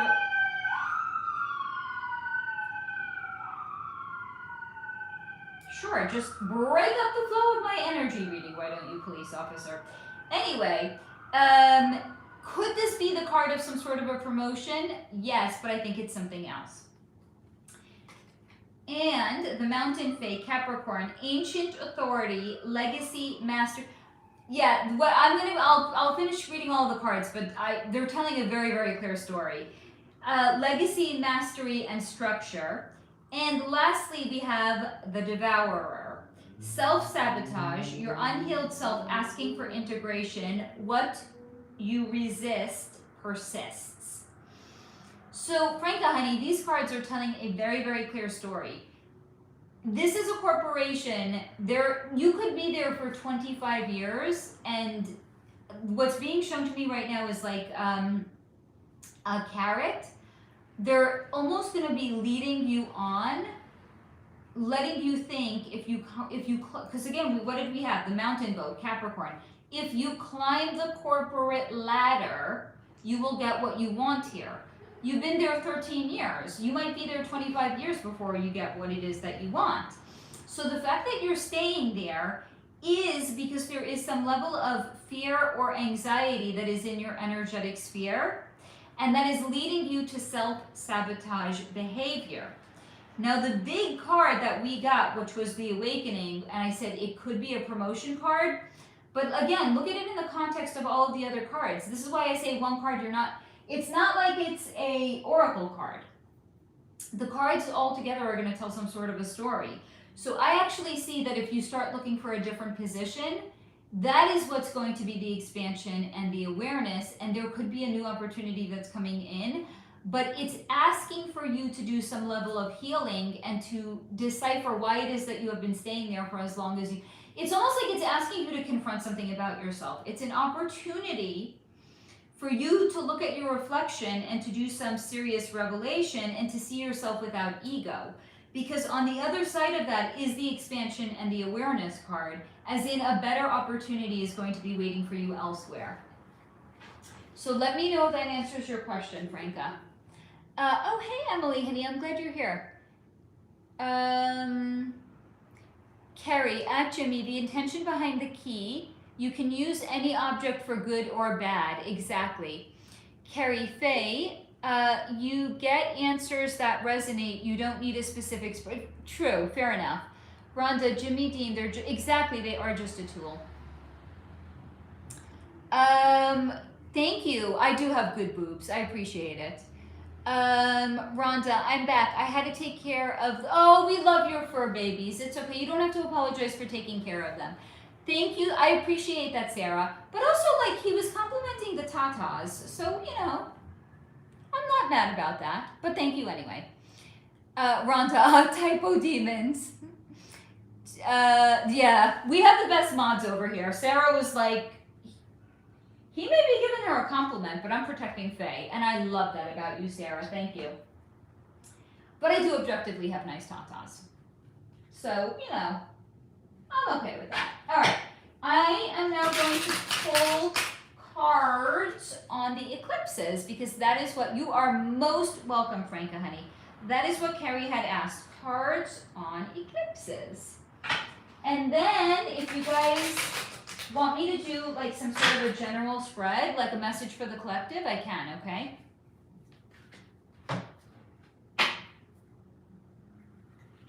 La la la.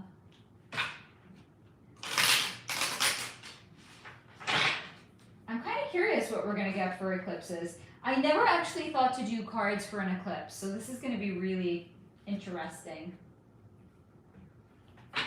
And actually for any astrological anything. So I pulled cards for myself last week, and I was like, fuck, these cards are so, like, it was so scary. Because here's the thing, guys. I think I've shared with you more times than I can count. My guides, if I ask them questions, they're like, fuck you, Faye.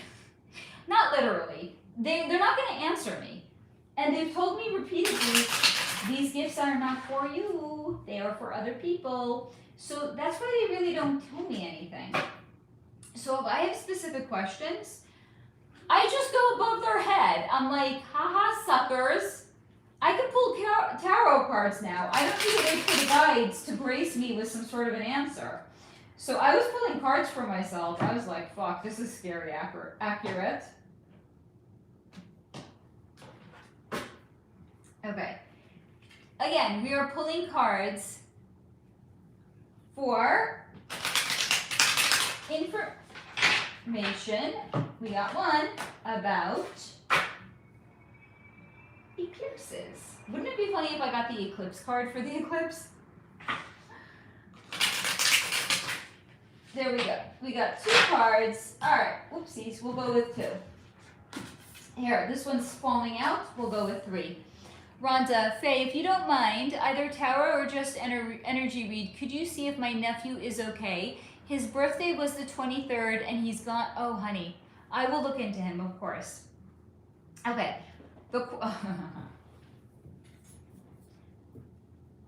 You can't make this shit up, guys. The quantum thread. So what is the energy of an eclipse? It's a link between timelines or threads. When you feel the pull, trust it. Something is aligning. This is why you can't make it up. Here we go. The divine, benevolence, higher orchestration, divine intelligence at work, a path in your favor. Trust the unfolding. So some shit happens, you lose maybe your job around the eclipse. Guess what? It's a quantum thread and it is benevolent, higher orchestration. The third card, the castle, your inner fortress. Return to your throne. The seat of your power, you rule your inner kingdom. So essentially, what are eclipses?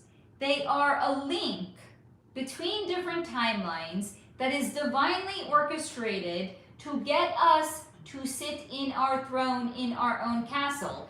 So essentially, if you are out of alignment, an eclipse is divine orchestration that is coming in to do some sort of a course correction.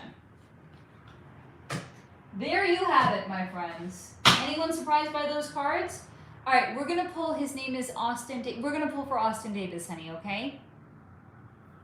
Just a general check to see if he's okay. I got you, honey. Cooper, would I be, yes, of course, Cooper. If so, my question would be, what does God want to say to me, if anything? Also, would I be required to practice meditation daily to speak to him eventually?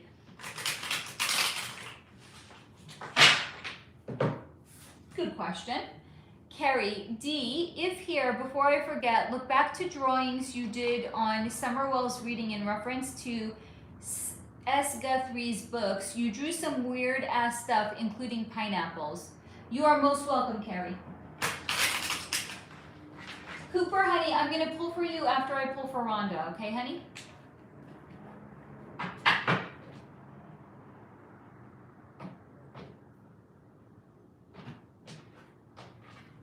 So we are pulling for Austin. I know the cards, right? You're welcome, Rhonda, honey.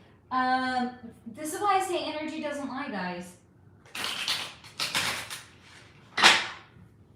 This is for Austin Davis. We're pulling cards to see if Austin is okay, if his energy wants to say anything. We got one card fell out. I'm getting the sense he's going through some sort of a dark night of the soul right now. But that's just energy right now. We'll see what the cards want to tell us, okay? All right, we got 4 cards. Whoa, put these guys back. Excuse me? Stay. Okay. Yeah, okay. So, we have the awakening again. So this is expansion and awareness, seeing the truth beneath illusion. Discernment sharpens and becomes your compass. He's going through some shit right now, honey. The blood oath, deep karmic or multi-life contracts or agreements. The warrior queen, strength without hardness. Discernment sharpened by fire. The woman or the man who learned the cost of abandoning her or himself, will never do it again. Yeah, he's going through a dark night of the soul. I mean, the cards are definitely saying that. The man or woman forged in shadow who now walks in the light. The version of me or you or anyone that they fought to become. Yeah, and the last card, I mean, they're all repeating the same thing, the matrix breaker. Breaking free from programming, leveling up, and stepping into truth. So essentially, either a spiritual awakening or a dark night of the soul. He is cocooning right now. He's going through some shit. He's going to come out of it and he's going to be okay though. Let's now pull for Cooper. Rhonda, I remember you drawing pineapples for summer, D. D, okay, I'll go back and revisit. I don't remember at all. Rhonda, it was the one with the poles and circles I did. Wow, you guys have incredible memory that you can recall those details.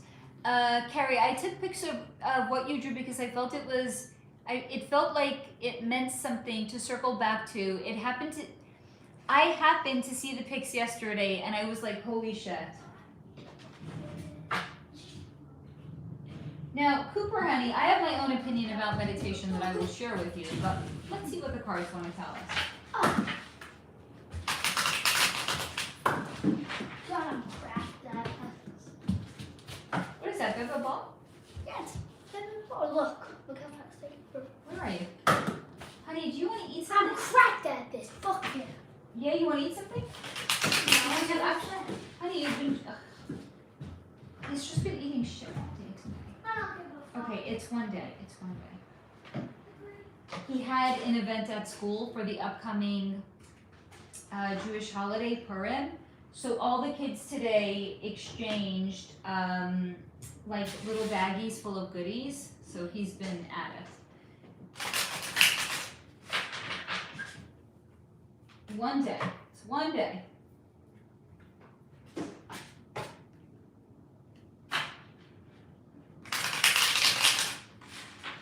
Okay, here we go. We got 2 cards for Cooper. Ooh, big dragon energy. Reclaiming sovereignty, a surge of creative or psychic force. Stepping into your full, unfiltered self, power that shakes timelines and leadership. So already from the very first card, essentially if God could talk to you, he would say, reclaim your sovereignty. And step into some sort of a creative endeavor or embrace your gifts and abilities, Cooper. And stop editing yourself. Now, here we go, the second card. This is the meditation card. The veil, something hidden or what we refuse to see or accept, self-protection. So essentially, thank you, universe. If you want to commune with either your guides or your guardian angels or the divine, meditation, because that's going to eradicate your own personal veil.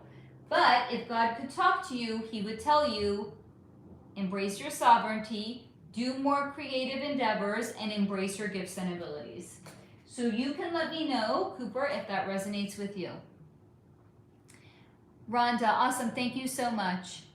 You are most welcome. Oh my goodness, guys, I caught up on comments. Dude, I'm so freaking excited. Okay, I'm so excited I have to sit on the chair right now. All right, let me do, first of all, let's do a temperature check. How are we all doing, guys? We're going on 3 hours in. How are we doing? Are we good? Rhonda, Carrie, the typo demons are horrible tonight. I personally love the typo demons. All right, hold on. I have to reward myself with a piece of chocolate. 1 second, friends. Cooper, thanks, Faye. It really does. You got it, honey. Sherry, the collective would be nice. After I treat myself to some chocolate, I will reach for the collective. Most definitely. It's so fucking hot here. The chocolate is a little bit melty. I love you, Carrie. I mean, Lauren. Peachy keen jelly bean. All right, hold on. Let's pull cards for the collective while I munch on my milky chocolate.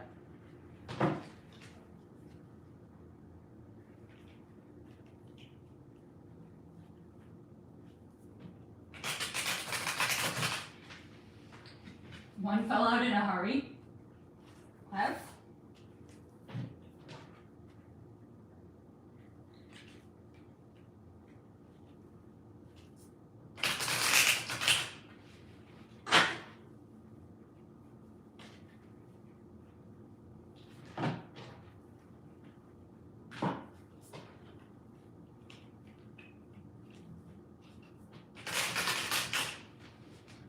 This is for the collective. Any and all information that is for our highest good to know at this time. That one looked like it wanted to fall out. Okay. 3 cards for the collective. Here we go. The astral door.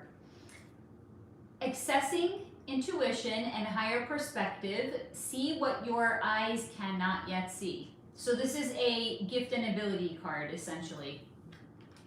Ooh, timeline jumping.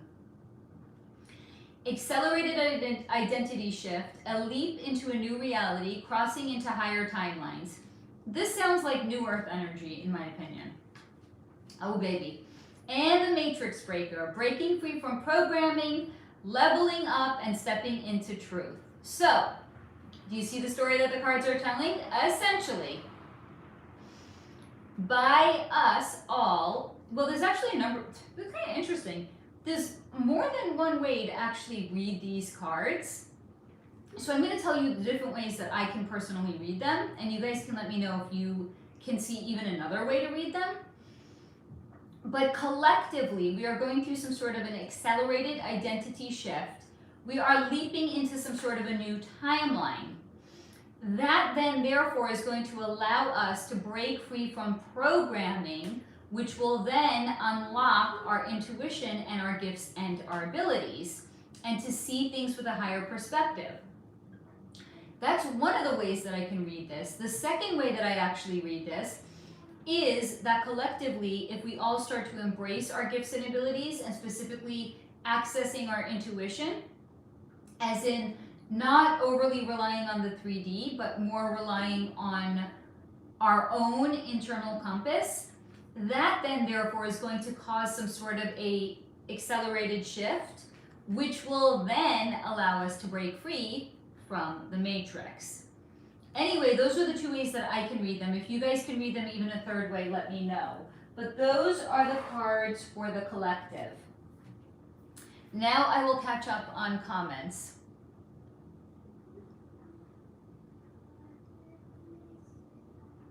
Beth, good here. Sherry, to close out if need be. Rhonda, I'm good, love you all.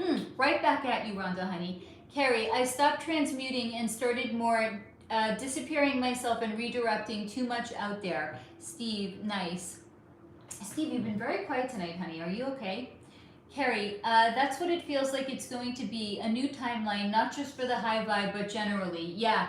Lauren, does this mean I'm going to get to fly? I mean, I don't know if you're going to sprout wings or anything like that. Simone, great cards. Yes. An awesome collective reading. Hey, Jeremy, I'm so glad that you're here. Thank you for joining us again. Carrie, yes, right at dawn. I'm there. I mean, can we ride at like noon? I'm not really a dawn kind of person, but if we could like ride at noon, I'm riding with you, honey. I feel that, Carrie. I'm incognito energetically everywhere, always, like HP's invisible. Oh, I love that. Yes, Aya, resonating collective message. I love this. Rhonda, I'm so glad that you introduced Jeremy to the group because he came back again. I love that. No, honey. So first of all, there's no such thing as late. You come whenever you want to come. You go whenever you want to go. There's no late with this group. We're happy that you're here. You come when you can. You go when you can. It's not like school. I'm not taking attendance and like marking you guys as absent if you show up late. Yeah, Sherry, do you want to ride at noon with us? Because I don't really do dawn. This is the craziest thing. I woke up this morning. So usually Pip is my human alarm clock, right? When he wakes up, I wake up. I don't even set an alarm on most days. I don't have to set an alarm. I have a human alarm clock. So I needed to order something for his the costume for what he wore today to school, and he springs it on me yesterday. So I'm like, oh fucking hell. Okay, so I'm looking on Amazon, and I needed something that was gonna, like, it wasn't enough for it to come today, and he needed to come before he was out for the day for school. So we found something that was going to be delivered. I mean, this is when I say God bless capitalism and Amazon. I found what I needed for him. Delivery between, who does this? 4 a.m. and 8 a.m. Amazon does this. Okay. So last night I go to sleep at 11:30. And if you know, for me, that's early. I go to sleep at 11:30. I'm up at 6:58. And I'm like, should I try to go back to sleep? No. What I decided to do was I took my phone off airplane mode. I looked at my email because I needed to, this is what it means to be a mother. I needed to make sure that Pip's stuff, if it was delivered, that I knew it was delivered. And if it wasn't delivered, I was going to go into Amazon to see if it was still going to make it by 8 a.m. Of course, I didn't go back to sleep after that, right? But, okay, it was delivered at 5:52 a.m. I see it on my email. Now, here's the thing. I live in a building. I don't know if the guy made it inside, because if he called my phone, I'm not up at that hour. I'm not answering my phone to go fucking let a delivery guy in, right? It could have been left outside. So I see the email. I'm like, shit. I hope that it's I don't know. Was it left outside? Somebody, I live in a fucking city. Somebody could have taken my shit and walked off with it. So I see the email, I get up, I open my door, and it was there. The best feeling in the world. This is what it means to be a mom, right? So anyway, I was so freaking excited. He was so decked out today. It was the cutest shit ever. I know, the witching hour. Jeremy, personally writing between 2 and 3 a.m. I mean, I'll wave to you guys from my window. I'm not writing at that hour though. Yes, Beth, exactly. Never late here, Jeremy. You arrive exactly when you are meant to. Jeremy, I was born 2 weeks late. You know, it's because your mom was a very hospitable host. You were not in a rush to leave. Rhonda, I reminded him that I love that, honey. Thank you for doing that. I know. At noon works for me too. All right, there's going to be 2 shifts. There's writing at dawn and there's writing at noon. If you're writing at noon with me, let me know. Sherry, I'd write at midnight before I'd write at dawn. Honey, I'll write with you then too. Yeah, midnight works too. Carrie, I read something that mentioned constant transmuting is like playing tennis with negative energy. By transmuting, we're inviting them to volley back. Oh, interesting. Disappearing off the radar is the goal. Carrie, dawn? No, that's just the saying. Right, anytime after 9 p.m. Jerry, oh, no, I read that. Hold on. Carrie, Rhonda, noon is still too early for me. Okay, we could push it to 1 p.m. Rhonda, LOL, Carrie, you were 3 days late. Oh, Jeremy. Interesting, Carrie, I didn't know that. Makes sense, as I'm always drained, LOL, but still find energy. I'll try more redirection when cloaking. Jeremy, I knew I was late. That's why you want to ride between 2 and 3. I'll meet you guys there instead of starting a time to ride. Could we walk? I mean, I don't know why. When I think of riding, I think of like riding a horse. Their smell, like you're gonna get off of it, you're gonna smell so fucking bad. Your thighs are gonna hurt like a motherfucker. Like, unless we're doing like Thelma and Louise style riding in like a convertible, I'm okay with walking. I don't know about you guys. Rhonda, but you were born at 7-ish a.m. I know, Rhonda, too early. Jeremy, LOL if we have to. Lauren, no What?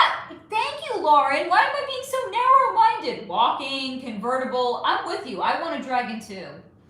Yes. I say yes. Yes to all of it. Every person has their own personal dragon. I'm down with that. I'm gonna give my dragon like some ridiculous name, like Mary Poppins or something. And like my dragon is he's for sure he's gonna be a he, which is why like Mary Poppins is gonna be. We all need dragons. He's gonna be snarky for sure. He's gonna be like the dragon in Fourth Wing, if you know, you know. And he's definitely gonna be like, it's gonna be a snark fest. And maybe not Mary Poppins. That's like kind of a masculine. Maybe Flower. Or like Buttercup. It would have to be like some ridiculous name though. Jeremy, I vote convertible. Carrie, right? My mind exploded. Like, what? Ain't going to lie. I full-blown returned to the center for the first time over the last few days. Jeremy, but Geometro, I don't know what that is, honey. Dragons and unicorns. Okay. Yeah, dragons and unicorns. Lauren, hi Jeremy, weird. I can't see any of it. Honey, you might have to change your messages, sweetheart. If there's some sort of a setting, you might have it not set to all messages, that's why. Ooh, Rhonda convertibles. Dragons are faster, way faster. Carrie, you are supposed to give your dragons a fun name. That's the point of a dragon. I have some weird sense of humor then, because he's not getting a fun name. He's getting like a slightly, definitely a quirky name. Guys, hello, have you met my gnomes? Hold on, and we had this guy who fell down. He was up there too. Like, I'm quirky. Like, of course if I have a dragon, I'm giving him a quirky name. Falcor the Luck Dragon. That's a fire name, but I'm not naming my dragon. That's your dragon's name. Mine is gonna be Buttercup or some shit like that. LMAO, Mary Poppins came across my feed this week. Classic.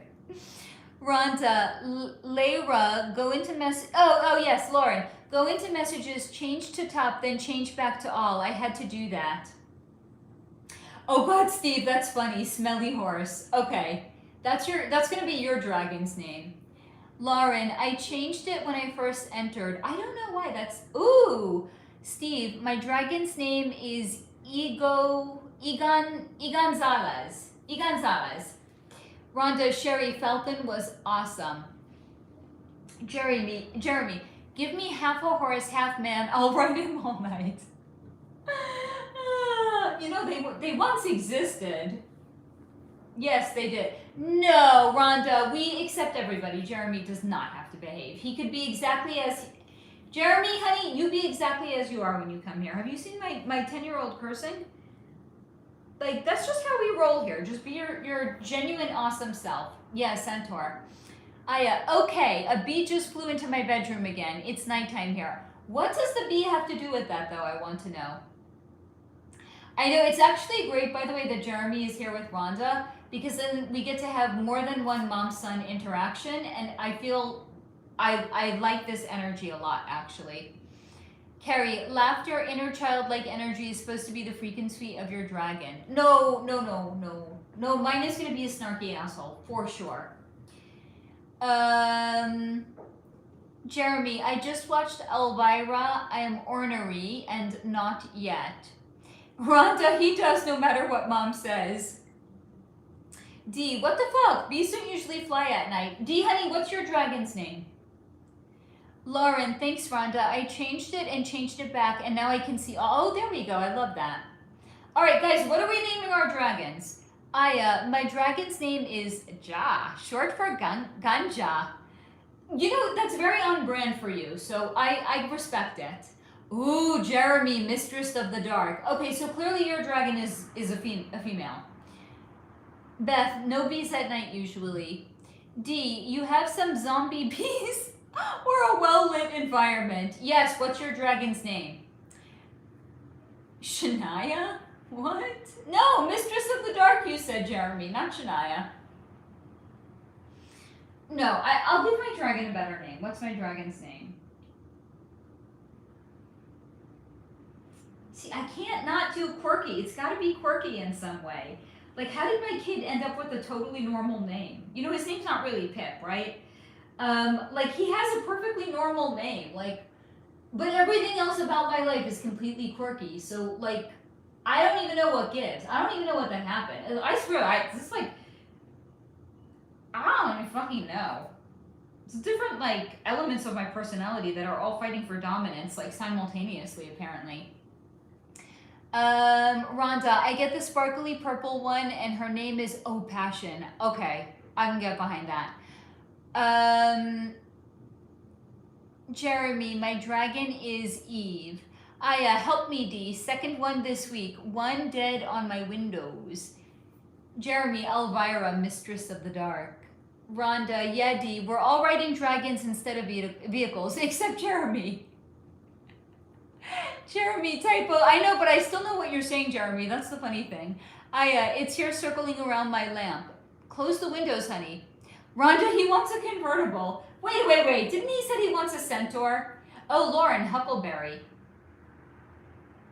I think your dragon is, he eats berries. I think that the berry is what did it for me.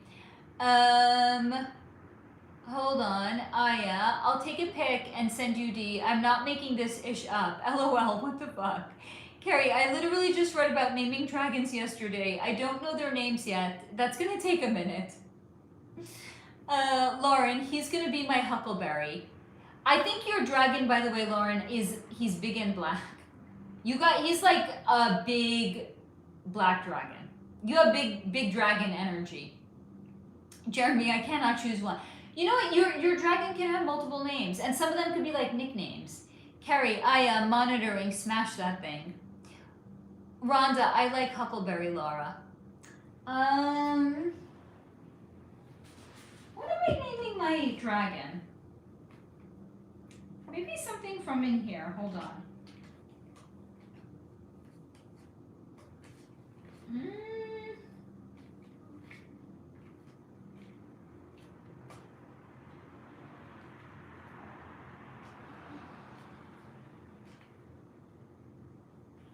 There's nothing quirky in this deck though, so that's not gonna work. No, this is not a quirky deck. Maybe Hershey, because I eat Hershey Kisses all the time. What do you guys think? Hershey? Steve, Simptar. Jeremy, Big D Energy. Yup. Carrie, I like Huckleberry. It's actually a good name. Beth, my dragon's name is oh, honey. That is a beautiful name. Azor. Lauren, according to Fourth Wing, big dragons are the best. Most rare, most powerful dragons. Yeah, that's what they... Did you read the entire series? I only read 1.5 books. When I couldn't even finish the second book, it made me so sad. Because I felt like the first book had so much promise, and then... Apparent, I don't know, this is what I've heard. The second book in a series is always harder to write than the first. We'll find out if that's true. Rhonda, similar? I think so too, Carrie, trying to get it. Rhonda,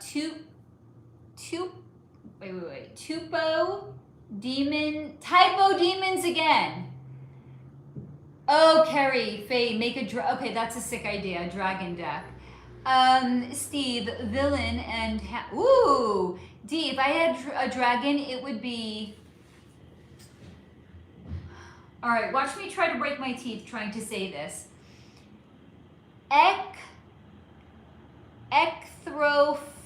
Oh God, dear God, D. Ectrophagus.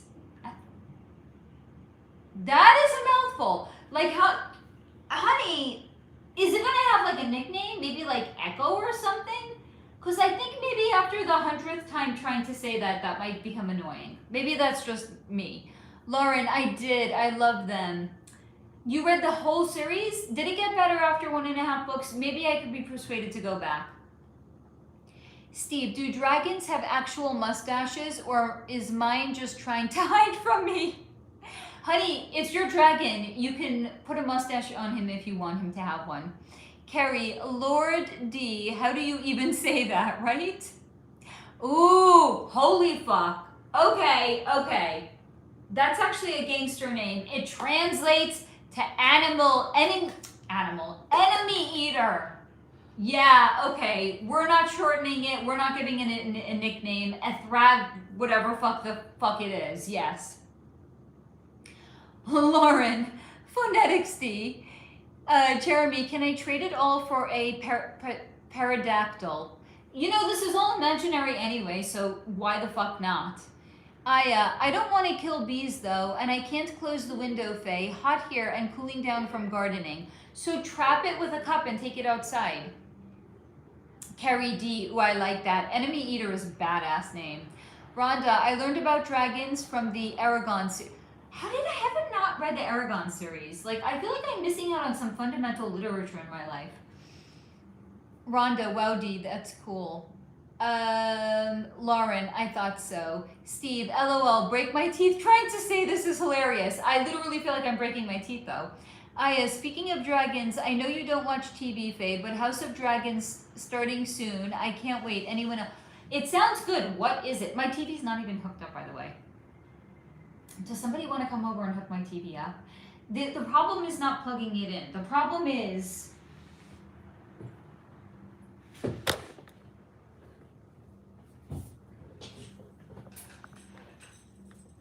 this, whatever this is, it's not long enough to go to my TV that is now all the way over there. So I need to get some sort, I need to get some sort of a long adapter thing to bring it down over there. Because otherwise I'm gonna plug the TV in and it's gonna do jack shit. Right now my TV is a very big and ugly paperweight. That's all I could essentially do with it right now. Although I wonder, here's the thing, if I maybe, No, here's the thing. When I moved in and when I had it set up, the TV was right here. I don't even think the guy made it long enough. I don't even think it's going to go over there. So basically, I can only watch on my laptop. That's it.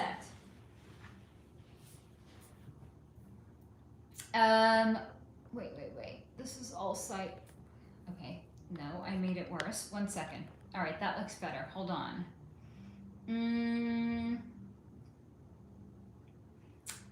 Jeremy, I do good pterodactyl scream. And that's unfortunate, I can't even hear it, but I believe you. Rhonda, Aya, can you use a magazine or a newspaper to shoo it out? Also a very good idea. D, Aya, when I don't want to kill the bees, I suck them in my, oh, smart. Suck them in a wireless vacuum and take them outside. Rhonda, started by Christopher Paolini when he was like 14 or 15. That's, by the way, that's channeling. Sherry, and Outlander next week is back on. I did see a poster for it, actually. Lauren, yes to Outlander. Hello, Michael. Nice to see you, friend. Carrie, is House of Dragons the prequel for her name on Game of Thrones? It sounds like it. D, I'll rename my dragon Dexter. Same thing and easier to say. D and Dexter. There we have it. Lauren, been reading that series since the mid-90s. Yeah, Dexter is a good one. Aya, vacuuming bees, D, really, but you're their mama. Yes, Rhonda, trying to shoo. Jeremy, Injustice got Theartemis Fowl series. Carrie, Aya, don't kill it. Vacuum it in the open up canister outside. Michael, you have the, thank you, honey. I appreciate your compliment. Rhonda, he's from Montana too, but if I was in Illinois when I discovered. Aya, yes, Sherry from Outlander. Yes, Sherry, Outlander 2. I think it's the final season, no? Jeremy, Mom, it was Dee Dee and Dexter, LOL. Get out of the laboratory. Lauren, yes, final season of Outlander. Rhonda, Jeremy, meant Artemis. Artemis Fowl. Ah. Wait, is it Artemis or Artis? I'm confused. Guys, are the typo demons extra demony? And by the way, who else? I'm very, very curious. In my experience anyway, pre-shadow, Mercury is, like when Mercury goes retrograde, you know there's a shadow period? Shadow period for me is always worse than the actual retrograde period. Like already now that it's retrograde, I feel like the energy is so much better. Does anyone else notice that also? D, haha, bees scare me when I'm not suited up. You should be run from, wait. You should be run from then when I was out in the field. I'm ridiculous. Aya, yes, HOTD is prequel to Game of Thrones. Michael, yeah, I had to reset my iPhone keyboard dictionary. I noticed the typo demons. It's because Mercury is fucking with us. Jeremy, yes, Artemis Fowl 7 or 8 book box set. Lauren, I'm that's not good. Highly allergic to bees. I won't kill them, but I do my best to avoid them. Yeah, because you're allergic to them. That sucks. Mary, Lilith, I think will be, oh, yes, honey. Okay, Lilith, that's a badass name. And that makes me think maybe I would name my dragon Adam. Adam, Eve, Lilith, I think we're onto something here. Beth, yes, Shadow is worse. Okay, it's not just me. It's been so absolutely wonky and insane, and it went direct yesterday, and I'm like, I could breathe again. Michael, do you know how long we've been in the age of Aquarius? A long time or a short time? I don't know. When did they say it started? I feel like we're actually going into it now, to be honest. Rhonda, ooh, Lilith for a dragon is a sick name. Jeremy, I'm on a tablet with a split keyboard. D, short time, I think, Michael. Jeremy, I think you're an Aquarius sun, right, honey? So it means your birthday is like in February. But I'm curious what your rising is. Yeah, Lilith is great. Carrie, shadow is weird. Retrograde, I'm usually good. This eclipse is messing with me though. Honey, do you know? Did we already ask what your rising sign is? Because then we could look at what house it's happening in. D, year of the fire horse. I'm a horse and a fire sign. LOL. I wish I knew more about. Honey, you're in the right place. Ask away. I don't know that much about Chinese zodiac though. Steve, yeah. Didn't Lola start feminism? Rhonda, I just try to type too fast and have fat fingers. No, it's the keyboard demons, Rhonda. Jeremy, the 12, I'm a double, oh honey, double Aquarius Taurus moon, wow. That is a very powerful chart, Jeremy. Carrie, rising Virgo, okay. So, that's one after me, so that means you just had an Aquarius, you just had an eclipse in your 9th and your 3rd house. 9th and 3rd. So that's all about communication. Your 3rd house is also your local neighborhood. It's like, think of like where you do your local errands. It's your grocery, it's your farmer's market. But it's also any sort of broadcasting. 9th house is it's the house of the gods, they say. It's the spiritual house. So yeah, it could kind of mess with like your perception of anything that's related to the divine. But it's also broadcasting, it's publishing, it's higher education, it's the relationship you have with spirituality. That could be kind of wonky, I could see that.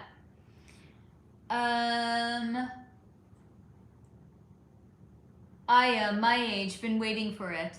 Carrie, Lilith was a cool concert back in the day.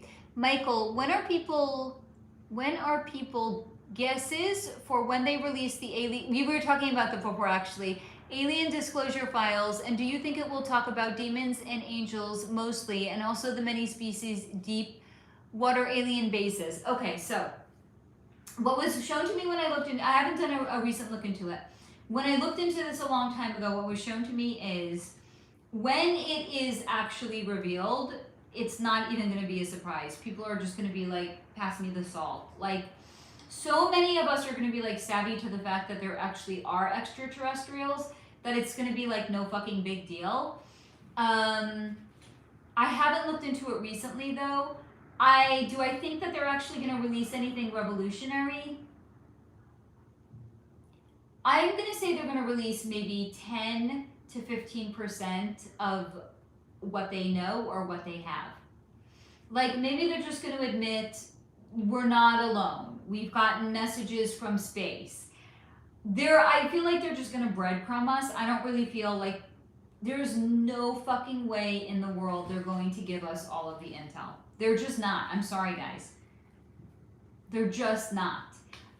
It's going to raise too many questions if they release everything. So I feel like they're just going to like literally release like the bare fucking minimum. Jeremy, haha, I know, I'm a little insane, but in a fun way. You're right at home here. We're all a little touched over here. Readers a few years ago said between 2025 and 2026. Yes.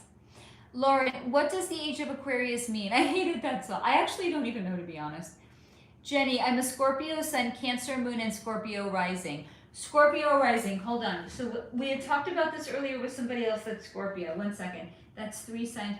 So you just had the eclipses in your 5th and your 11th house.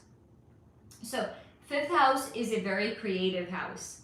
It's also a romantic house, but not marriage. It's like dating and fun and creativity. It's also houses of kids. And your 11th house is communities. So you're having some sort of a notable divine change that pertains either to your creativity or to your romantic relationships or to the community at large. But your 11th house is also your hopes, your wishes, and your dreams. So these are great houses to have an eclipse in, honestly. Very auspicious. Jeremy, and y'all have my mother to thank for my mouth, mind it. We love that, Jeremy. Exactly. And we love your mother too. Mary Francis, I'm a Capricorn with Leo moon. Bless you, honey, and Sag rising. Okay, honey. So that is your 12th house, your 6th house, and your 12th house. Wow. Okay. 6th house is your work and your daily routines. It's also pets. Your 12th house is one of the most deeply internal but also karmic houses. Some people, I don't personally, I think you guys, if you've been here for a while, you know I don't tend to buy into negative energy. Some people will say the 12th house is the house of your undoing. I don't personally read it that way. I read it more as the most deep internal part of yourself. So it's your deep, deep, deep subconscious mind. So you are having some sort of a notable change either in your daily routine or your work routine, your work schedule. It could even be your job. If you have pets, it could be something to do with your pets. And while this is also happening simultaneously, you're doing some sort of a deep excavation of the subconscious parts of your soul. Michael, since we went into the age of Aquarius, I feel more Aries than Pisces in my dual zodiac sign. What do you mean dual zodiac sign, honey? Jeremy, she is an amazing, strong, powerful woman, and I have zero filter. We know, honey. We know. But I love that you're giving a lot of kudos to your mom. Ooh, Mary, thank you. 11, it was 11:11 EST. LOL, that song was a bit much. Michael, do you think 2027 we will have contact and see them in real life, Men in Black style?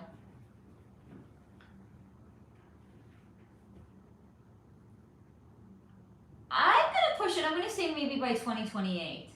I think if they're just going to start to reveal and breadcrumb now, it's going to take a couple of years. So I'm going to say 2028 is more likely. Steve, Faye, anything cool behind the veil about the Dr. Gabor Mate? His book and efforts to work with trauma are impressive. Yeah, he's, what do you want to know about him? I have some opinions, but I'm going to keep them to myself. So let me know what you want to know about him. Carrie, some of the downloads I got was this eclipse is opening us up more if the vibe is high for straight communication with galactic forces, especially stars. I love that, Carrie. Yes to that. Jeremy, I need to be touched more. Honey, we're all touched on this channel. You're in the right place, honey. Michael, I think they might have breadcrumbs is because it contradicts. Yes, exactly. Yes, yes, yes. And it's going to raise more questions. That's why they're treading very carefully, Michael, but you're right. Jeremy, I'm the only one touching myself lately. All qualities and aspects of Aquarius, communication, more humanitarian actions, technology, mind focus over Pisces, age of emotions, if I remember correctly. Yes, honey. Rhonda, Jeremy, Sun, Aquarius, Moon, Taurus. Oh, rising is Pisces. Okay. Mercury. I have Mercury in Capricorn also. I know what that energy is. Oh my, holy shit, hold on. I also have Venus in Aquarius. Okay, and Mars in Taurus. Jeremy, you have a powerful chart, honey. Fuck. Mars in Taurus? That is some powerful energy, honey. Michael, you're a sweet, I think you're talking to Rhonda, right? And Rhonda is a sweet mom. Lauren, thanks, Aya, interesting. Rhonda, Laura, I never understood that song. I don't even know, I don't even think I've ever heard that song. Jeremy, Sun and Rising, Mom, LOL. Kerry, gotta move too. Change requires action. Can't sit and spin. Jeremy, oh honey! This is the energy that I love. How beautiful. Jeremy is telling his mom, I love you, Mom. I love that. And Jeremy, we love your mom also. LOL, Jeremy, you got me chucking here. Thanks, Rhonda, for bringing in more good vibes. Abso-fucking-lutely. Okay, so Michael, great question. Pisces, Aquarius, cusp. So this is the way I look at it. There's no such thing. You were either born in very, very late degrees of Pisces, or you were born in the early degrees of Aries. There's no, in the way I read it anyway, there's no cusp. So if you go, and I know they change it every year. They're literally fucking with us. If you look at the year that you were born, Specifically, we need to know the year that you were born. What was the date and time of your birth? And were you born on the last day of Pisces, or were you born on the first day of Aries? Because that is going to tell you more about the energy that you're actually coming in with, and what are the lessons that your soul already graduated from, because that's what you graduated from, the last sign. So if you were born in early degrees Aries, that means your soul came here to initiate and to start something new. That's literally what Aries is. And that also means that your soul already concluded a major life lesson. That's why it was after the last day of Pisces season. So that's why I don't believe in a cusp. A cusp is like, you're going to pull the hair out of your head trying to read a cusp if we look at it that way. But when you look at it as late or early degrees of a sign, it tells a totally different story. Jenny, I also have Scorpio in, oh my God, that's wild, Jenny, in Uranus in your 12th house. That is, by the way, Uranus in the 12th house, that is mega creativity and psychic gifts and abilities, Jenny. Mary, Francis, thank you, honey. I appreciate you so much for saying that. Thank you. Rhonda, thank you, Jeremy. Jeremy's so chaotic. Steve, I guess the same thing. I always want to know if they are trust, attention worthy, or compromise fake ass bitch. So here's the thing with him. He partnered with Prince Harry. Now, on its own, that's not a bad thing, right? But what did he do afterwards? He turned around in interviews and he acted like a disempowered pussy. Excuse my language. Because I saw interviews with him and he's like, well, I didn't want to do it this way. I was pushed into it. Like, I'm sorry, you're a grown-ass man. How do you not have agency? So he has a lot of wounding. That is why he focuses so much on trauma. Because the whole reason that he went into it and he studies it and he explores it and he has these amazing theories on trauma, he's actually trying to understand himself. Do I think that he's trustworthy or do I think he's part of the club? I think he means well. I think he has integrity. He's a deeply wounded person, and the entire foundation of the work that he does is him trying to literally just understand himself. So understand that the theories that he has about trauma, they're definitely going to resonate because like attracts like. They're not going to resonate to every person though, because not everybody is working through the same level of trauma that he is working through. So for the people that are working through similar, they're going to really, really line up and resonate with his work. But some people are going to read it and they're going to be like, no, because they're not viewing his work through the lens of a similar trauma. Carrie, I think they are like, F this shit, show we're going in, remove the elites, no middlemen or permission needed to communicate. That would be usurping our free will though.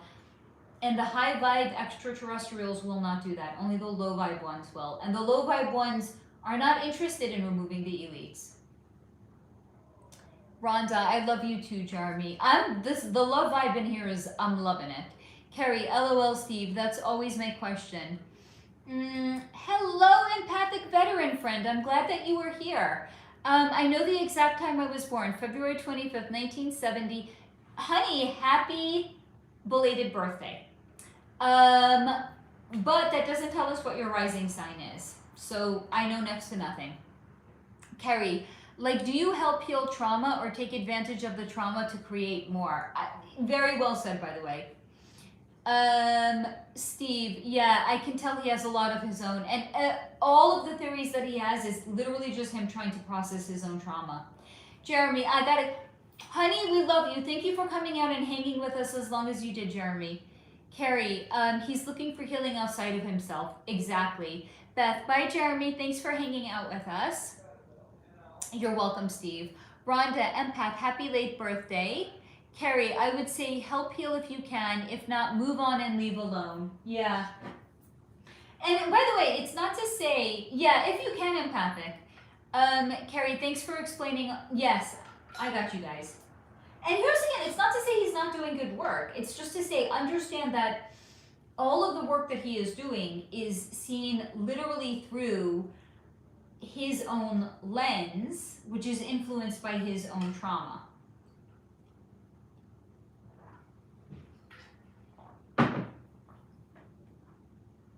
I caught up on comments. Like, I need confetti here. No, I don't, because I would hate to have to clean it up. Yeah. But like, If someone else cleaned it up. Pip, if you wanted to clean up confetti, I would be literally like launching confetti into the air when I catch up on comments. What, baby? What were you saying? If you want to clean up the confetti, I'll buy it. No, thank you. I didn't really think so either. Roland, what, baby? I would be happy to. What are you gonna use the confetti when we reach out? When I catch up, why is my shoulder bothering me? When I catch up on comments, I would launch confetti into the air. And Mom. That was a fucking fail. Yes, honey. I literally don't even have room to move When here. you reach 1,000,000 total views, let's also throw confetti. It's only fair. I will clean up my own fucking confetti when we reach 1,000,000 views. But the way I'm producing content these days, that's not going to happen for a long fucking time. Roland, holy shit, what a psychological breakdown. Thank you, honey, I appreciate it. I know, Steve, Pip can clean up. Pip doesn't want to fucking clean up. I don't blame him, though. Why is my arm killing me? You know, I'm getting to the age, by the way, where yoga doesn't feel good anymore. Like, because everything is tightening up. I go to yoga class and I'm like, this is like I'm practicing with somebody else's body. It's depressing, quite frankly. And I'm still trying to practice like I have a body of a 20-year-old, and my body is like, girl, you're delusional. You can't do the shit you did when you were 20, and I'm still trying to. Faye, where is the chocolate? I haven't seen any Hershey's recently. You haven't seen it because it's been behind the water bottles, honey. It's here. There be always chocolate in this house. As long as I am revising, there's going to be chocolate here, because I literally just live on chocolate when I'm revising. That's it. I don't have a normal diet when I'm revising. Rhonda, she had one a while ago. I did. It was before I actually started working with the cards. I was like, we need a chocolate break. Pronto. And here I am. I caught up on comments again, and yet we still don't have fucking confetti. What a fucking... I am like confetti deprived up here. Clearly I'm going to need to get some fucking confetti. Actually, you know what? When we reach 500,000 views, that's more attainable. I think we could... You know, when I was producing content regularly, we could have done it in maybe, let me think, like 5 months. Now, it's going to take us a long fucking time. Oh, there's no new, oh, here we go. Thank you. Aya, okay, good. Phew, chocolate, always, yes. Okay, thank you, Rhonda. I must have missed that. Chocolate and coffee and ganja is life. It just is. That's literally how I feel about my matcha.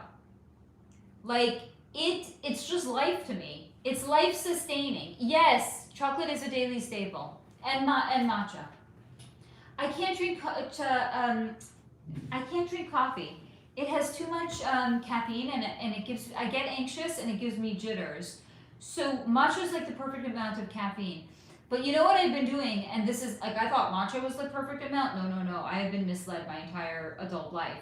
The actual God tier caffeine level is a grande matcha and a tall peach green tea lemonade. Because they both have caffeine. Trust. Guys, go tomorrow to Starbucks, try it, and tell me after you tried it if it is not the most perfect amount of caffeine. Carrie, I want to like matcha. I like the ritual of it. I just don't like the aftertaste. So here's what you have to do. You have to sweeten it. Because Starbucks matcha is sweetened. And I like sweet drinks because life is hard enough. I don't want to drink something bitter. So I get it with 3 pumps classic and 2 pumps of vanilla. And it is perfection, chef's kiss. Roland, #1 chocolate, and absolutely no, you will reach 1 million. I will. It's just a question of when it's going to happen. Because the way I'm producing content now, we're just essentially kicking the can down the road. I don't even know what I'm up to. I haven't checked. Probably in a month. I think the last time I checked, I was at 340,000 views. I don't know what it is now. Beats the heck out of me. I understand that, Faye. That's why I have my wonderful ganja, and I also try and drink as much water as I can. There we go. Carrie, vanilla, that's what's missing. And if you get it from Starbucks, try it this way, trust. 3 pumps of their classic, right? They have the classic sugar and 2 pumps of vanilla. Rhonda, I don't do Starbucks. Won't say what I call that place, LOL. I love my Folgers. That's okay. If I could make, no, who am I fooling? I don't want to in the morning. I want to drive up and I want to get my Starbucks. Because to me, you can't put a price tag on happy, right? Okay, it's $5 or $10 a day. Like, if I'm going to go broke over this, we have a bigger problem than the fact that I like going to Starbucks in the morning, right? Let's be honest here. If I'm literally going to go broke because I'm buying coffee for myself, Houston, we have a problem. But that's not the problem. There's some other big fundamental problem, right? You can't put a price tag on happiness in my book. Rhonda, Terry makes it for me every day. I'm the only one in our house that drinks it. I want to know how you like your coffee, though. Because to me, it's not about Folgers. It's the ritual of it, right? So if Terry is making it for you every day, it's the ritual of having somebody prepared for you and give it to you. There's love that's involved, right? Carrie, I have to have coffee at home before I have coffee out. So here's the thing. I take Pip out every morning, right? I got to get my kids to school. So what's my excuse? I'm out anyway. I might as well just go to the fucking drive-thru. Like the fucking prima donna that I am. Apparently.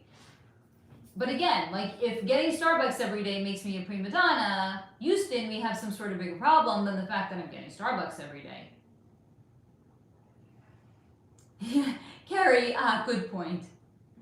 Like if I wasn't taking him, no, but I do it on the weekends when I don't have to take him to school. I still go out and I get my Starbucks. And I feel like at this point, by the way, like this is kind of crazy. I feel like I would be betraying them. I know this is crazy, guys, I know. But like I'm a regular. Like it's a good feeling when you drive up and they're like, they see me at the window and you know, at the drive-thru and they're like, oh, hi, Faye, are we getting your usual this morning? There's something really nice about that. You know, when I get to the window to pick it up and they're all waving at me, like it's a really good feeling. Because clearly I don't get out enough. Like that's how I get my kicks. That's all I can say. I got a fat, I don't think I can say the word honey, but a BLUNT with some new herbs from my guy, B-Day gift, and he says it hits with caramel chocolate. So I'm having some strong coffee now with, ooh, very good, caramel syrup. Well, yes, right? You cannot put a price tag on happiness. It's true. I mean, and also here's the thing. It's not like I'm buying a fucking yacht. It's fucking Starbucks. It's like $5 a day. Like, does that make me an unreasonable person? Like $5 for happiness? I think not. I know I'm supporting a big capitalist company. I happen to support capitalism. It's a capitalist country anyway, so. Beth, coffee is my comfort food. I'm right there with you, honey. Carrie, I will scrimp on a lot of things, not coffee. There we go. I sometimes consciously hydrate with coffee. That is conscious hydration. I will give you that. Steve, that sounds dope, Aya. Rhonda, he puts 3 scoops of coffee in a 12-cup pot, and I have a 20-ounce cup that we pour it in. Then I add either caramel creamer or Coke. That sounds very good, Rhonda. Very good. Carrie, I'm jealous, Aya. Liquid was water once. It's water. Aya, I think you mean coffee was water once, right? You need to put the water in to make the coffee. So yeah, it counts. I am in euphoria, Steve. Buzzing. I totally forgot about the bees somewhere. Rhonda, and yes, it always tastes better when Terry makes it for me. This is the rule of life. Like, you could make the same salad at home that you would get from your favorite restaurant. It's still going to taste better if they make it for you. Carrie caught that, Steve, LOL. Rhonda, I have to have my Folgers. I respect that. Sherry, for me, it's tea all day long. What kind of tea, though? Because tea's a very, very big, it's a very, very big category, honey. Aya, Beth, yes. Carrie, wish I could share passing. It is the way. Rhonda, yep, it definitely counts as water. Yeah. You can't have coffee without water, so it totally counts towards your conscious hydration. I'm totally behind that, guys. Yes. It definitely counts. And if you're wondering if it counts towards your like water content of the day, abso-fucking-lutely. Definitely counts as conscious hydration too.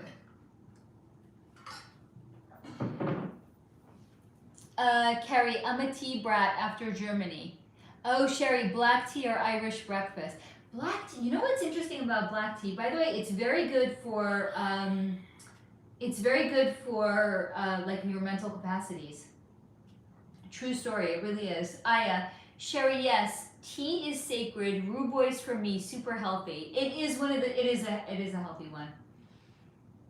I once actually made myself weak black tea, and I felt so super sharp afterwards. Rhonda, lots of variety in tea, right? You can't say tea. There's like, I don't know how many, like hundreds of different kinds of tea. And some people like fruity, some people like herbal, some people like black, whatever. Hello, Swims, honey, you caught us. Honey, we're talking about our favorite caffeination. What's yours, Swims?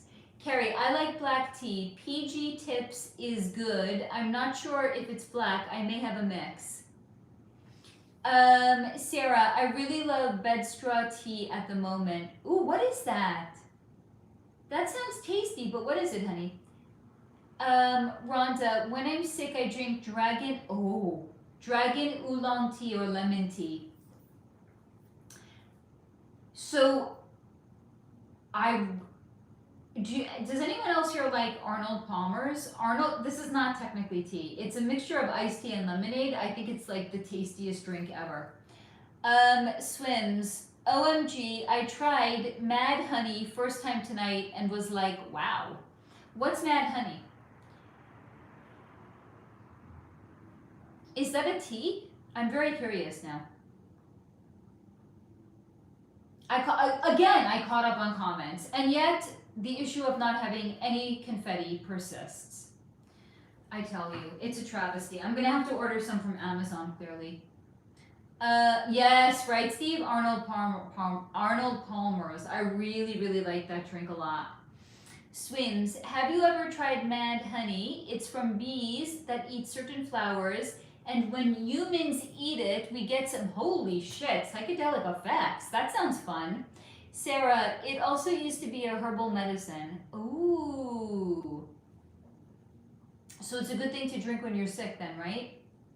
I have never, here's the thing, not only have I never tried Mad Honey, I never even heard of it, to be honest. Very soothing when you drink it. Swims. Hi, Steve. V1 knows about Mad Honey. I'm not sure what that means, but I'm very curious about it now. Carrie, yes, Arnold Palmer's. My grandma used to make tea when we were sick with tablespoons of, yes, there it is, bourbon, honey, and lemon. You know what they do in Russia? When people are, Arnold Palmer's are yummy, right? When people are sick in Russia, they bundle up, they put on like 5 sweaters, they take a shot of vodka, they bundle themselves up and they go under the covers and they sweat it out. That's how they detox. I mean, Russians are savage. Wait. Oh shit, they're going by too fast. Hold on.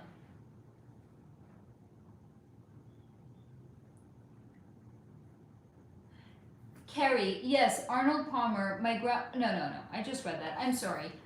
Swims, LOL, it's got me tucked in bed early. Aya, I think I heard about that, honey, on Rogan. Think the guy that climbed fucking mountains for it was on. Steve, I saw a video of them harvest that honey in the jungle. Lauren, did a birth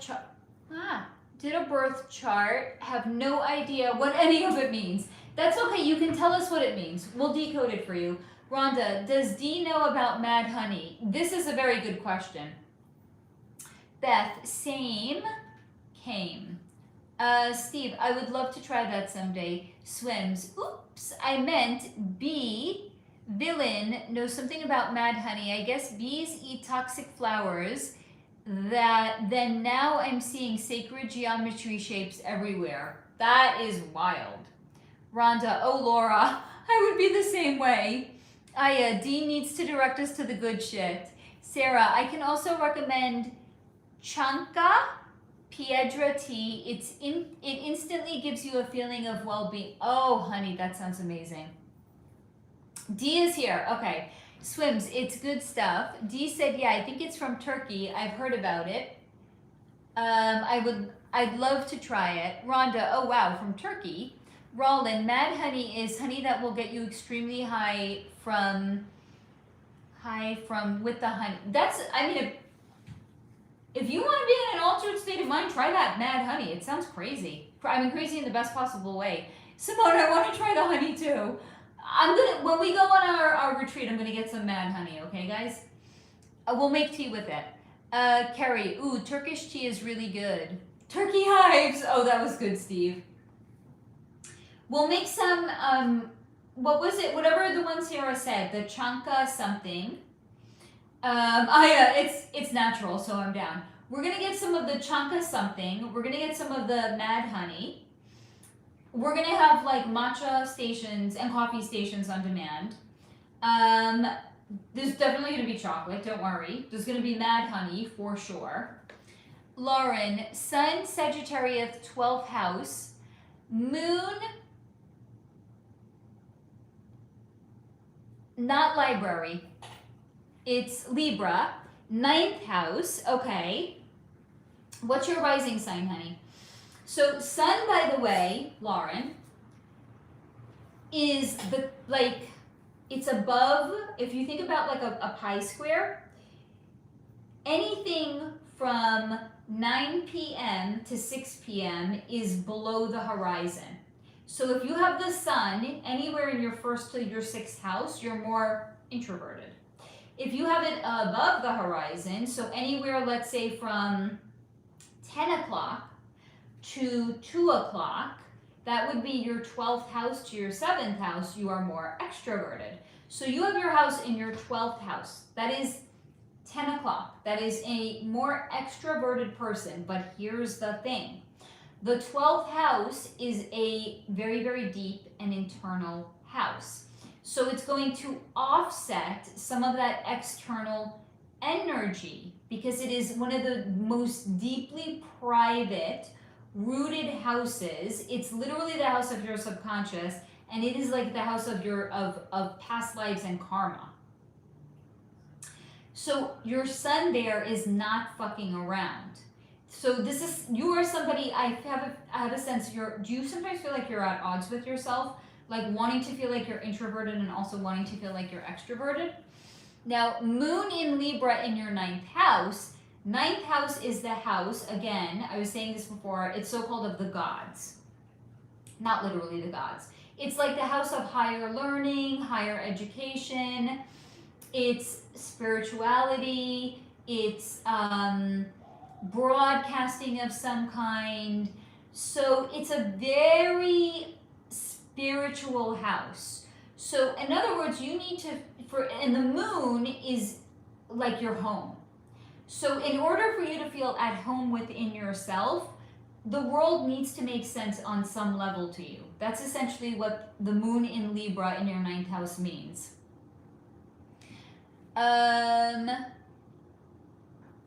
Rollin, mad honey tomorrow at your place. We're gonna have to get it here, stat. Simone, sounds so great. Rhonda, yay, mad honey. I'm getting it. I don't use that shit anymore, but I will get it for you guys for sure. Ron, yes, thank you. Chance Piedra. We're gonna get some Chance Piedra and some mad honey. Lauren, it doesn't show. Yes, it must show the rising sign. Where did you do the chart? It must. Carrie, I think all my houses are introverted. Now here's the thing. It just means that you're going to lean more introverted. But you still have energy in all of the extroverted houses. It's just probably a lot less dominant. Lauren, all the time. That's exactly what it means. Because that is literally the sun in the 12th house, honey. Aya, Carrie, what do you think about ABBA songs? Karaoke. I'm jamming to Dancing Queen. Aya, Faye, can we do... Oh, yeah, we're going to do karaoke. Fuck yeah. Lauren, AstroSeek. It's got to tell you what your rising sign is. Look to see what it says your first house is, okay? Even if it doesn't say rising, what does it say the first house is? Swims, mad honey is good for tea. It sounds like it.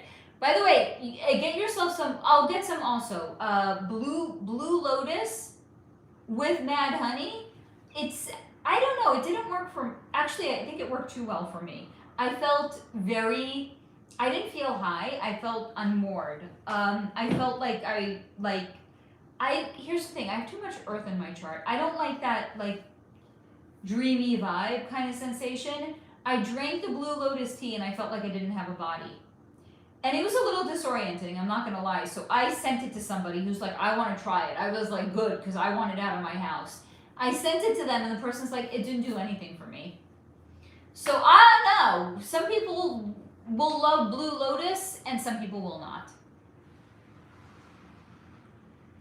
Aya, feel the beat from the tambourine. Carrie, I feel sorry for my neighbors often. I karaoke often. That's actually funny. Sherry, my moon is in Taurus in my 12th house. That is deep, Sherry. So again, deep unconscious. So I feel like you probably do a lot of mental processing and deep emotional excavation of yourself. Lauren, Venus in Capricorn in your first house. It says Capricorn in your first house, that means you're a Capricorn rising, honey. But does it only say Venus in, well, if it says Venus in Capricorn in your first house, you're a Capricorn rising. So you have a very pragmatic approach to love. Capricorn is very grounded. Some people would even say Capricorn is emotionally austere. So Venus in Capricorn is a very pragmatic approach to romantic relationships. Sarah, try the Shanka Piedra Ronda. You'll love it. It's also good for the kidneys. Beth, blue lotus with rose hip tea is really nice. I can't do blue lotus though. But rose hip, I haven't tried it as tea, but I once got what was it? It was like a facial moisturizer that had rose hip. Holy bananas, that shit made me glow. And then the company stopped making it. Why they gotta do that? It's so evil. Swims, ooh, I wanna try blue lotus. Will I see? I don't know, everyone has a different experience. Again, to me, it made me feel like I didn't have a body. I felt like I was just floaty vibes. And another person said it did nothing for them, so I don't know. I think people just respond to it differently. Swims, ooh, it's hard to find legit blue. I'm telling you, whatever shit I had was legit. I did not have a body. It was very disorienting. Aya, LOL, Carrie, they need to appreciate the skill, I'm sure. Ronta, I'll have to find some. Lauren, then it says node, Aquarius first house. Which, your north node or your south node, honey? Sarah, it comes from the Amazon region and the locals also call it stonebreaker. I guess it's because it also, oh, interesting, it breaks kidney stones. Aya, this is why I'm saving for my own farm. I need to get away and be with the animals. Carrie, Lord, I already live outside of my head naturally. You might not like Blue Lotus then. Sherry, I'm still trying to find some good gummies brand. I don't know about Mad Honey. I mean, this is for. Hey, Gretchen, so glad you're here, sweetie. Oh, Save Gummy Brands. Okay, honey. Rhonda, oh, that's cool. I wonder if I could get Hubs to drink some. He drinks way too much Mountain Dew. Try. Swims, where can I find Blue Lotus tea? I bought it. I mean, there's a place that went out of business here. I bought it at a local store. I don't know. Maybe try to find it on. You can probably find it online. Carrie, I hope so. Rather apologize than ask permission. Simone, I'm using rosehip oil on my face. Just started a couple of days ago. That shit will give you a serious glow, by the way. I personally. Here's the thing, with the rosehip oil that I was using that I was like obsessed with, it had like a bunch of other shit in it as well, not just rosehip oil. Rosehip is really, really nice and it gives a nice glow. Swims, OMG, you need to be getting some affiliate links if you found a good online. I don't do them, and I'll tell you why. I always want that you guys to know that anything I'm recommending, it's because I genuinely like it. Not because I'm getting paid to hawk it to people, you know what I mean? Clearly I'm not an influencer. Yes, love. You have a really good job. Mom, you basically get paid to hang out with souls. It doesn't suck, that's for sure. I know, it's an amazing job because you get paid to hang out with souls. How cute is Pip? He's like, you have an amazing job. You get to... literally I know, get paid it doesn't suck, to hang guys. out with souls. I know, and they're amazing people too. I know. Hello, found family friends. But Yes. some of them aren't amazing people. Well, no, they're all amazing. What do you mean? Mom, some people you connect to are not good people. I don't know them to be anything but good. Mom, Mom. Like trolls? They just need attention. They just need love. Trolls, Mom. Who? Like people who are just bad people who did bad stuff. Oh, so you're basically saying some people who made some choices when they were out of alignment? That doesn't make them bad. No, like a person like Epstein. I don't hang out with him. He's not in my vibe tribe. I know, but Mom, there are some people whose souls that you connect to that are bad people.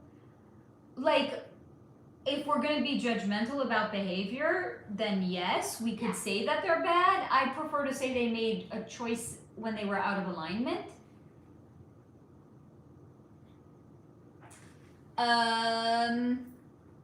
Rhonda, okay, so there's two nodes. There's the north node and the south node. The north node, actually we'll do the south node first. The south node are things that it is said, things that you completed or mastered in your past lives. Conversely, your north node are underdeveloped parts of yourself that your soul chose to came to develop in this lifetime. What? Should I watch some TFG? If you want to. I'm asking the community. Actually, I've already decided, yeah. Good. Also, did you know that Brandon's wife is going to have a baby in April? I know, you told me. It's so Yeah, but amazing. they might not. Why? I'm telling them. Oh. Okay. But in Puppy Playtime, So, they turn it's you into husband. underdeveloped or overdeveloped parts of yourself. So it depends what house you have them in, because that's going to indicate what have you already mastered in a past life and what did you come here to work on. But here's the thing, the nodes change signs, what is it, I want to say every 18 months. So every 18 months, your soul is letting go of something, wherever the south node is in your chart, and your soul is embarking on some sort of a new journey wherever it is in your chart as well. That's why astrology is so interesting and it's so wild, because it's always changing. Nothing about it is fixed. Rhonda, LOL at Carrie, me too, I call them brain farts. Carrie, I haven't met a mix I like yet. Either analyzing the dots on pretzels or asleep. Steve, pretzels. Aya, Sherry, I wish I knew. Don't do brands because they make shit too strong. GMO shit. I say seek real Rastafarians if you can. They will give you all natural shit. Is it against their faith otherwise? Carrie, Rhonda, more like writing, editing, etc. Something in my head constantly. Sarah, so true, Aya. Sherry, I wish I knew some, Aya. I gotta take what I can, that I can find that's not shady. Gretchen, I love Pip. He reminds me of my kids when they were younger. Oh, honey, I appreciate that, Gretchen. Aya, they may not have gummies, but brownies, muffins, and chocolates is what I get usually. Carrie, oh, is Pip talking about when you're doing AMAs on... Yeah, so he's saying basically... The job is great when I get to hang out with you guys like this and do a live stream. But when I'm looking into the energy of some people that he would objectively label as bad, that's when he's saying it's not so good. And he's specifically saying somebody like Epstein. Swims. Oh, my spirit guide said it would be a good thing to pay attention to. I was so confused if my North Node represented my capabilities going forward. It's what your soul came here to work on in this lifetime. It's the opposite of what your soul already mastered. So it's underdeveloped parts of yourself that your soul said, you know what, I'm going to come and I'm going to... You don't necessarily have to look at it like mastery, but look at it more like underdeveloped elements of your personality. Sarah, Aya, can you still get grapes with seeds there? It's becoming increasingly impossible to find them here. Everything is seedless now. That's the GMO, right? Aya, if I see or hear anything, I'll let you know, Sherry. My baby cousins in Texas keep asking me about brands too and say the same thing. I think I spoiled them when they were here. Lauren, oh, okay, wait. I didn't scroll far enough. There we go. Houses. 1, Sagittarius. 2, Aquarius. That doesn't make sense. 3, Aries. That's, No. Because it would go in order, honey. All of those are out of order. That's not right. Roland, what's your thoughts on... Honey, I'm a Leo rising and a Leo moon. What do you think my thoughts are? But hold on, let me finish reading your question. Yes, I'm a Leo. I've always loved being a Leo. I just feel like I was born to help humanity in every way I can. Well, Leo is a very, very loyal sign. It's literally what is aligned. It's one of the most loyal signs. We're also into our hair. No, but that's just a very, very shallow interpretation of Leo. Very loyal, very loving, very passionate. A lot of fire. It's a fire sign. So I only, of course, have positive feelings about being a Leo. Sherry, so North Node isn't always your rising too interesting. You might have your North Node in your first house. People have it. I have my North Node in my... No. I have my North... Yeah. I have my North Node in my second house and my South Node in my 8th house. It just depends whatever it is at the time that you were born. Lauren, Node didn't say north or south. I don't like the chart that you're looking at. I feel like it's not giving you clear enough information, Lauren. Maybe do it on a different one. I don't like the one that you're using, honey, because it should definitely say north or... There's 2 of them. So if it just says node, they want what? They want you to guess which one it is? Swims, my North Node is what my spirit guide said, quote, might be a good thing to pay attention to. There you go. Rhonda, oh. Aya, Sarah, yes, but rarely cucumber and watermelon, less and Kess too. Rhonda, I just draw blanks a lot. Lauren, it's a list at the bottom. No, could you use a different one? Gretchen, things are seedless more and more, so people have to purchase seeds from big companies. Well, isn't that convenient for them? Yeah. Sarah, so sad. I even bought plums the other day and noticed while eating them that there was no pits in them. What? Damn. Carrie, not sure what my nodes are either. Really underdeveloped or or I was some douchebag in a past life. Gretchen, Sarah, interesting. I haven't seen a seedless plum yet. Sarah, at another market I found plums with pits again. Go to that one. Swims, when the mad honey hit me, some spirit told me to understand the significance of, quote, 7D, the letter D, and 7D, the number 70. Does that stand out to you? I learned something new tonight.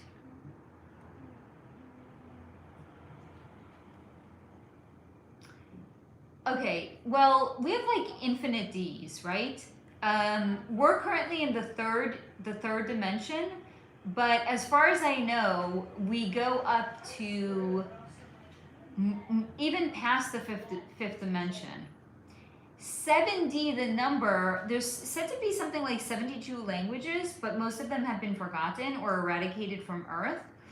So I'm feeling like, well, your guides are not sharing anything with me about it, so I'm just kind of trying to pull the pieces together here. Maybe allow yourself to be guided by your intuition or specifically learn different languages. Sarah Lee, yeah, Gretchen, at first I thought I might have a false memory and plums don't have any pits at all. That's wild. I'm growing a plum, lemon, and peach tree, Sarah. Yes, markets are the best. I say go to markets as much as you can, everyone. Gretchen, Sarah, maybe it was a plum crossed with something. Oh, that's an interesting thought, by the way. Sarah, absolutely. I try to support local farmers as much as possible. I don't go to supermarkets at all anymore.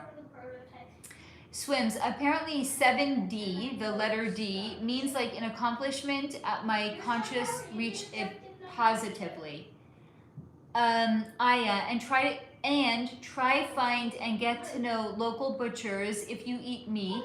Stay physically as healthy as possible and stay as mentally sound in this dense ass 3D space.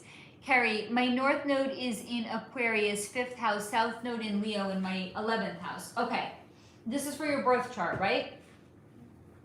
So, north node Aquarius. This is, what is an underdeveloped energy? So, in your past life, you have already mastered groups and organizations and groups of people. Now, 5th house energy, you came to master more creativity, but more solo creativity. Imagine that you came here to have more fun, because that's literally 5th house energy. Now, Aquarius in the 5th house is kind of interesting, because Aquarius is it's an earth sign, but it's also very rebellious. It's an innovative sign. It's the sign of the people. So you came here to master something as it pertains to innovation in a creative area of your life. Rhonda, interesting question, Cooper. Oh, I missed that. Hold on. Oh, I missed more than one. 1 second, sweetie. Gretchen, I will be going to visit my grandfather next month, and I'm getting some heirloom seeds from him. Ooh, that sounds amazing. Cooper, Faye, when you read energy from what, baby? I have a question. Yes, honey. 1 second, Can I get Cooper. some food? Yes, of course. I've been waiting all day for him to ask me to feed him. 1 second, guys. I'll be right back. 1 second, I need to do something. What do you want, sweetheart? Hold on. Do you want more of your food, your fish? Yeah. Okay, I'll give you a fork, sweetie. I want some Coca-Cola. We don't have Coca-Cola. Oh, you have some of your I do. incident? Okay. I do, though. Boy, you are really going for it today, are you not? Can you pop this open? Yeah, 1 second, sweetie. No, do not. Wait, Mom, we have Mentos. No, we don't anymore. I put them out in the hallway. Oh, if we still had Mentos, I could do Coke and Mentos. I Can I have a bite? I'm starving. I did have a Diet Coke. It tasted fucking awful. You should be drinking that shit. I know. I'm not the biggest fan of Diet Coke. I do like Coke. When have you had it before? What? When have you had it before? Fire. Coke tastes really good. Enjoy. And can. Alright, enjoy. Hold on. I just took some of Crip's food. Let me finish chewing. 1 second, guys. Okay.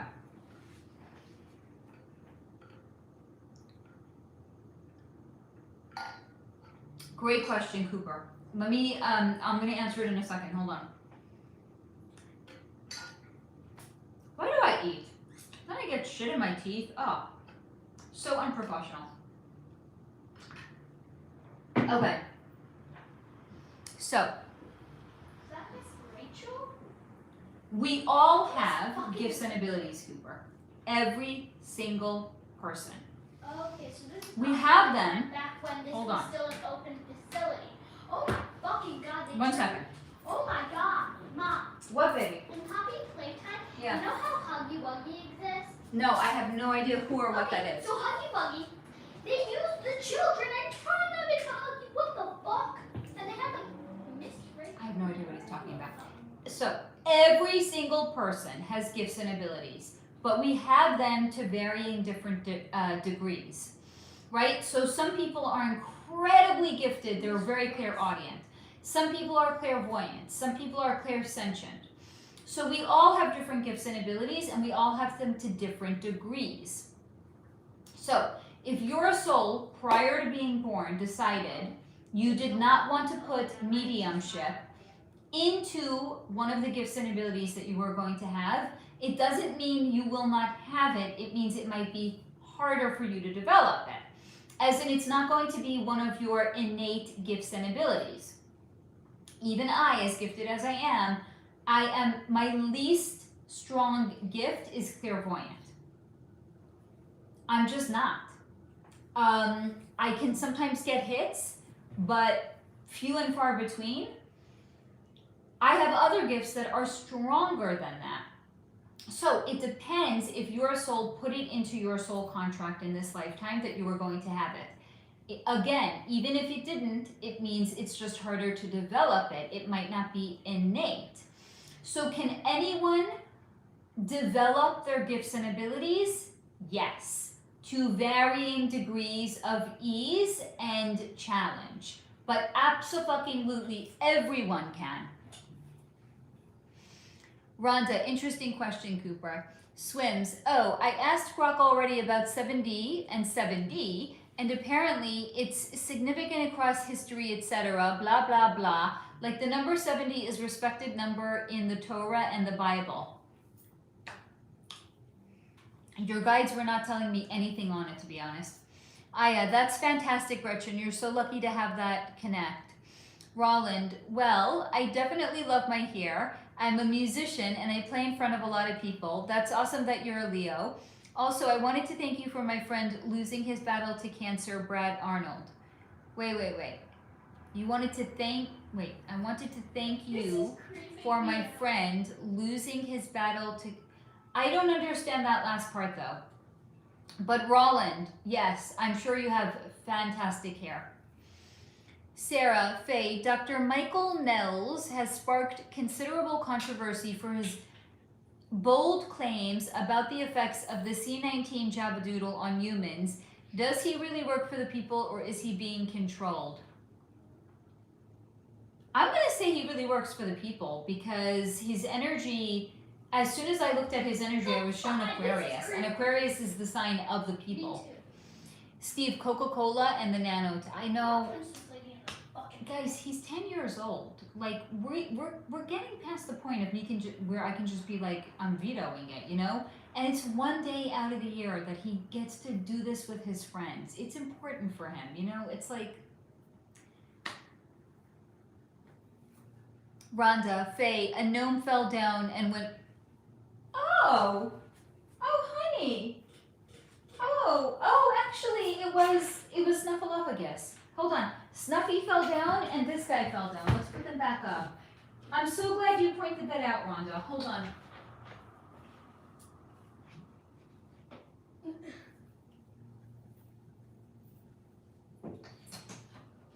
This guy keeps falling, the pink guy, so I don't have any great faith that he's going to stay up here. Hold on.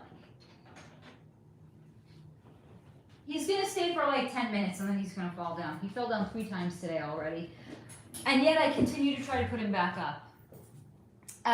Gretchen, Leos and their hair. My hubs and daughters are Leo. Yep. Roland, mentioning his name, I mean. Oh, I got you, honey. Okay. Aya, oh no, save the gnomes.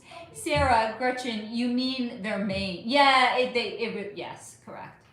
It is our main. Swims. For some reason, the Mad Honey made the aliens and interdimensional beings that always chatty to me. It's put that on steroids. I think Mad Honey is a bit much for me. It can be. Gretchen, Sarah, facts. Aya, LOL. I didn't know that about Leos. All I know is that I've always worked with the best of them and Virgos, hard workers and reliable. Because we're loyal. And Virgo is literally like, Virgos are very hard workers. Virgo rules the 6th house. And the 6th house is your day-to-day and your work. Swim, Solar, I'm curious what positive comments one of these interdimensional beings may want to say. Do you mind if I ask? You have to ask specifically on which one, though. Sarah, do they call several types of perfumes eau de toilette, French for toilet water, because they put used toilet water or feces in the perfume? No, but they actually are extracting pheromones, and they're putting pheromones in it. So why are they calling it toilet water, right? Because it's the leftover shit pheromones that they don't want. So imagine they already extracted the juice. It's like the leftover shit pheromones that they don't want any longer. So they consider it like the toilet. Ugh, that's nasty.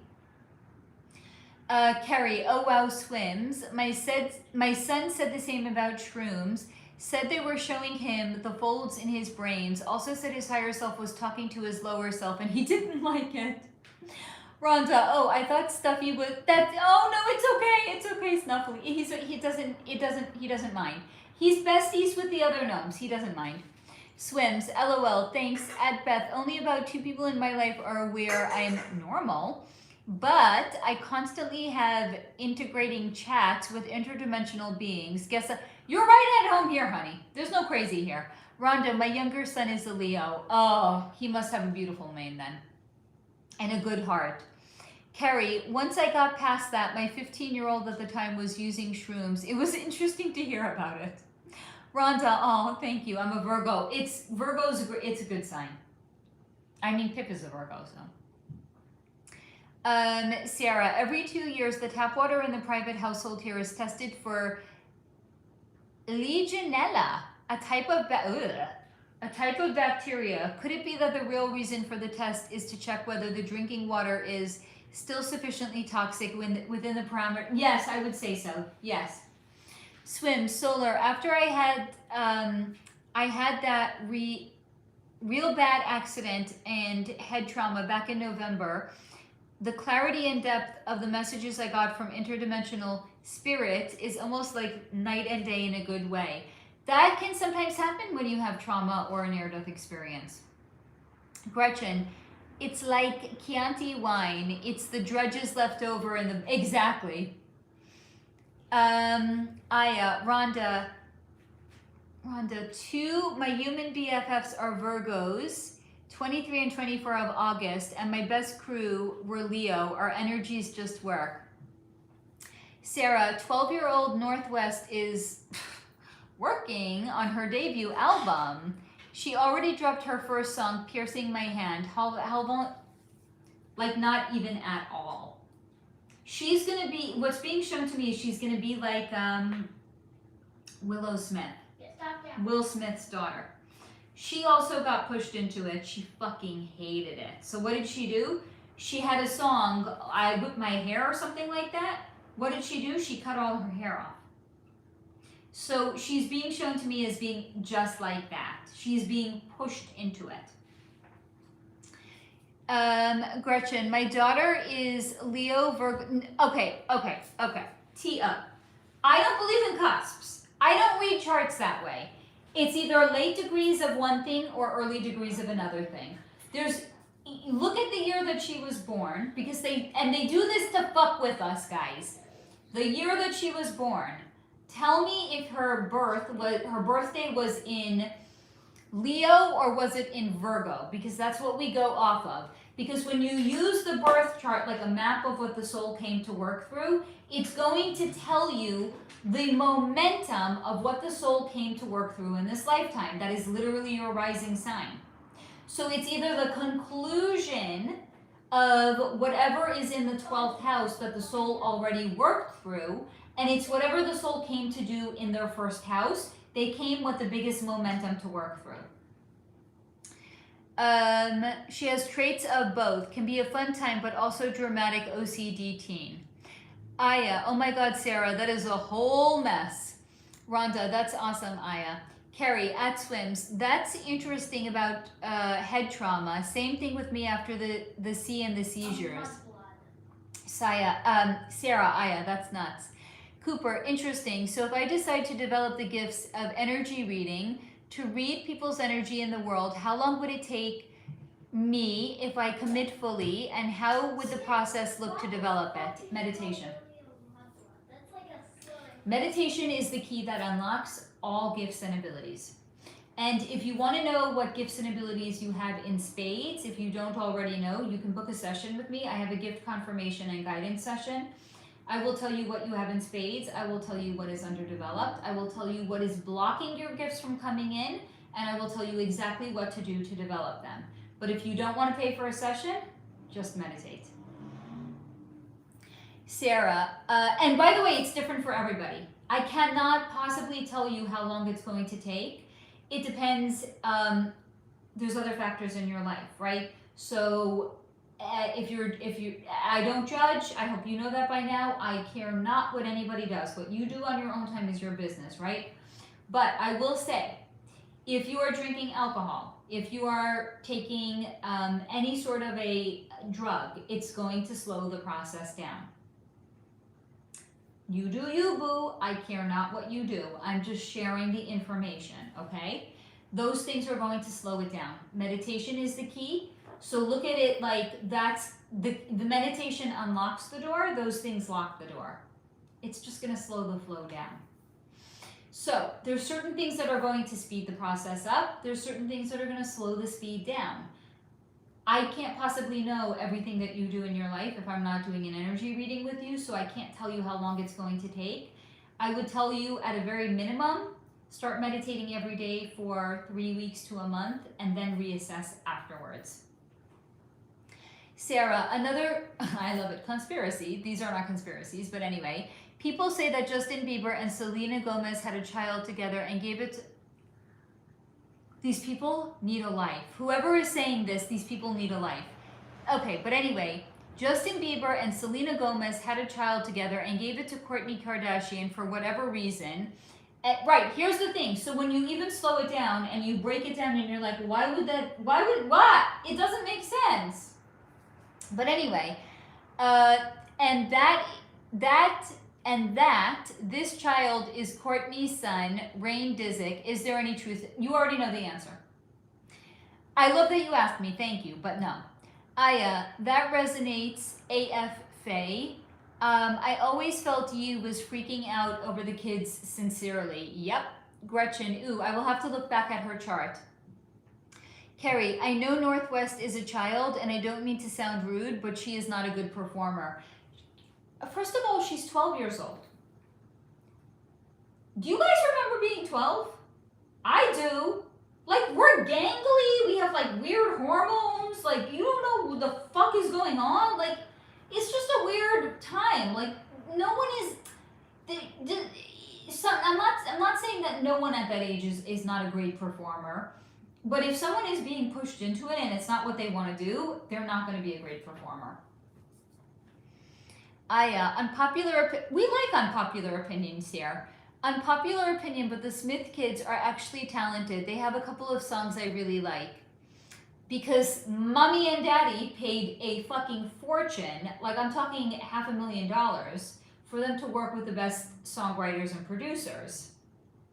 They wanted their kids to be successful. Swims, okay, a message came through, maybe a spirit playing around. It said, I will get to that in a minute. Hold on, Rhonda, Sarah, I wouldn't give anything to a Kardashian. I would not either. Ah, yeah, same Rhonda. I wish they would go away. I never ever supported that clan. So, Sarah, I looked into him in the past. Sarah asked, is Alex Jones controlled off? What was shown to me is he was given a deal he could not refuse, which sounds ominous, I know. The deal wasn't, you're going to be a mouthpiece for us. The deal was, we're going to let you live. You can continue to do whatever it is that you're going to do, because they're using him, but it's not controlled opposition. They're using him to satisfy the laws of karmic retribution. But the deal was he had to be so over the top that it was going to turn people off. And a lot of people actually use him, and they say that that is what a conspiracy theorist looks like, because he's so over the top. That's not really him. That's a performance. He has to do it or they would have unalived him. But again, it's not that they made him a deal, like, oh, it was such a good deal, now you work for us. It was like, you either amplify your personality and we will let you live, or we'll just unalive you right now. So that's what it meant, a deal he couldn't refuse. As in, if he wanted to live, he had to amplify his personality to the point where it was a repellent for people to actually see the truth. While also simultaneously, he was satisfying the laws of karmic retribution. Swims. Okay, some interdimensional beings say to tell you, quote, tell her I said, oh my gosh, I'm so tired, I'm fine now. That's enough. Sometimes I get messages that kind of make me laugh and say, okay, thanks. Aya, I think that's a clone, Sarah. Carrie, by the way, who are they saying that about? Carrie, I agree, Aya. I actually like Willow's music style. I don't like Kanye. In my opinion, objectively, North isn't. Sarah, Aya, something's fishy about him. Aya, agreed, Carrie. That Lion King cameo Northwest had enraged my soul. Don't fuck with the Lion King. It's sacred. Carrie, that's exactly what I was going to say about Alex. I can handle anyone's opinions. Don't yell constantly. He has to. That's the terms and service of the agreement. Sarah, there's a phenomenon called Blood Falls Antarctica. First they attributed it to the red color to red algae. Now they're saying it's iron. Is it really though? What is it, honey? Swims, Solar, literally, just now, that was a random message one of them told me to tell you. That they're tired? Hold on, I gotta go back and read that again. 1 second, sweetie. Tell her I said, oh my gosh, that they're so tired, but I'm fine now, and that's enough. It sounds like they need to rest a little bit then. Carrie, Aya, exactly, that shit is sacred. I cried seeing The Lion King on Broadway, beautiful play. The Northwest bullshit, injustice to the cast. That's what happens when Kim Kardashian is your mother. And by the way, Kim doesn't even look at Kanye like he's her father.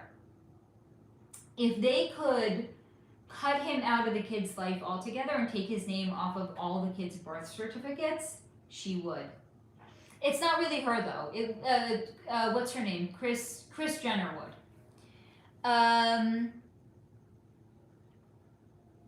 Rhonda, Sarah, I heard about that. Swims, LOL, I know, it's so vague. It is a little vague. Sarah, is the politician Nicole Hess part of the club?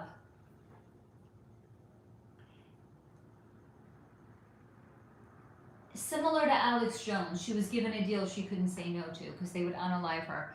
Cooper, speaking about Alex Jones, is Nick Fuentes also controlled op? I don't get a good vibe from him for whatever reason.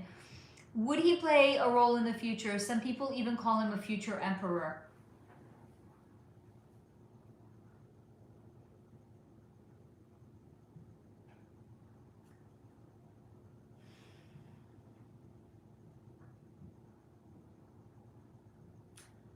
I don't like his energy either. I really don't like his energy. The way his energy is coming off is a little pompous-y, a little bit, like it feels like a thin veneer of, like, how do I say this? Like a thin veneer of supremacy.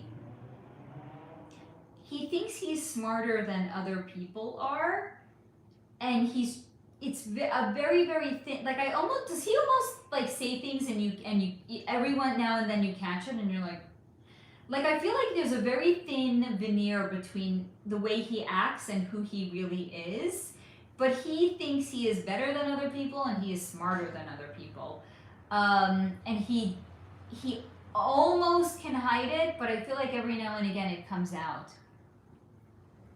Swims. Sometimes they act like there's an emergency to get my attention, only to say something like a sandwich recipe or something. It does make me laugh. All the beings have a great sense of humor. So that is, by the way, an indication of you. Your guides are going to most closely resemble who you are, because like attracts like. So whatever your personal energy is are the guides that you're actually going to attract to you. So look at it like they have a great sense of humor. No, honey, they're reflecting the fact that you have a great sense of humor. Because my guides are dry AF. Like, that's my Mercury in Capricorn in my 6th house. That's what I blame it on. Sarah, in 1933, there was a discovery of gigantic books in the basement of the Los Angeles Chamber of Commerce. Commerce.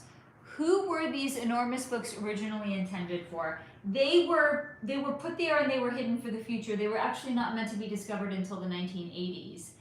But I feel like somebody was wandering around where they weren't supposed to and they had actually come across them. They were not meant to be discovered until 50 some odd years later. I couldn't have said it better, Carrie. Sarah, good question. He gives me Peter Pan meets incel syndrome. Creepy gremlin. Nick Fuentes. LOL. Oop, not Sarah. Cooper. Gretchen, have you read The Energy of... Yes. I have an entire... By the way, there's a video of him, Michael Hutchins, and...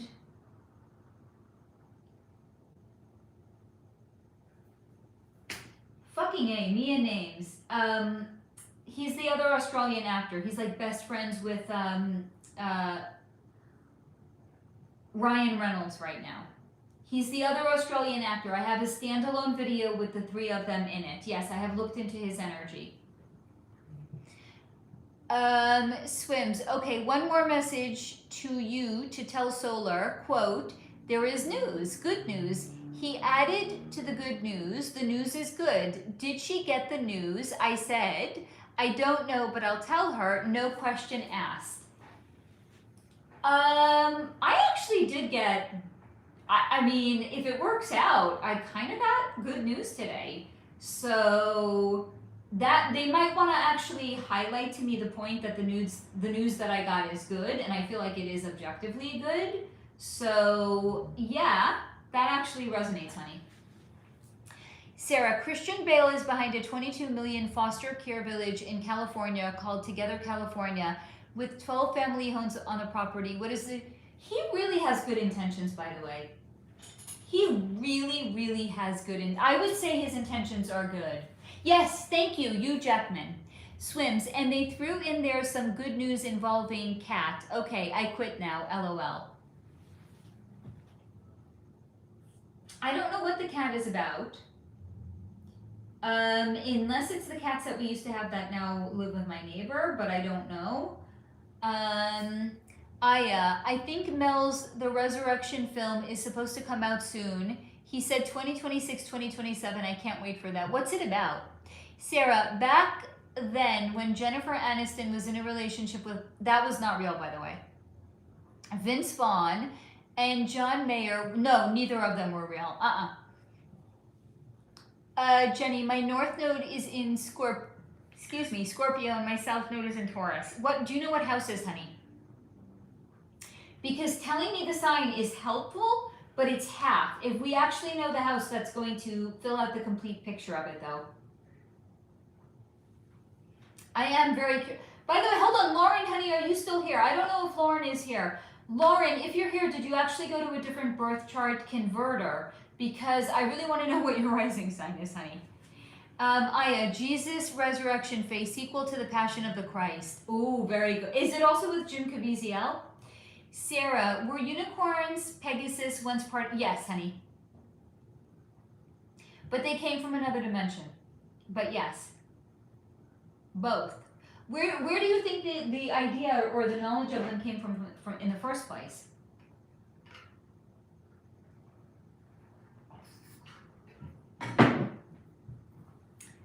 Yes, 30 more minutes until I can eat. I'm getting hungry. Guys, give me 1 minute. I want to take out what I'm going to eat and I want to pop it in the toaster so it won't be freezing cold when I'm ready to eat, okay?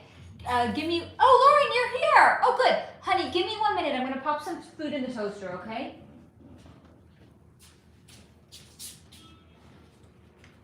Hi, baby Coco. Oh, I have soup too. Do I want to warm up soup? No, I want this instead. Scissor soup. Fuck. Mom. What, baby? What the fuck are you? I can't decide what I want to eat when Are I you get just up. gonna eat on stream? No, I'm going to warm up food, so I can't decide what I want now. Mom, eat on stream. No. Do it. It's so unprofessional. For old time's sake. See? Yeah, you remember when you ate on stream for old time's I sake? know, I Old know. time's sake. I'm chanting. You have to listen to when people chant. I didn't It's a say, rule. dude, I didn't say I'm not listening. I'm hearing you. It doesn't mean I'm It's a going to do rule. it, You though. have to do what people chant. Old time's sake.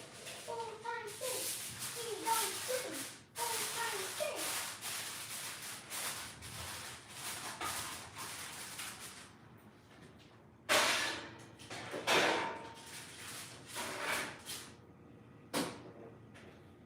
Okay.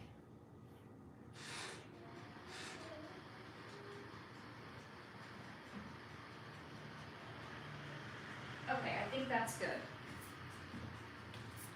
Okay, I am coming back. 1 second. Okay, so hold on. Lauren is here. 1 second, friends. Let me go back to Lauren's. I've done 3. They all look alike. None of them list a rising sign. Do you want to email me the results and I'll tell you what your rising sign is? Email me hello@solarflow.com.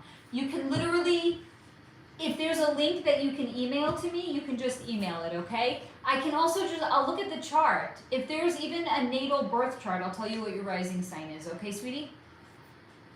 Yes, it's supposed to be with the same cast, and Jim has said he's getting old. Mel needs to hurry up. Sarah, was actress Angela Bassett born in the club, or did she I'm going to say joined. Carrie, I understand and feel bad for Kanye. I think he also gets downloads that connect. Yeah, he's very gifted. Connect dots far out. Many don't see it. He speaks and gets mad when people don't agree or see it. His ego needs to simmer down. Gretchen, 5-year-old me is pissed that unicorns weren't on Noah's Ark. I know, honey. I'm with you on that. They're interdimensional, though. It's not to say they're not real. Aya, D, Queen, if you're still here or watching playback, hope you are chilling and not worrying too hard. That is very thoughtful, Aya. Rhonda, Aya, that's so sweet. I hope she's relaxing. Relaxing. Jenny, North Node is in Scorpio in my first house. Okay, so North Node.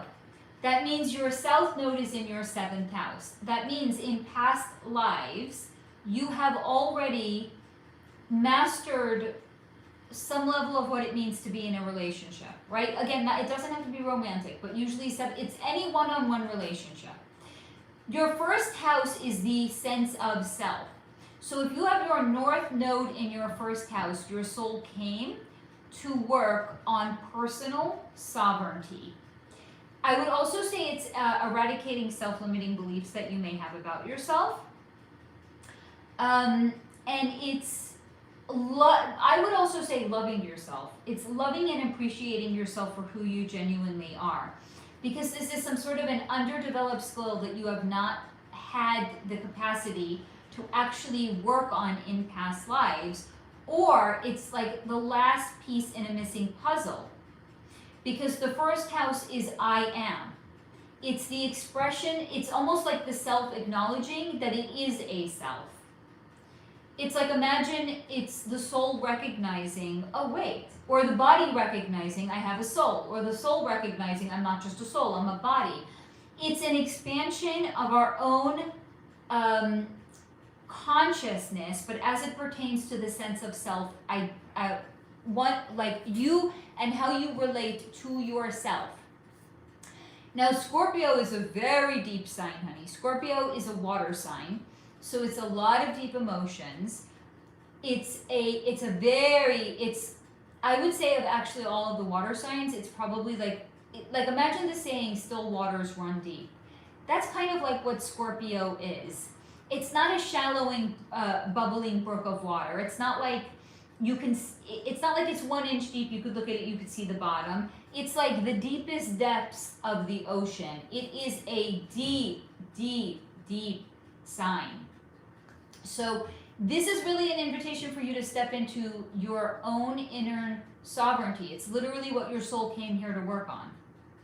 And don't be afraid of the big emotions that you have, because if you look at your natal chart like it's a map of what your soul decided to come to work through in this lifetime, because that's literally what it is, your soul came here to be okay with having big feelings and big emotions, and being okay with that in yourself, and accepting yourself and loving yourself and embracing your own inner sovereignty, Jenny. Sarah, what do they put in Fiji water? Celebs promote the bottles and people act like it's fancy. It's just good marketing. I don't see that there's anything fancy actually in it. Carrie, I like Jim Caviezel. Aya, LOL Gretchen, I know, right? Another church conspiracy. I know they were there, and dragon eggs. Rollin, Pip is absolutely, oh, thank you, honey. Amazing. You are an incredible mother. I appreciate that. He's my everything. Rhonda, at Sarah, I love Fiji water. Bits, oh, it's my favorite, but I can't afford it. It's just marketing, by the way, and they make it expensive for that reason. Aya, Rhonda, I just care a lot and I am loyal AF. Carrie, my comment came late. Sorry. It's okay, honey. Aya, same Carrie. Did you watch Person of Interest with him? Oh my fucking god. Underrated show. Lauren, I'll email you. I have to go. Battery is going to die. Good night, sweetie. We'll see you next week, Lauren. Thank you for joining us, honey. Sarah, YouTube truth or personality, Sean Atwood. Is he part of the club? Yes! Yes! 233 lines from 0! That's my highest level I've ever made it to. Good job, baby. Hold on. I'm not convinced that he is. But here's the thing. Does he do like a lot of truther videos and truther breakdowns? Because I feel I'm seeing a lot. I'm not seeing that he's part of it, but it looks like it's around him. The only reason I would come to the conclusion, not that he's part of it, I'm going to say he immerses himself in information that pertains to it, and that's why I'm feeling like the energy is around him, but it doesn't actually feel like it's part of him or like it touches him. Swims, okay, wait, last message to you said tell her, quote, about the good news, messages, oh honey. Okay. I think they're future forecasting, by the way, but it's not, okay, let me just keep reading. Good news, messages in ink. Don't go reporting it to everyone just yet, but know there is a hubbub due to good news of you. You wrote it, Bean. You do not even understand how accurate that is. You do not even understand. I can't. And by the way, this is the thing that I want to tell you. Even though what they had said about cats doesn't make sense, this is what you need to know. There's no time on the other side, right? So whatever information they're giving to us, time is fluid. They could be saying it, and it's something that applies to 3 months in the future. I actually once had a session with somebody where I was reading for them. 6 months after the session, he reached out to me. He's a friend. So he texted me. He's like, do you remember the session we had? I was like, not really. Like, I remember maybe like the big overarching themes of a session, but do I remember the minutia? No. He's like, well, when we had the session, you told me you saw me in the desert and that I was writing 2 letters. I was like, okay. He's like, do you know where I am right now? I'm like, in the desert. He's like, I'm in Palm Springs. He's like, do you know what I'm doing right now? I'm like, are you writing 2 letters? He's like, I was sitting down, I was writing letters. I was like, I have the strangest sense of deja vu. He went into his notes. He scrolled all the way back to the reading, and he saw that I had said that I had seen him sitting in the desert writing letters to 2 people. And this was something, it came to pass 6 months later, because that's the way energy works. It's fluid. There's no such thing as time on the other side. So whatever you said about cats might come to manifest at some point in the future. I just don't know it. And I'm also going to say that this, what they had just shared, it makes sense for future Fae. It doesn't actually make sense for now. It makes sense for some future version. So yes, they are unequivocally onto something, and I can tell you that unequivocally. I actually want to read that again because I love it. Last message to you. By the way, honey, anytime they got messages from me, you can bring it. Because my guides are fucking stingy when it comes to me. Last message to you said, tell her, quote, about the good news, message in ink. Don't go reporting it to everyone just yet, but no, there is a hubbub due to good news for you. You wrote it. Bean. I love that. Carrie, Aya, no, I haven't. I'll have to watch. Aya, person of interest. Here's the thing. I saw that you wrote internet, but I knew the show. That's why I said person of interest. It's okay, honey. You don't have to apologize for typos. Swims. Oh my God. I can't even imagine how psychic people and people like you do all energy reading and interpreting and make it look easy. You know what it is? It's just, when we stop fighting it, it becomes easy. That is literally all it is. Just stop fighting it. Just embrace it. Carrie, I hope not. I like Sean Atwood. Yes, Sean does. He's got an interesting backstory. That's probably why. Gretchen, Sean is definitely a truther. That makes sense for what was shown to me then. Rhonda, LOL, it's okay, Aya. I've had typo demons all night. We welcome typo demons. Sarah, the famous composer Wolfgang Amadeus Mozart, who crossed over in 1791 at only 35 years old, was known to be a Freemason. How much did he know and how deeply was he involved? Not very. What's being shown to me is they wanted him as part of their portfolio. So it's kind of like, look at it the way that big conglomerates now will buy little companies out. They're not buying the little companies because these little companies are earning buku bucks. They're buying it because they want to show diversification on their portfolio. So it was the same thing. He was a composer. He was a good composer. They just wanted to say he's like one of ours. So it was like diversification. He really maybe was like a 3rd degree Mason, which is like literally nothing because the highest publicly is 33. The actual highest is 66. Like nothing. I was skeptical to Sarah, but I enjoy his content to Carrie. That resonates, Faye. There's some people on his channel sometimes seems off. So he might not be vetting them well. Swims. They specifically highlighted the word hubbub. So the news is so good for you, it's causing a hubbub, I guess. LOL Solar. I'm loving what they had brought in, honey. I really am. Thank you. Aya, LOL Rhonda, I'm blaming the ganja and my almost compromised vision right now. By the way, I know they don't have any, there's no time on the other side, but did they say when there's going to be all of this good news? I'm not going to say anything, but I'm just, because again, it's like, oh my God, someone's guides are actually